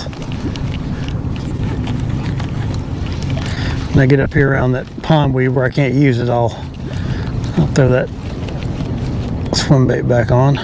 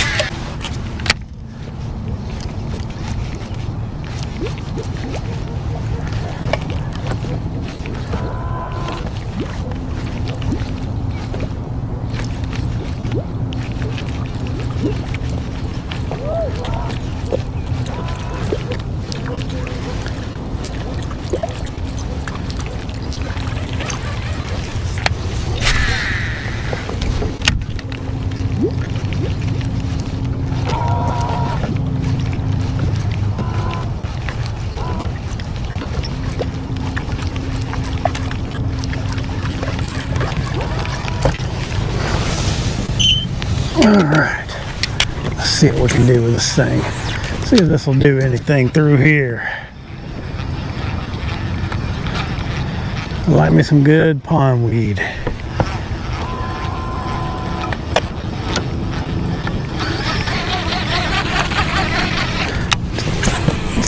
And this bait right here comes through it real good.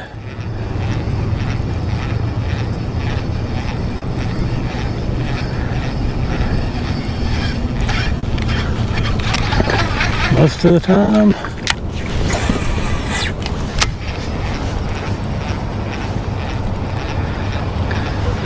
Got the skiers out here. So much fun just churning everything up for us. It's nice of them.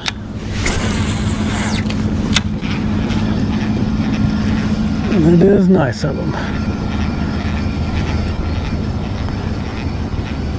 I'll make these fish get right in the middle of that real heavy stuff, and that'll have some good shade for them too.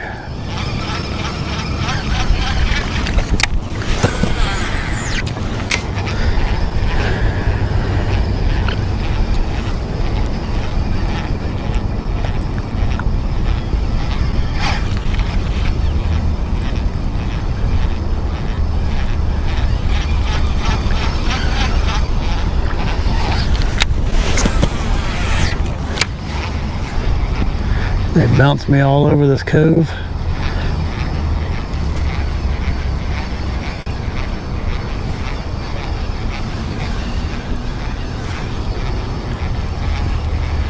Alright. So bite right there. We got one more little clump over here and then we're out. I'm gonna go out and do a little jerking. After I get this fish in. Oh my god. He's not coming up.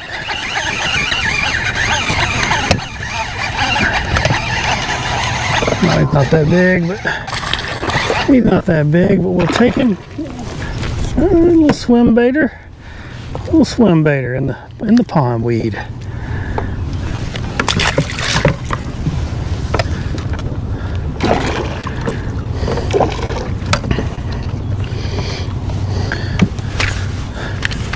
All right, that was cool.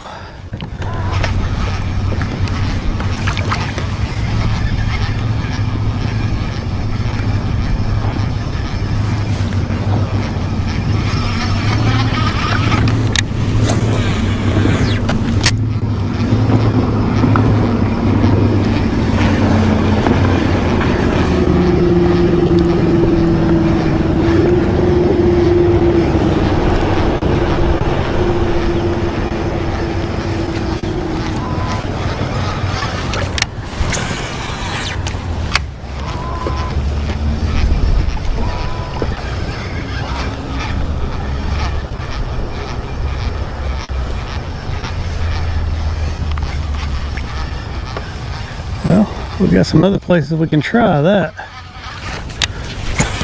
if we desire. Maybe. I don't know what the pondweed situation is in a lot of places, but I got one or two little spots over there where I know it grows.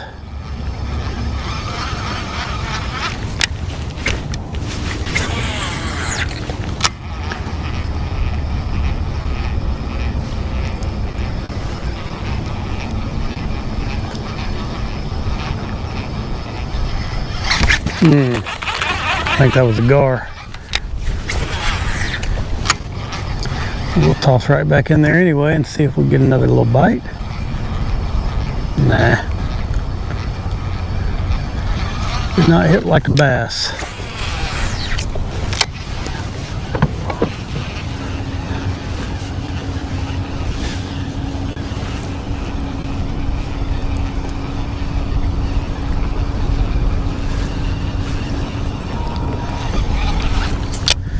Alrighty, well, it's been a pretty fun morning. Time on deck is 11:11. I'll put some of this stuff away. I'll probably put that buzzbait away. Put that stuff, just put that back there and just let it get out of the way, and then we'll. Next place, well. I think I'm going to run to the area that I think is going to be the most busy, and then we'll work back from there. We got a bunch of people just cruising in here. You got nothing better to do than just cruise around the lake while I'm trying to fish.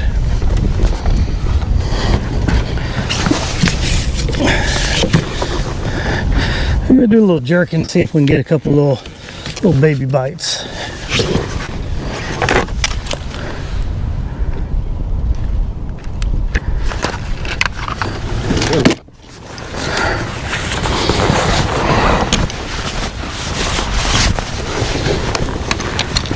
Where's my hat? I'm gonna stick it in there. Okay.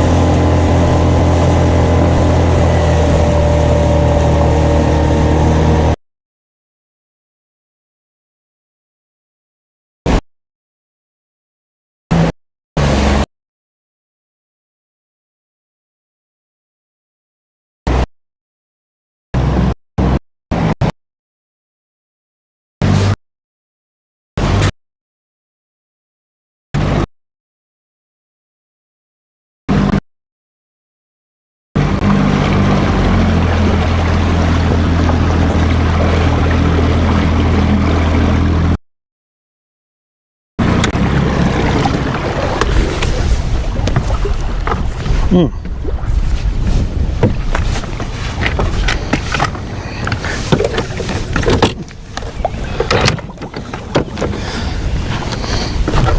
right, changing up tactic here. We're going. There's a little point here with some grass on it. We are going to work our little jerk bait.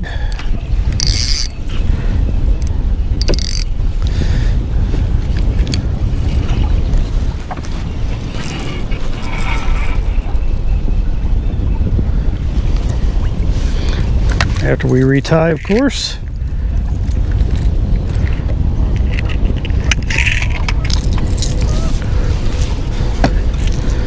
We're gonna get in here and work our little jerk bait around. See if we can get some bites on that guy.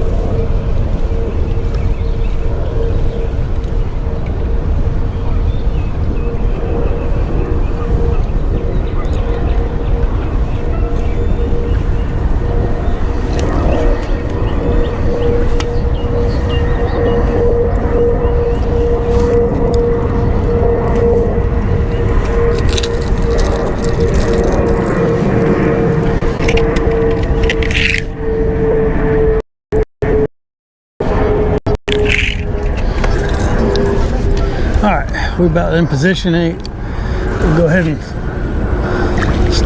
start our work, see what we can do.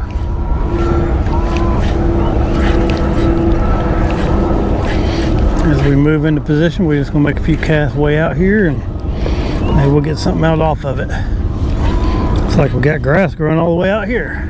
This water's super cleared compared to what it was in the back of the pocket too.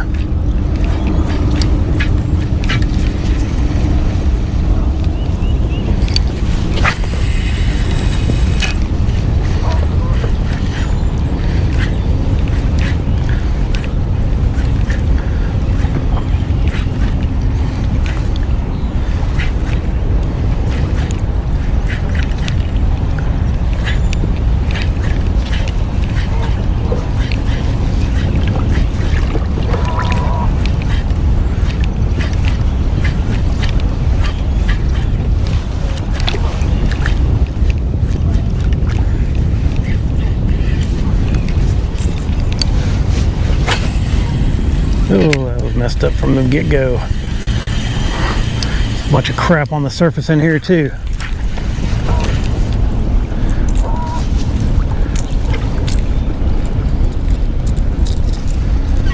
Alright. We'll make things a little bit more difficult.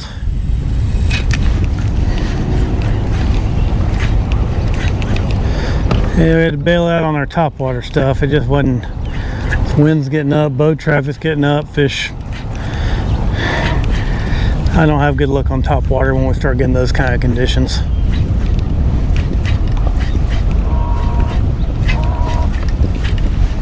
We got a little bit of grass out here, kind of working that grass before we turn around and work this point.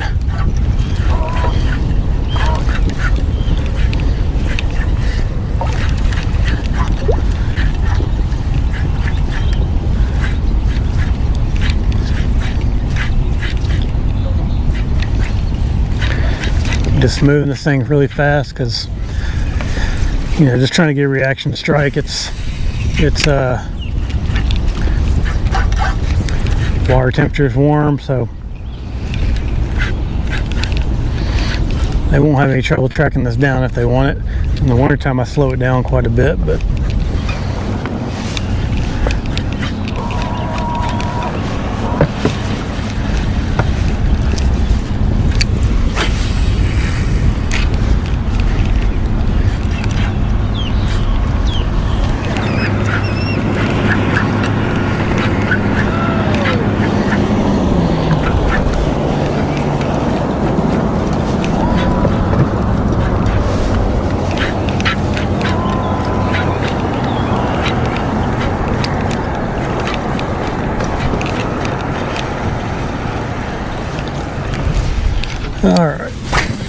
I'll make a few more casts across this point.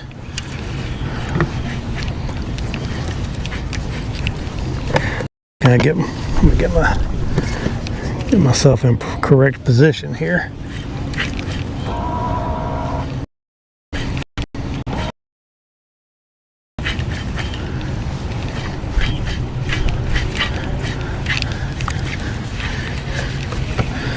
There have been so many people working all this today, it's probably everybody's already spooked or something. But we're gonna give it a try. And we're gonna go somewhere where there's not as much people running over our stuff so much.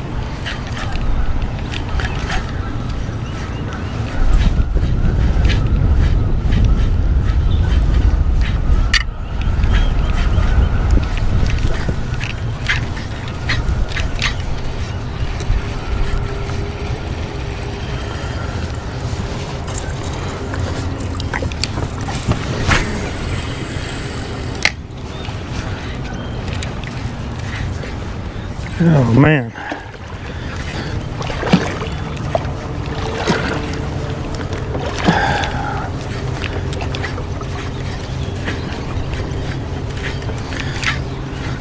That's gonna wear me out quick.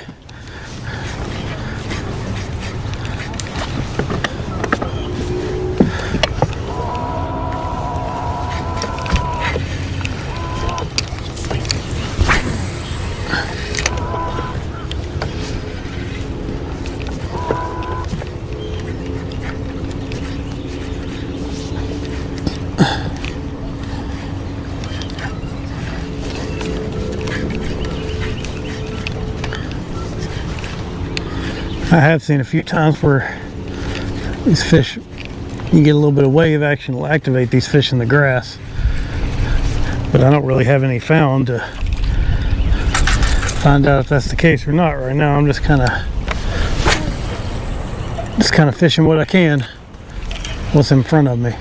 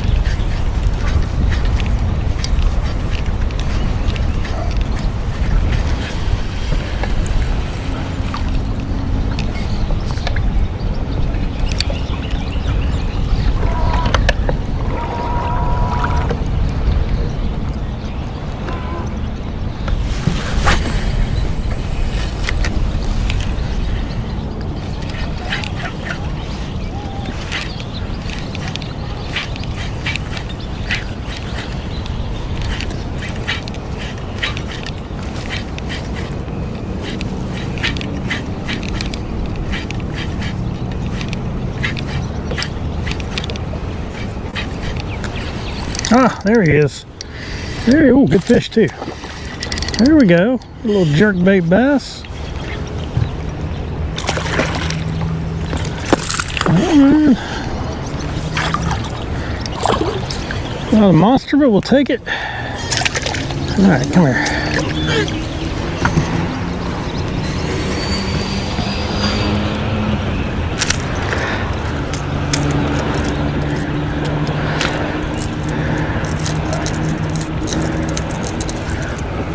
Well, we do something before he puts the hook in my hand.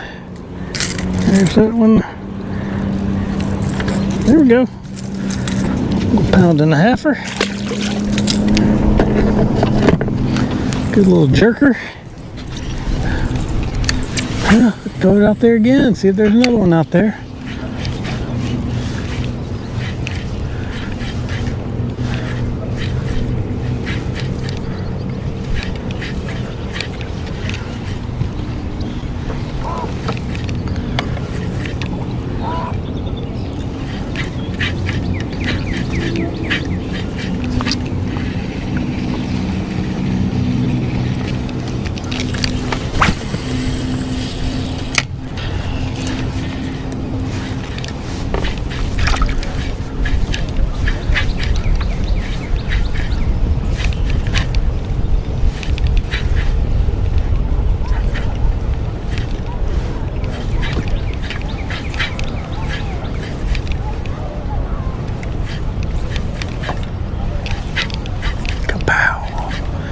No bite.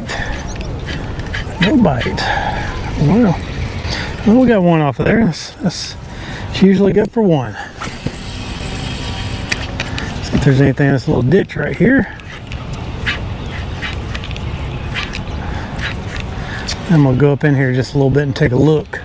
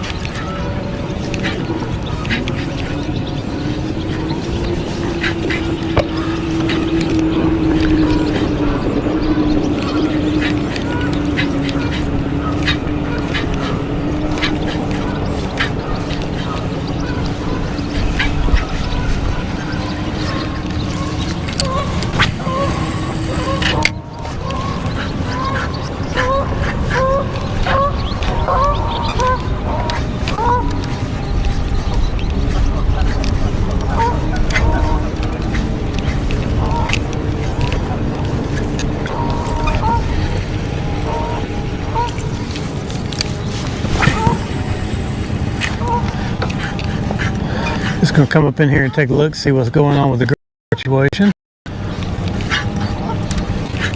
See a little bit up in there.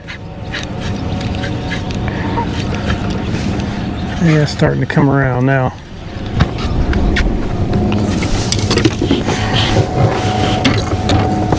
When you have that clear water like this, that's when you really usually do good fishing that fast pop R technique. If there's anything in here that wants to come up and bite, which I don't have real high hopes for, but there's some grass right in here. I think these guys in here probably do a pretty good job of keeping it killed.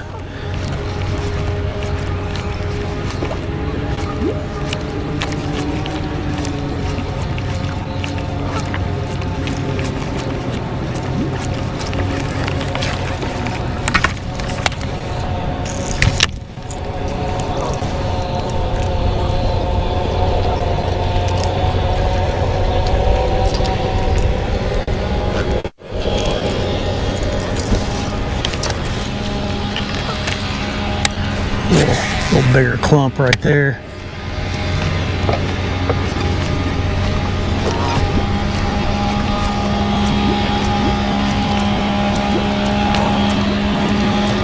Yeah, this grass in here is not in good shape.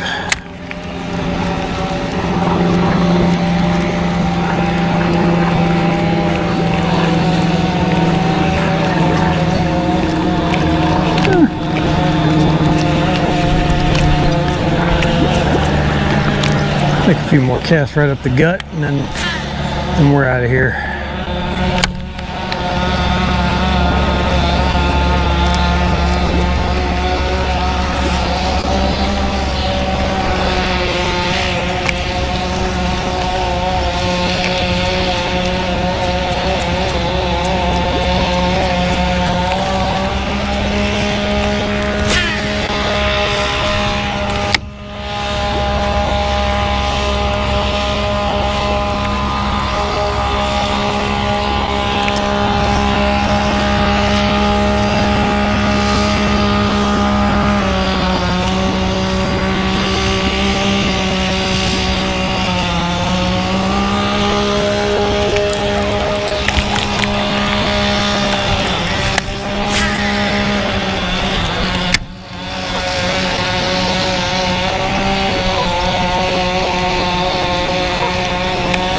All right.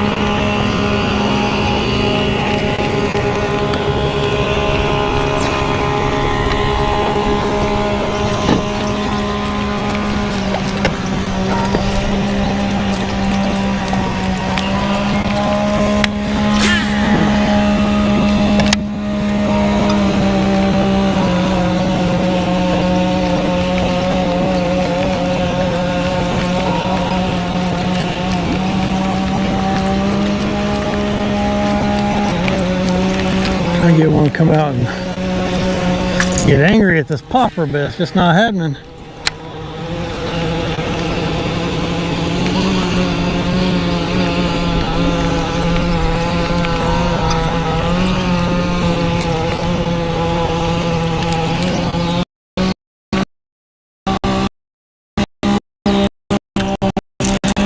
It's not one right now.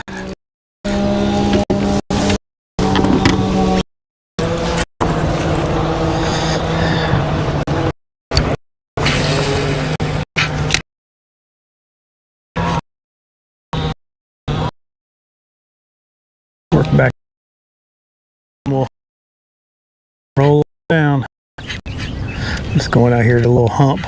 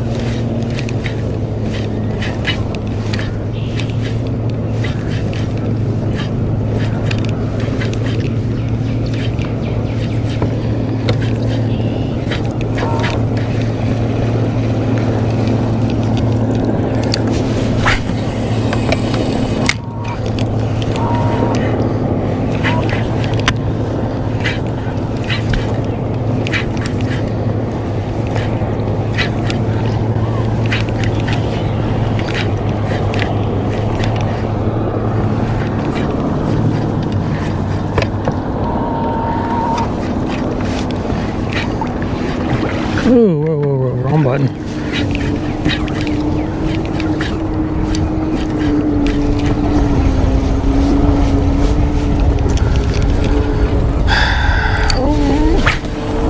Whip that thing way on out there.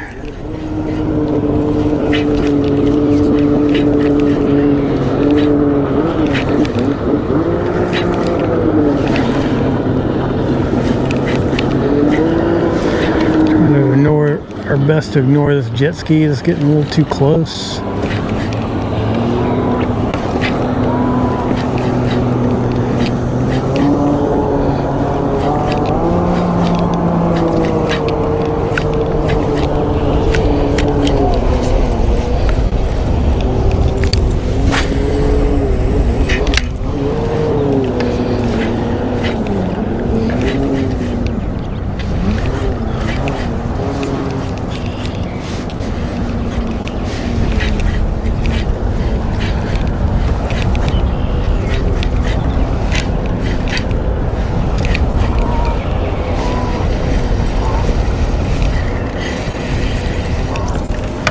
Alright, well, shoot.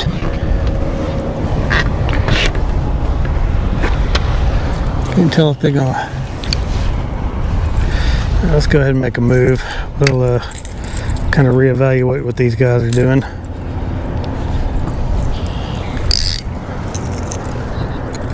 I don't know if they're just idling it or if they're gonna fish.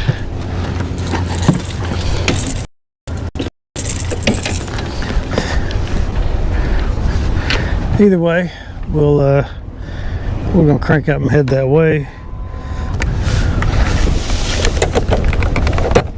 Right now it looks like they're just idling across. That's fine.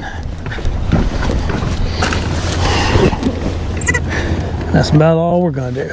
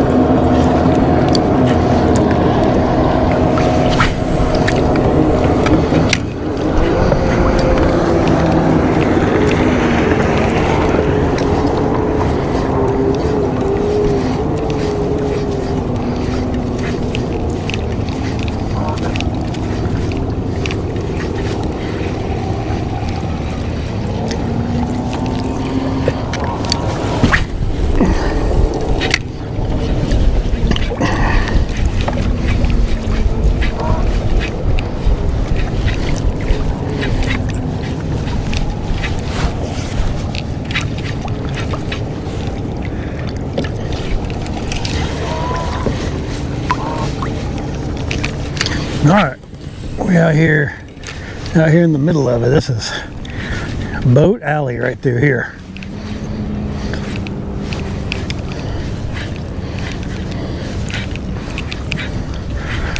Big hump out here with some gorilla snot on it, maybe a little bit of grass. We're just going to jerk around the outside of this thing, see if anything's hanging around.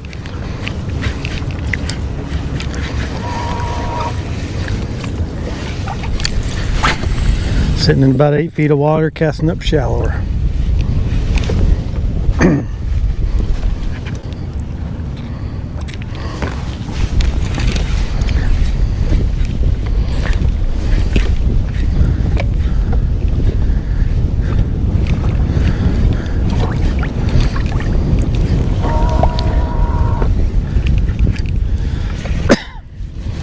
I'm going to get this up there just a little bit shallower, even though these fish are probably going to be hanging off of this thing for too long because of all this traffic coming through here, if they're not already.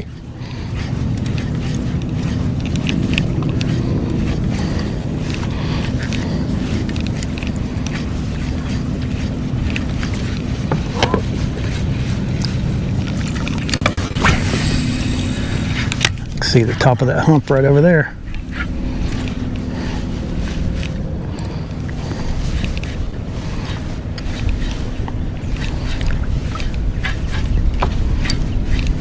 Oh, there he is. Feels like a decent fish. Nah, little guy.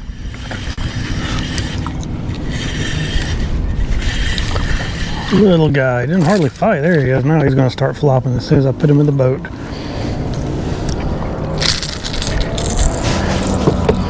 Just a little guy. Alright, we'll put him back. Chunky though. Big old fat belly on it.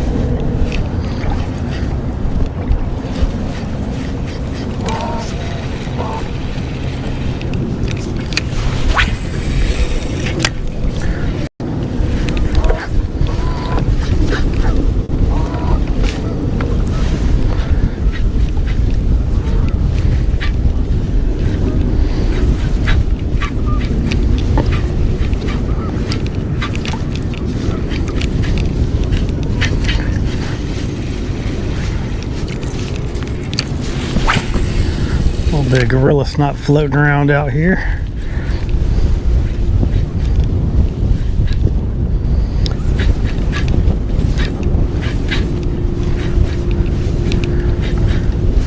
Probably already had a boat or two go across that hump.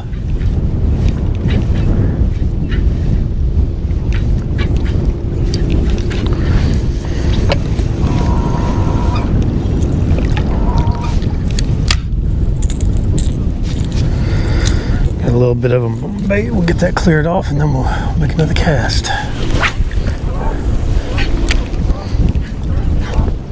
This is just community hole central.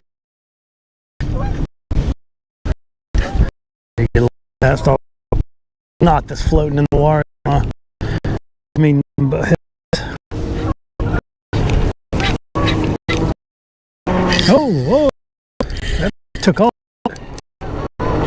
Not a big one. Came up with some aggression.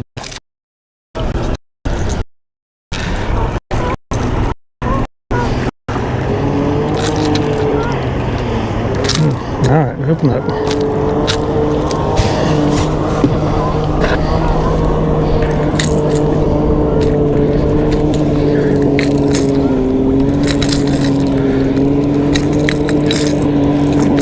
There we go, back in the water. That fish hit it hard.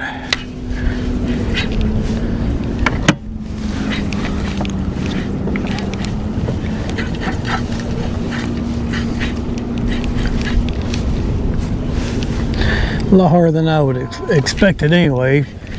Kind of slammed it and took some drag. He must have hit it, came from the front of it, hit it head first, and just kept on swimming.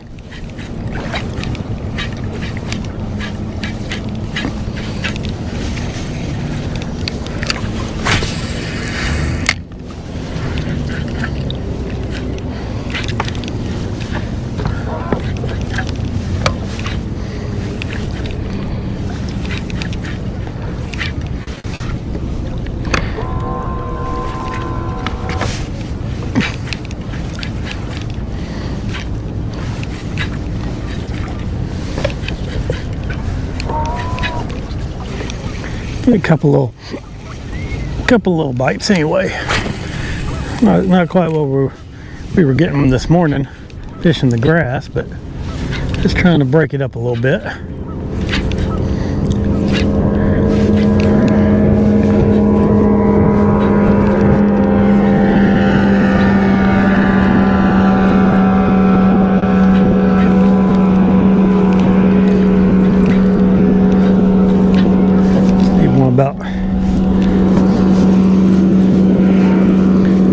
About 5 or 6 pounds to pop this thing out here. Is that what's going on with this? Everything good? Everything's good.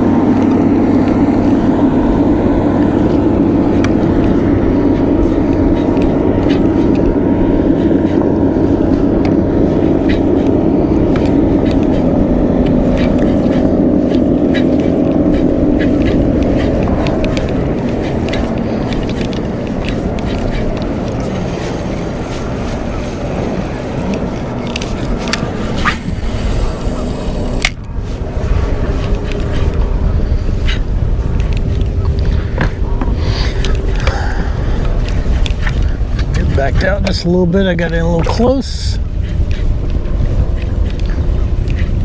I think. I don't know how many of these fish are up in that less than 7 range.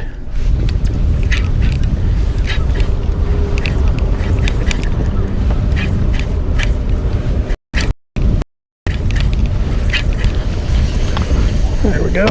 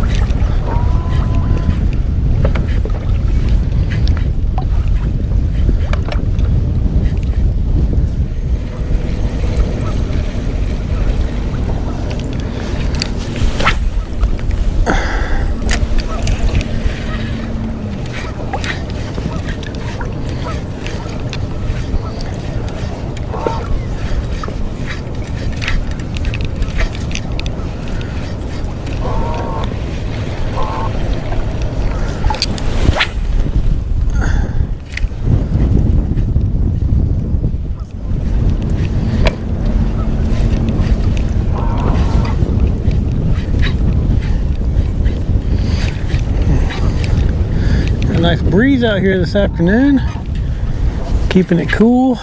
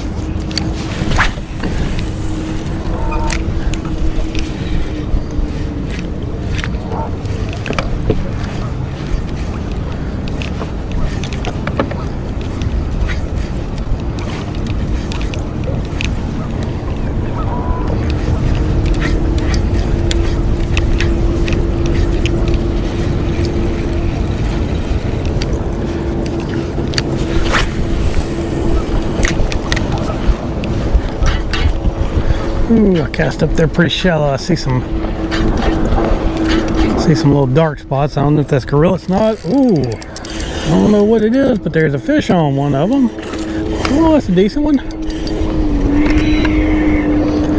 Put my spot lock on here. That's a decent fish. He came out of there hard.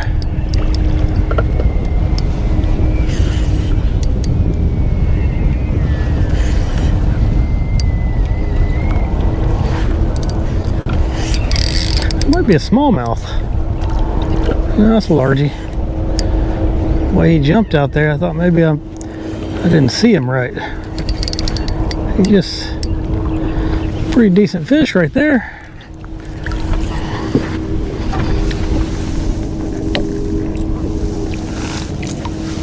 Not a biggie, but that's a decent one. Take a couple of nice ones like that today. Especially out here in this busy area. Don't expect to see that, but there they are.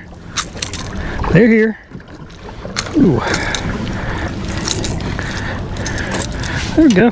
Get that guy back. All right. And I got my little spot lock working, so shouldn't be too far off my mark. Ooh, I don't get thrown. Where was my? There it is. There's a couple of little clumps of something right there on top. That fish came up and slammed that thing right on that first clump. Hadn't fished the second one yet. It looks better.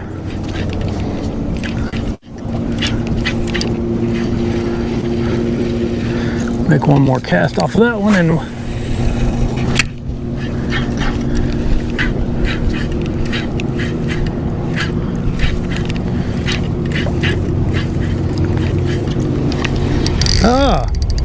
Oh, that was a bigger fish right there. Holy cow. That was a bigger fish. That was like a 3.5, 4 pounder it looked like. Came straight up and jumped off, but hey, we'll take it. Let me just sit right here and maybe I can get another one out there.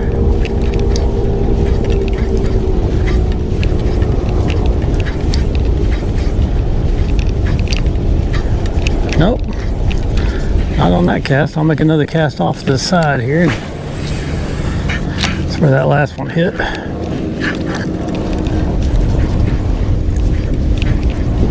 Man, that was a good fish. I was not expecting to hook up with one. Have another bite. Where did I hit that? Not sure if I had another bite or if I hit that gorilla snot. Yeah, I got that. Oh, what do we got? Oh, it's some milfoil. Got some sneaky milfoil out here. That's what we got going on, huh? I'm gonna fan cast around just a little bit more, see if there's anything other than right there on those two little clumps. And we'll get a little dirtier on those clumps.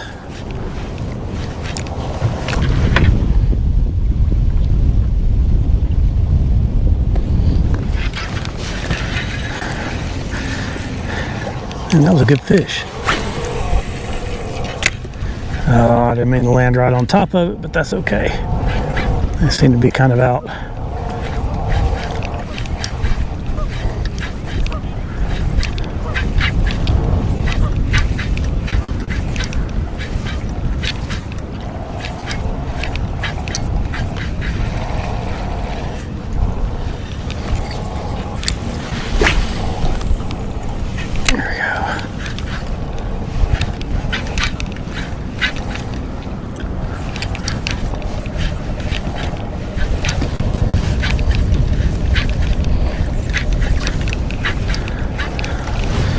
Do something y'all hadn't seen me do very much of here. I'm gonna make one more cast with this and then I'm gonna throw a jig in there.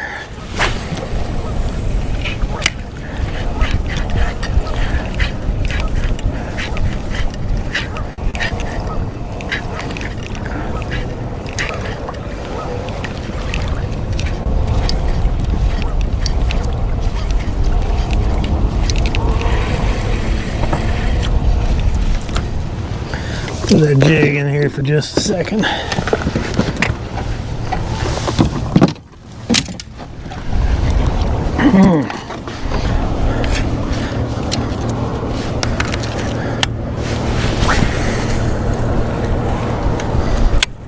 Ooh, been a while since I fished with that thing.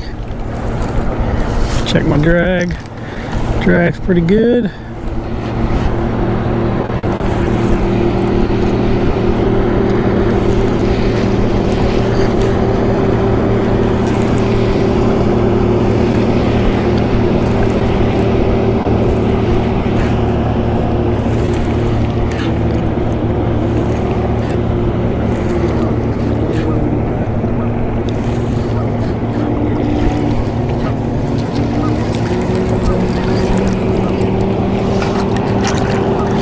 There's a little snot down there too, it looks like.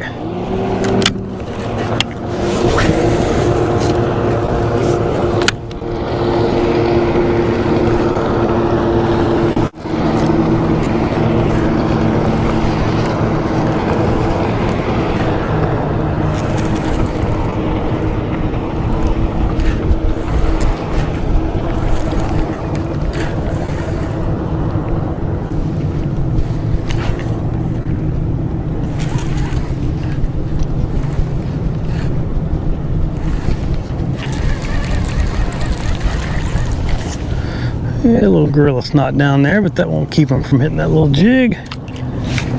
One more cast with this, and then we'll go hit that other one last time. Look at that little, that loop even got in there. That thing's so deep. There we go. Take half the spool off just to get to that one.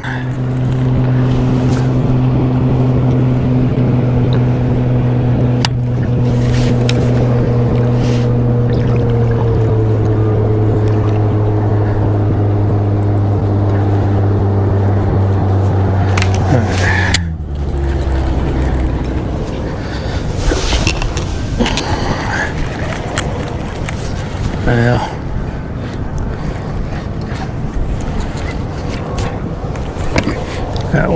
that was kind of a wasted cast, I think.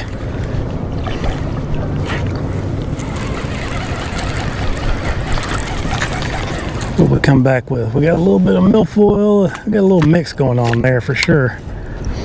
Milfoil, a little gorilla snot, a couple of big bass.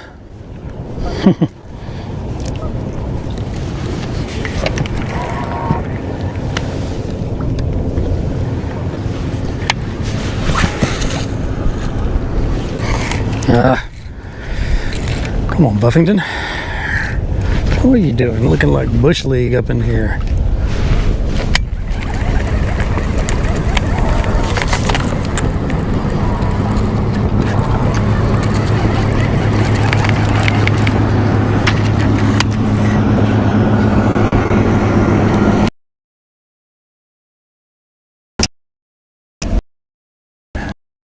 This other here.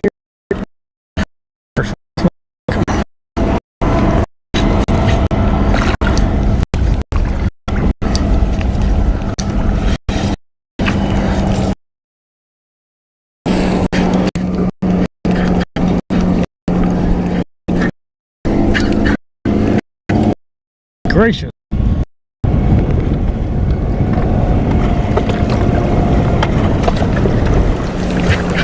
That guy's trying to sink me.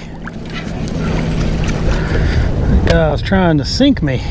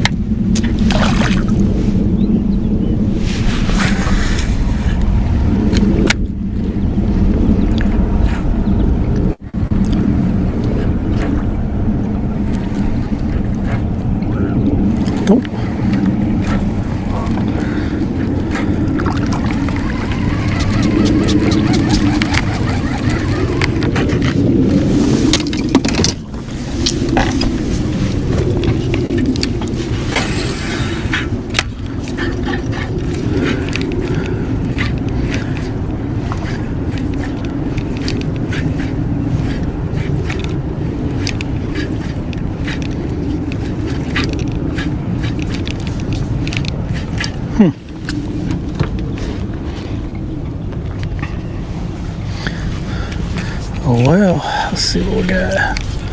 Try it out off that side just a little bit. Quite a bit shallower on this side than it was on that other.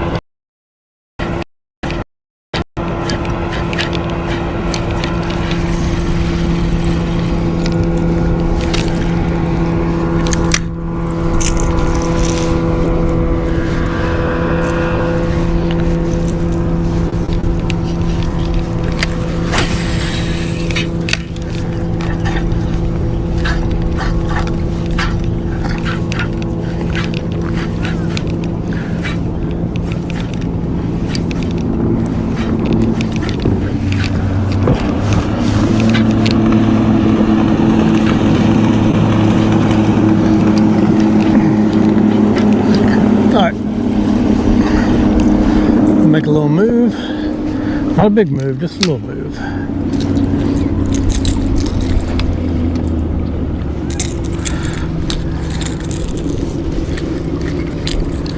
Get a little bit out of this, some of this traffic for a minute.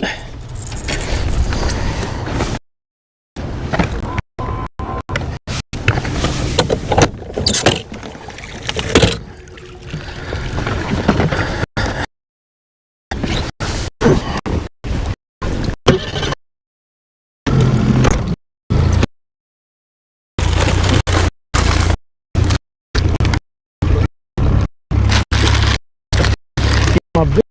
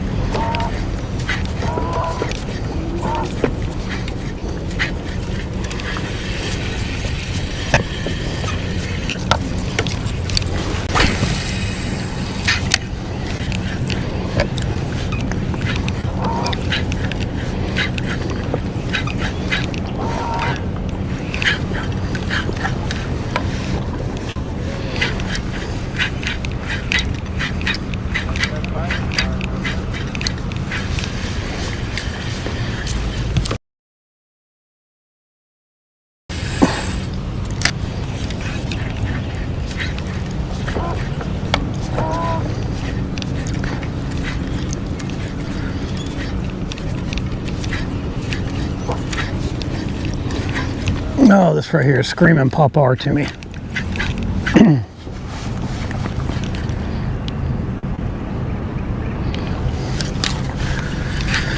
We'll work this jerkbait just a little bit longer, but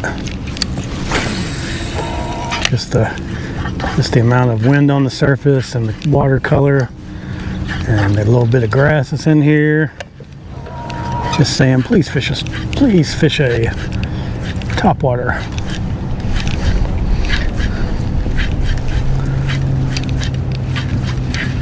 Yeah, that's what we're gonna do.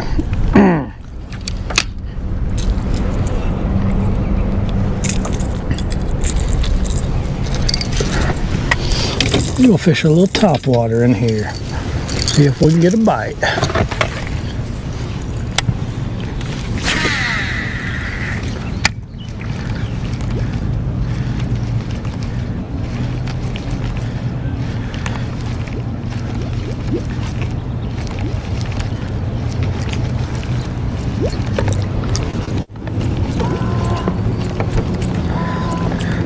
Even if we don't, we'll have fun fishing our little topwater in here.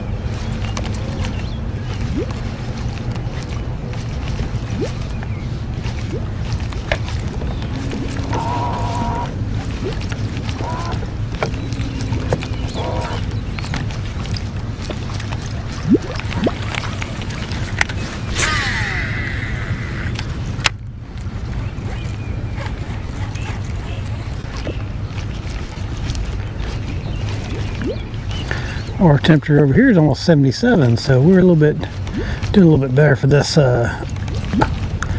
fast Pop R action. The water's clear.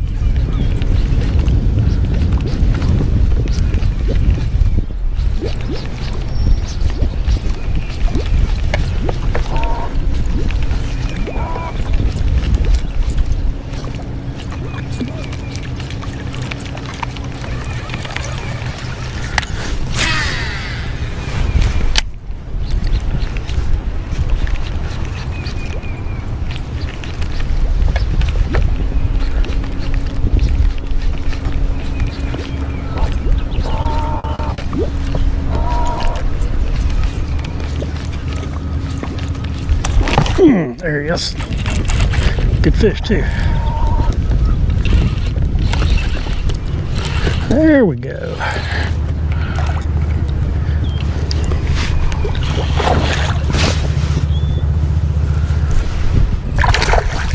Oh yeah. I'm just gonna try to flip him, and if it, I'm not gonna flip him.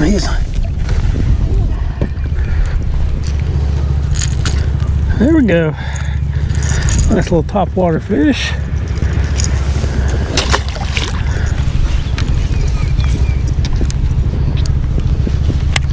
Came out and busted it. Busted that fast twitch popper.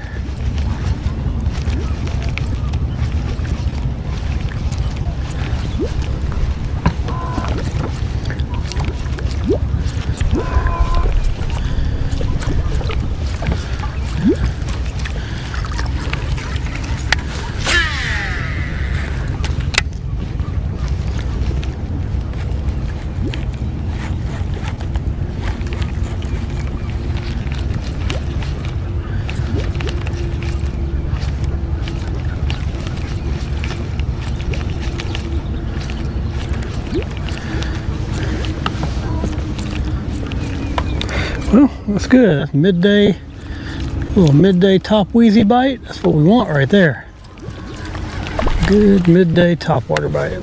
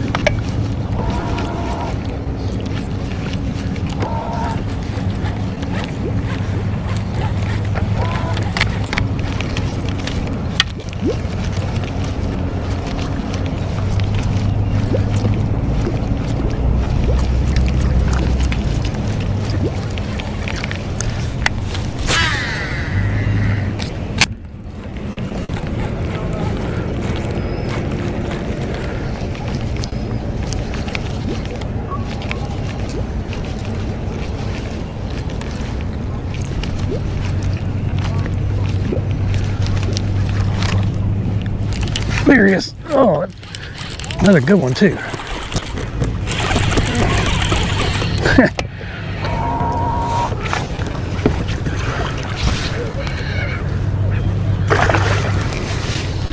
Another good one too.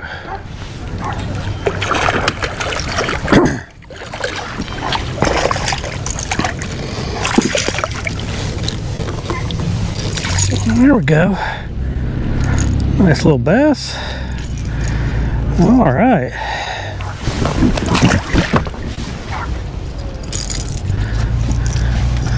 All right. Oh, yes. I love it. Watching all these tournament guys catching nothing.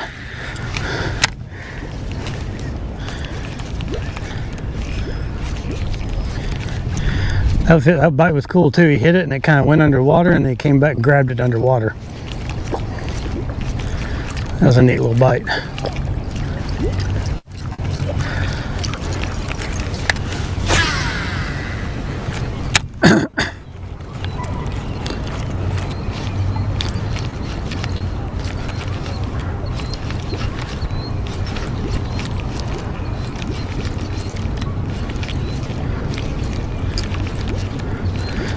Yeah, getting some good top water. This is midday. This is 12:30, and I just caught that good fish on the top water. Don't let anybody tell you can only do it in the morning. That's all I gotta say about that. I'll be out here wrecking them on it all day. Sometimes. I did give up on it there for a little while.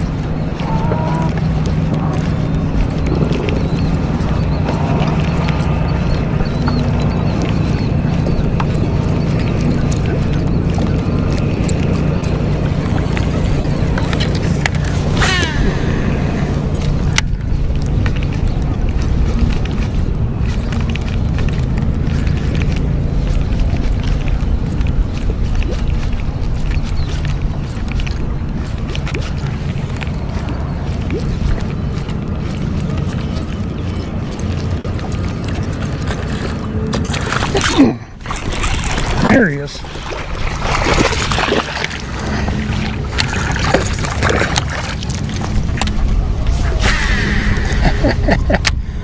Oh yes, now we're on it. Now they're gonna start creeping in.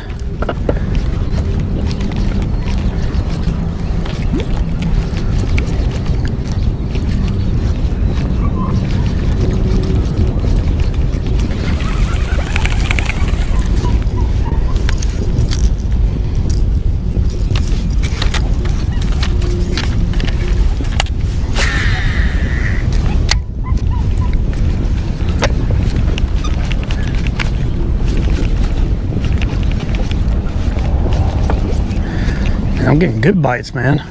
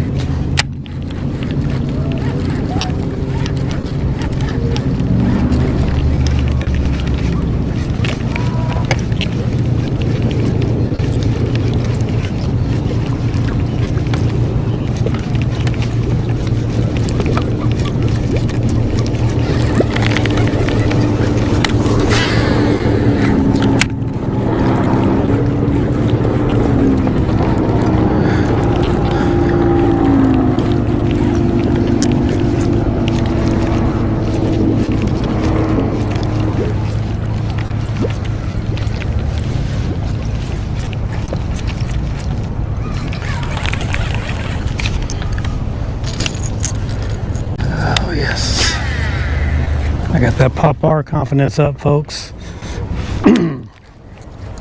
That's dangerous when that happens. I can fish this thing. I can make some fish at this thing.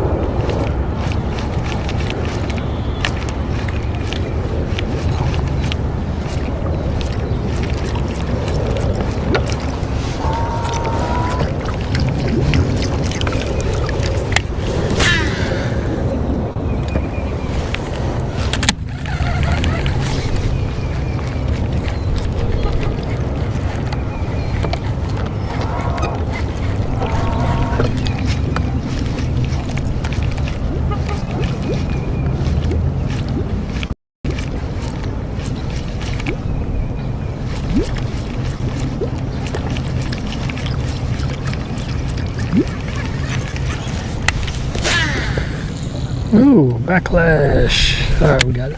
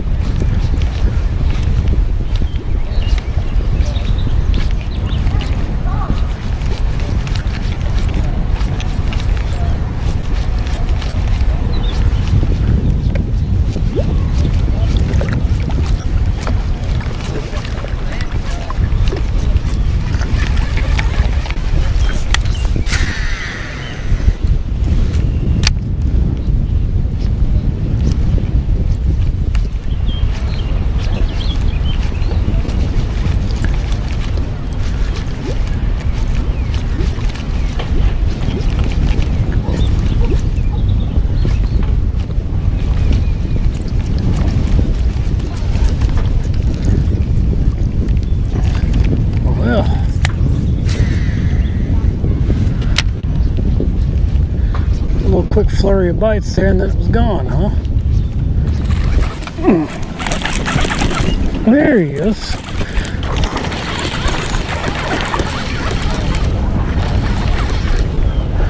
There's a little guy.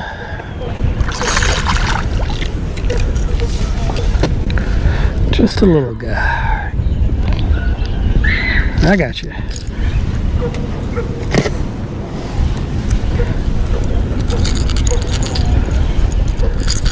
All right, there we go.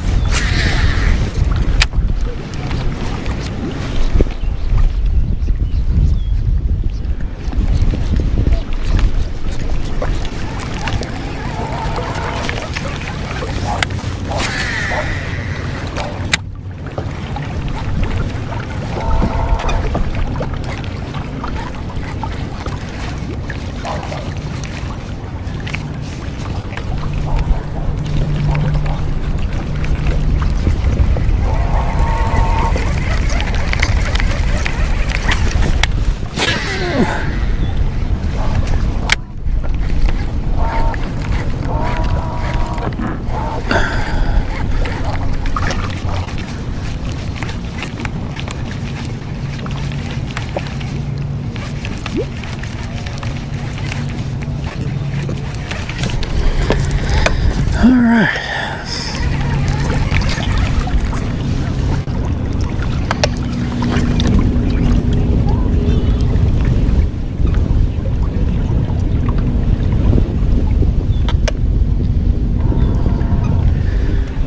We still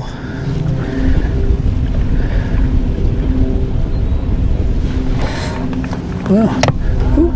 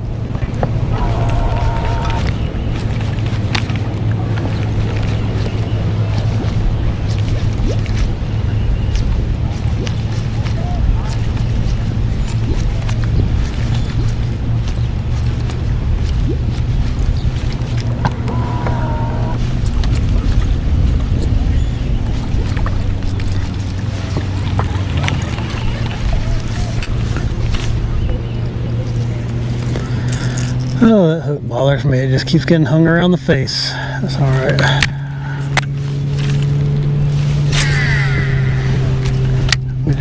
We just gotta deal with it.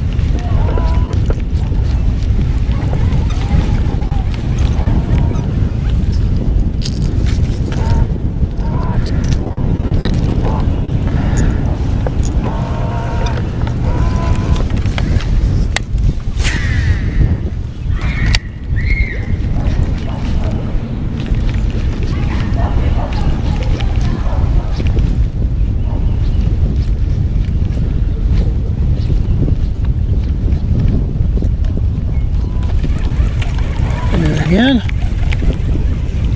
Yep. Dang.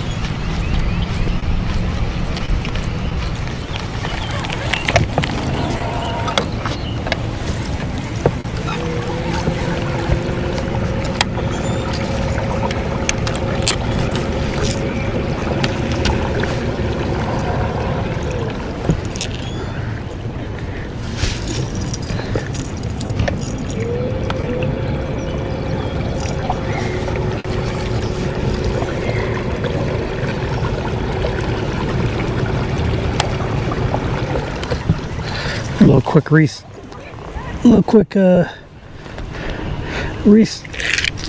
here.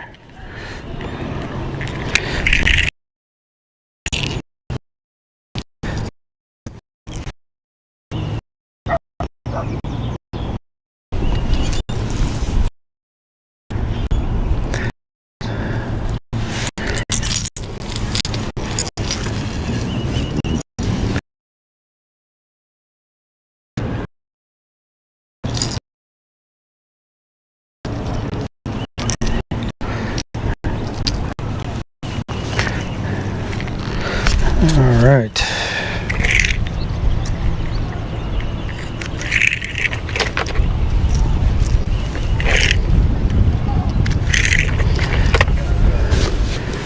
Alrighty. Got her knot redone. Let's see how we're moving.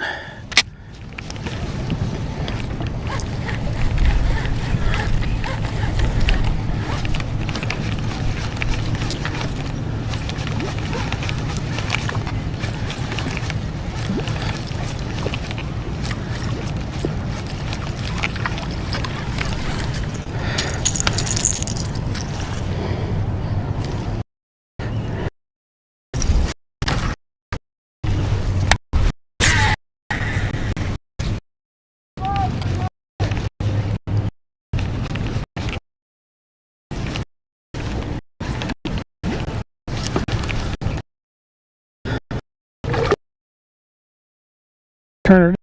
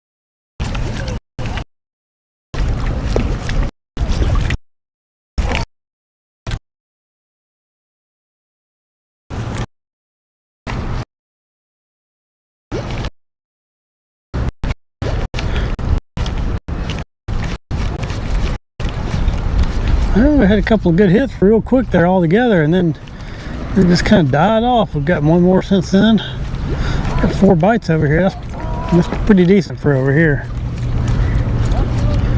All on topwater, no less. So, where do these waves come from?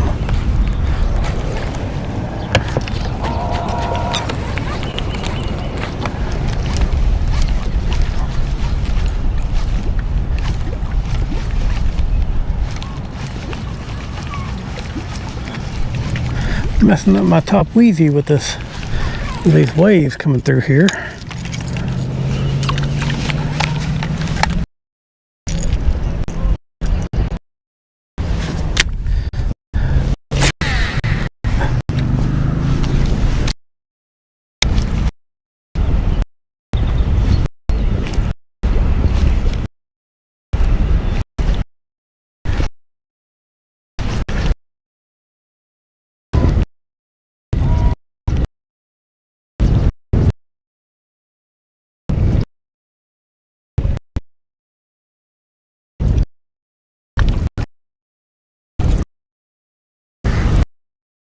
Since there's no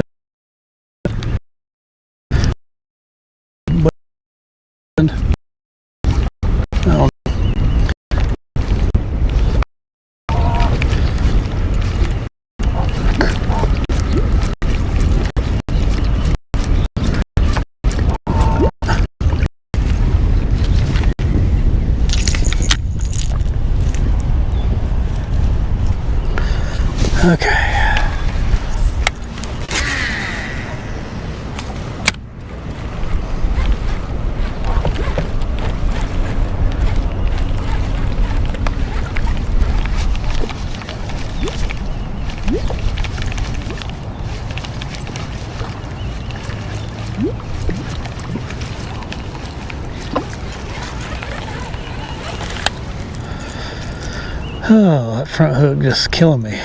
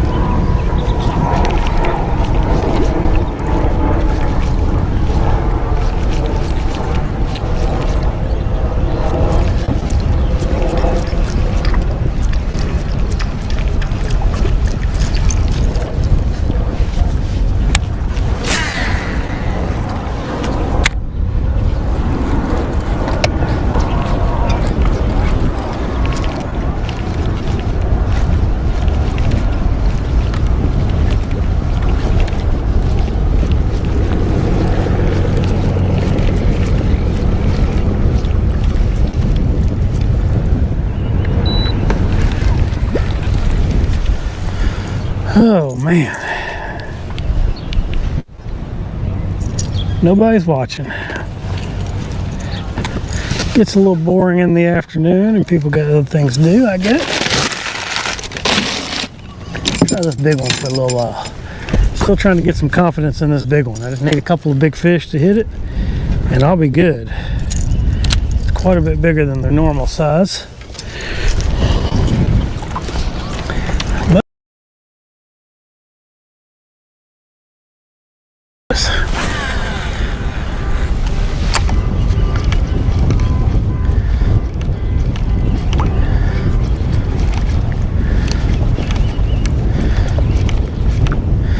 In this heavy wind like this, maybe it'll be a little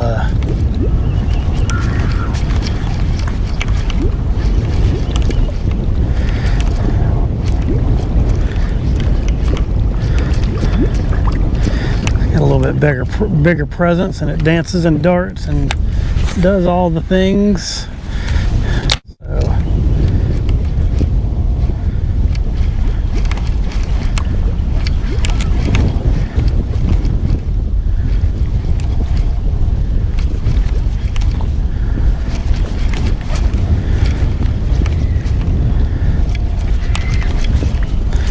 I mean, it looks good.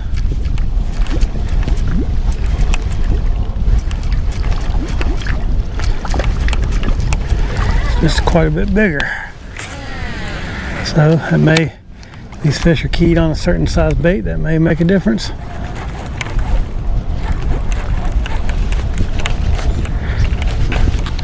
You get one about 5 or 6 pounds, come up there and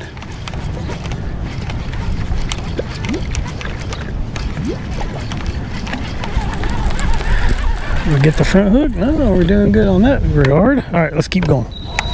We're gonna keep pressing.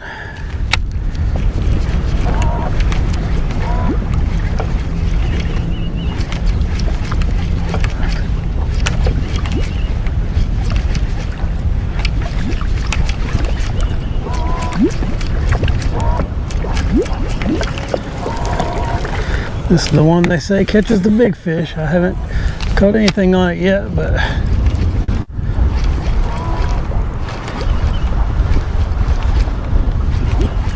it's a little bit overcast and clouds. You'd think this thing moves a little bit more water on the surface, has a little bit bigger presence. I think they might come up and smack it.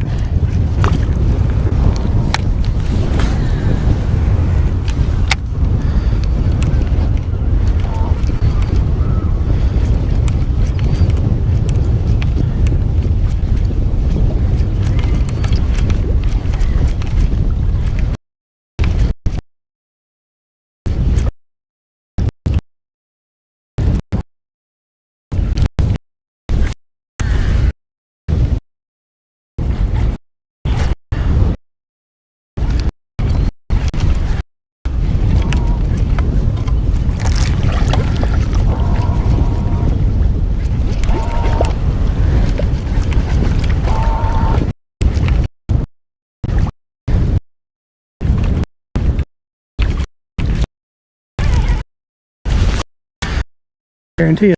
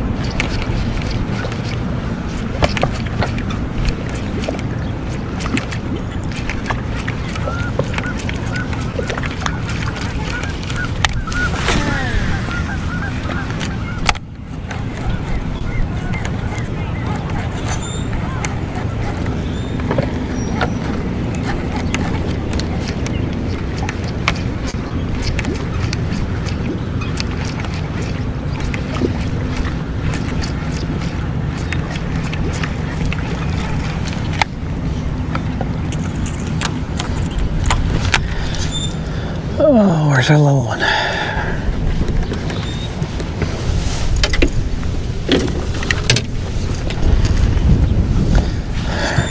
Put our little guy back on, see if it makes any difference through here.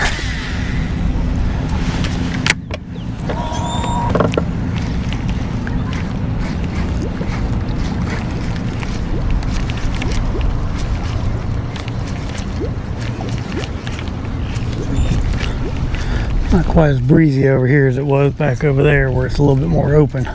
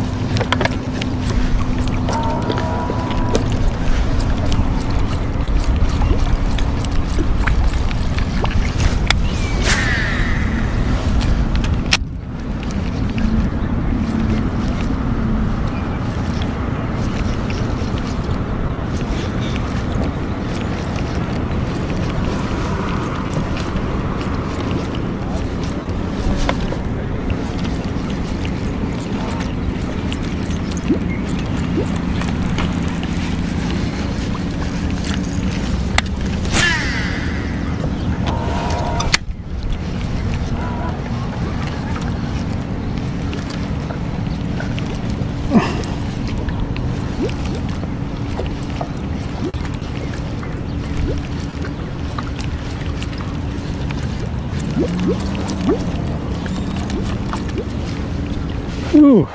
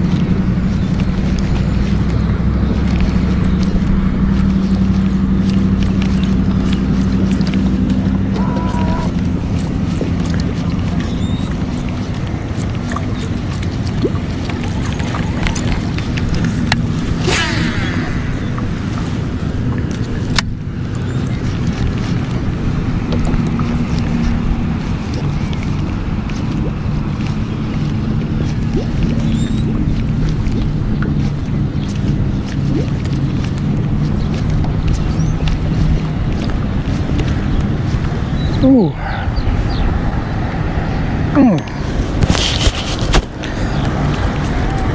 Starting to wear me down now.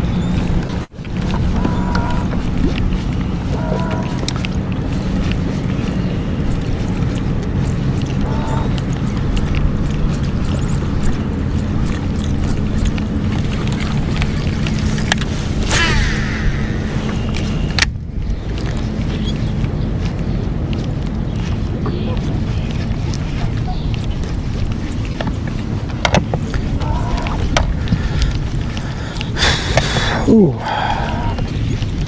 right, let's give this arm a rest for a little while and wear the other one out. Where's the jerk bait?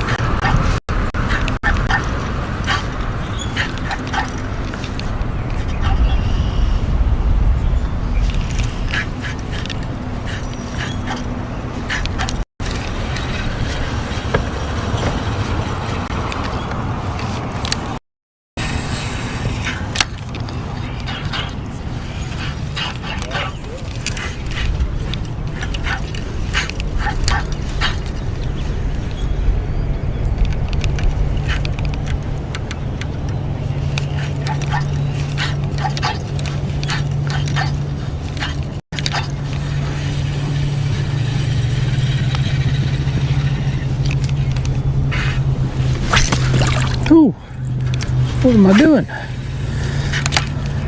Forgot to open my bail. That doesn't happen to me very often.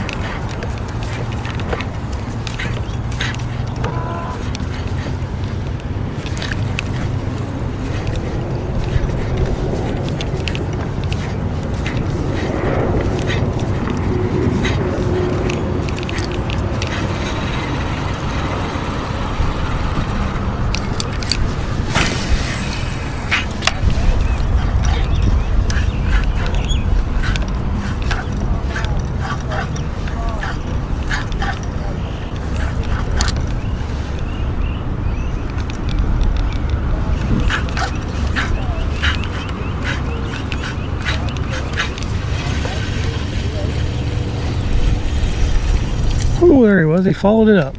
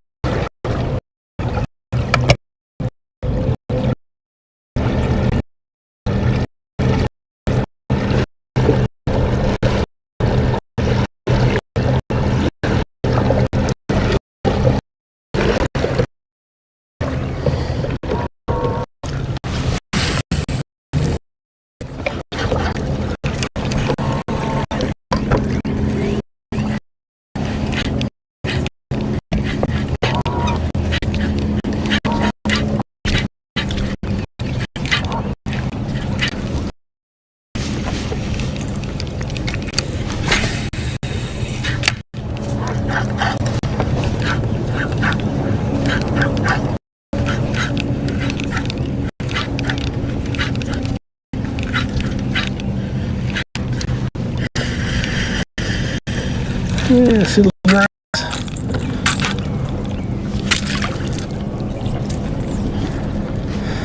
Ooh.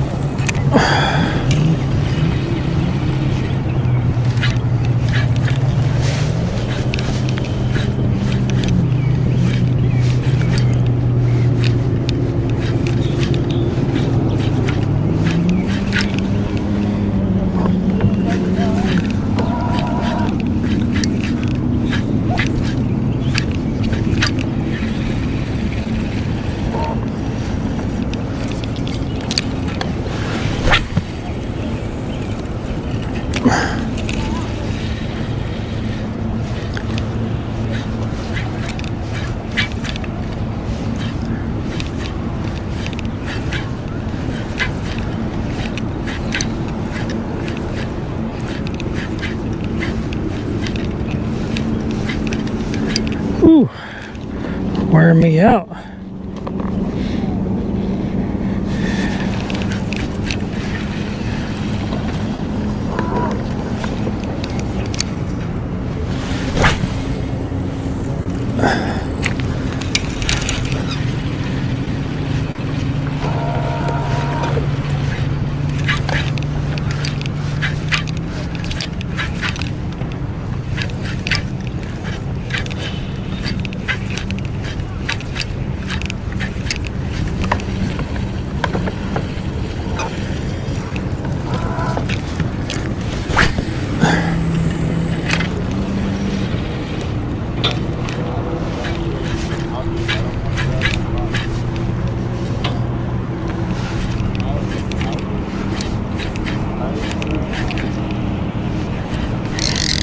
Oh, we got one now.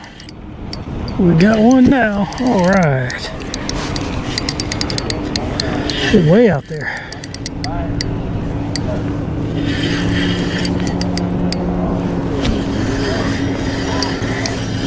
Decent little fish. Not a monster, but we'll take it. Ooh, had another one with him. I figured that might be the case.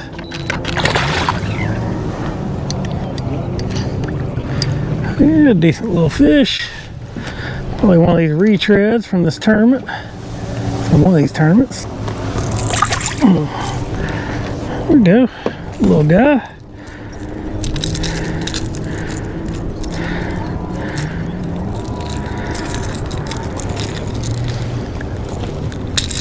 We're doing a nice one. Throw right back in there and see if we get another one.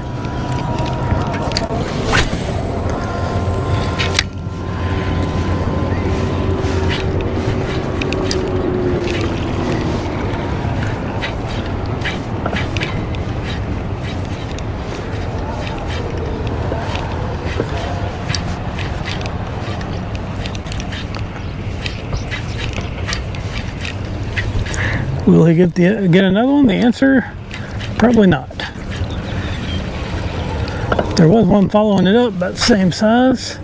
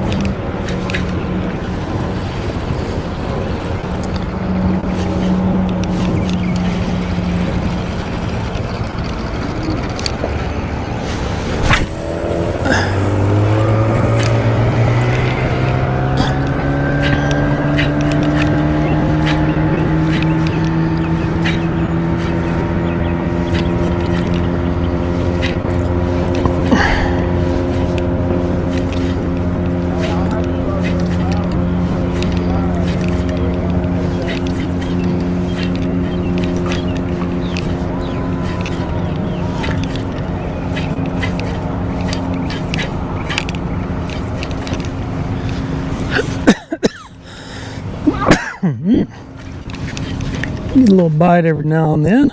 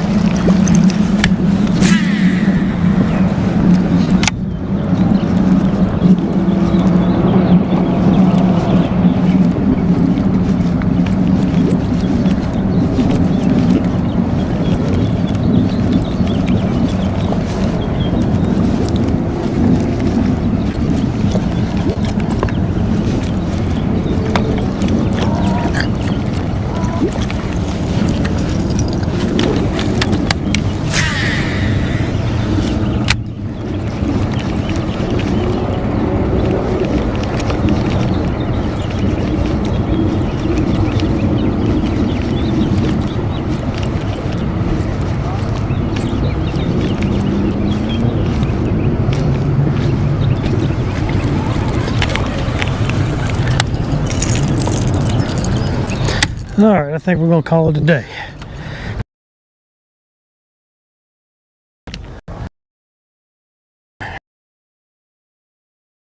Day. Talk. Jerk.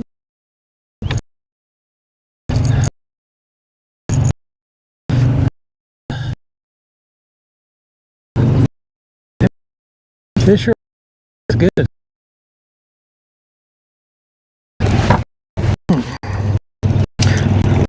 There. This one will be over here, I guess. We'll go ahead and get this side done. Oh, if I can get in here without falling over.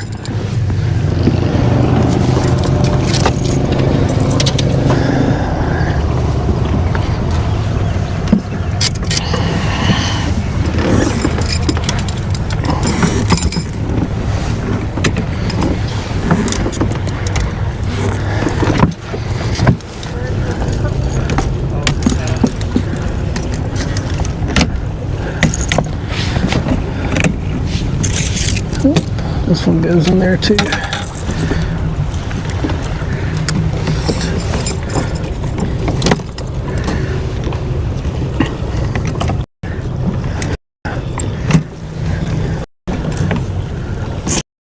That'll hold.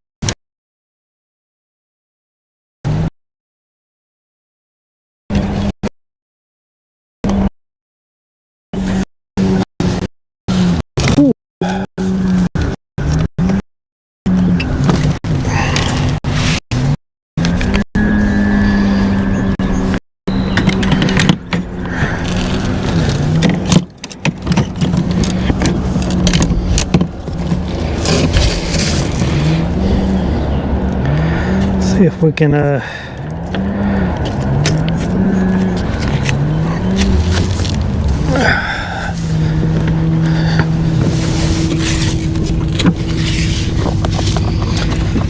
so I'm gonna go back out to one more spot, give it a few minutes, and then nah, that's all right. All right. Hey, what's up, Alan? Been a pretty good day today. Got several in the 3-pound class, one around 4.5, 5 probably. A couple of small ones. Got some good topwater action in there. Overall, pretty good day, I'd say.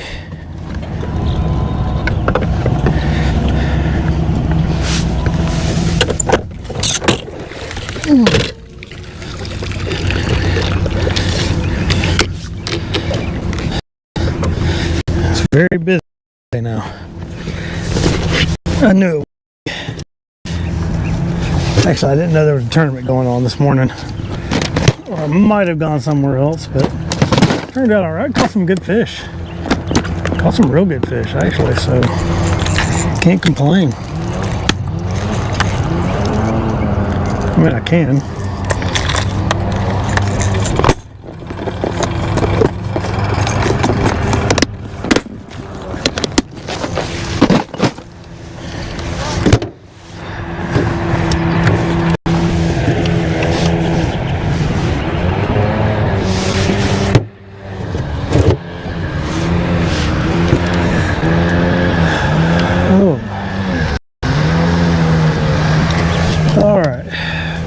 Well, I appreciate everybody coming in, saying hello. Hope y'all have a good rest of the day. I'm out of here.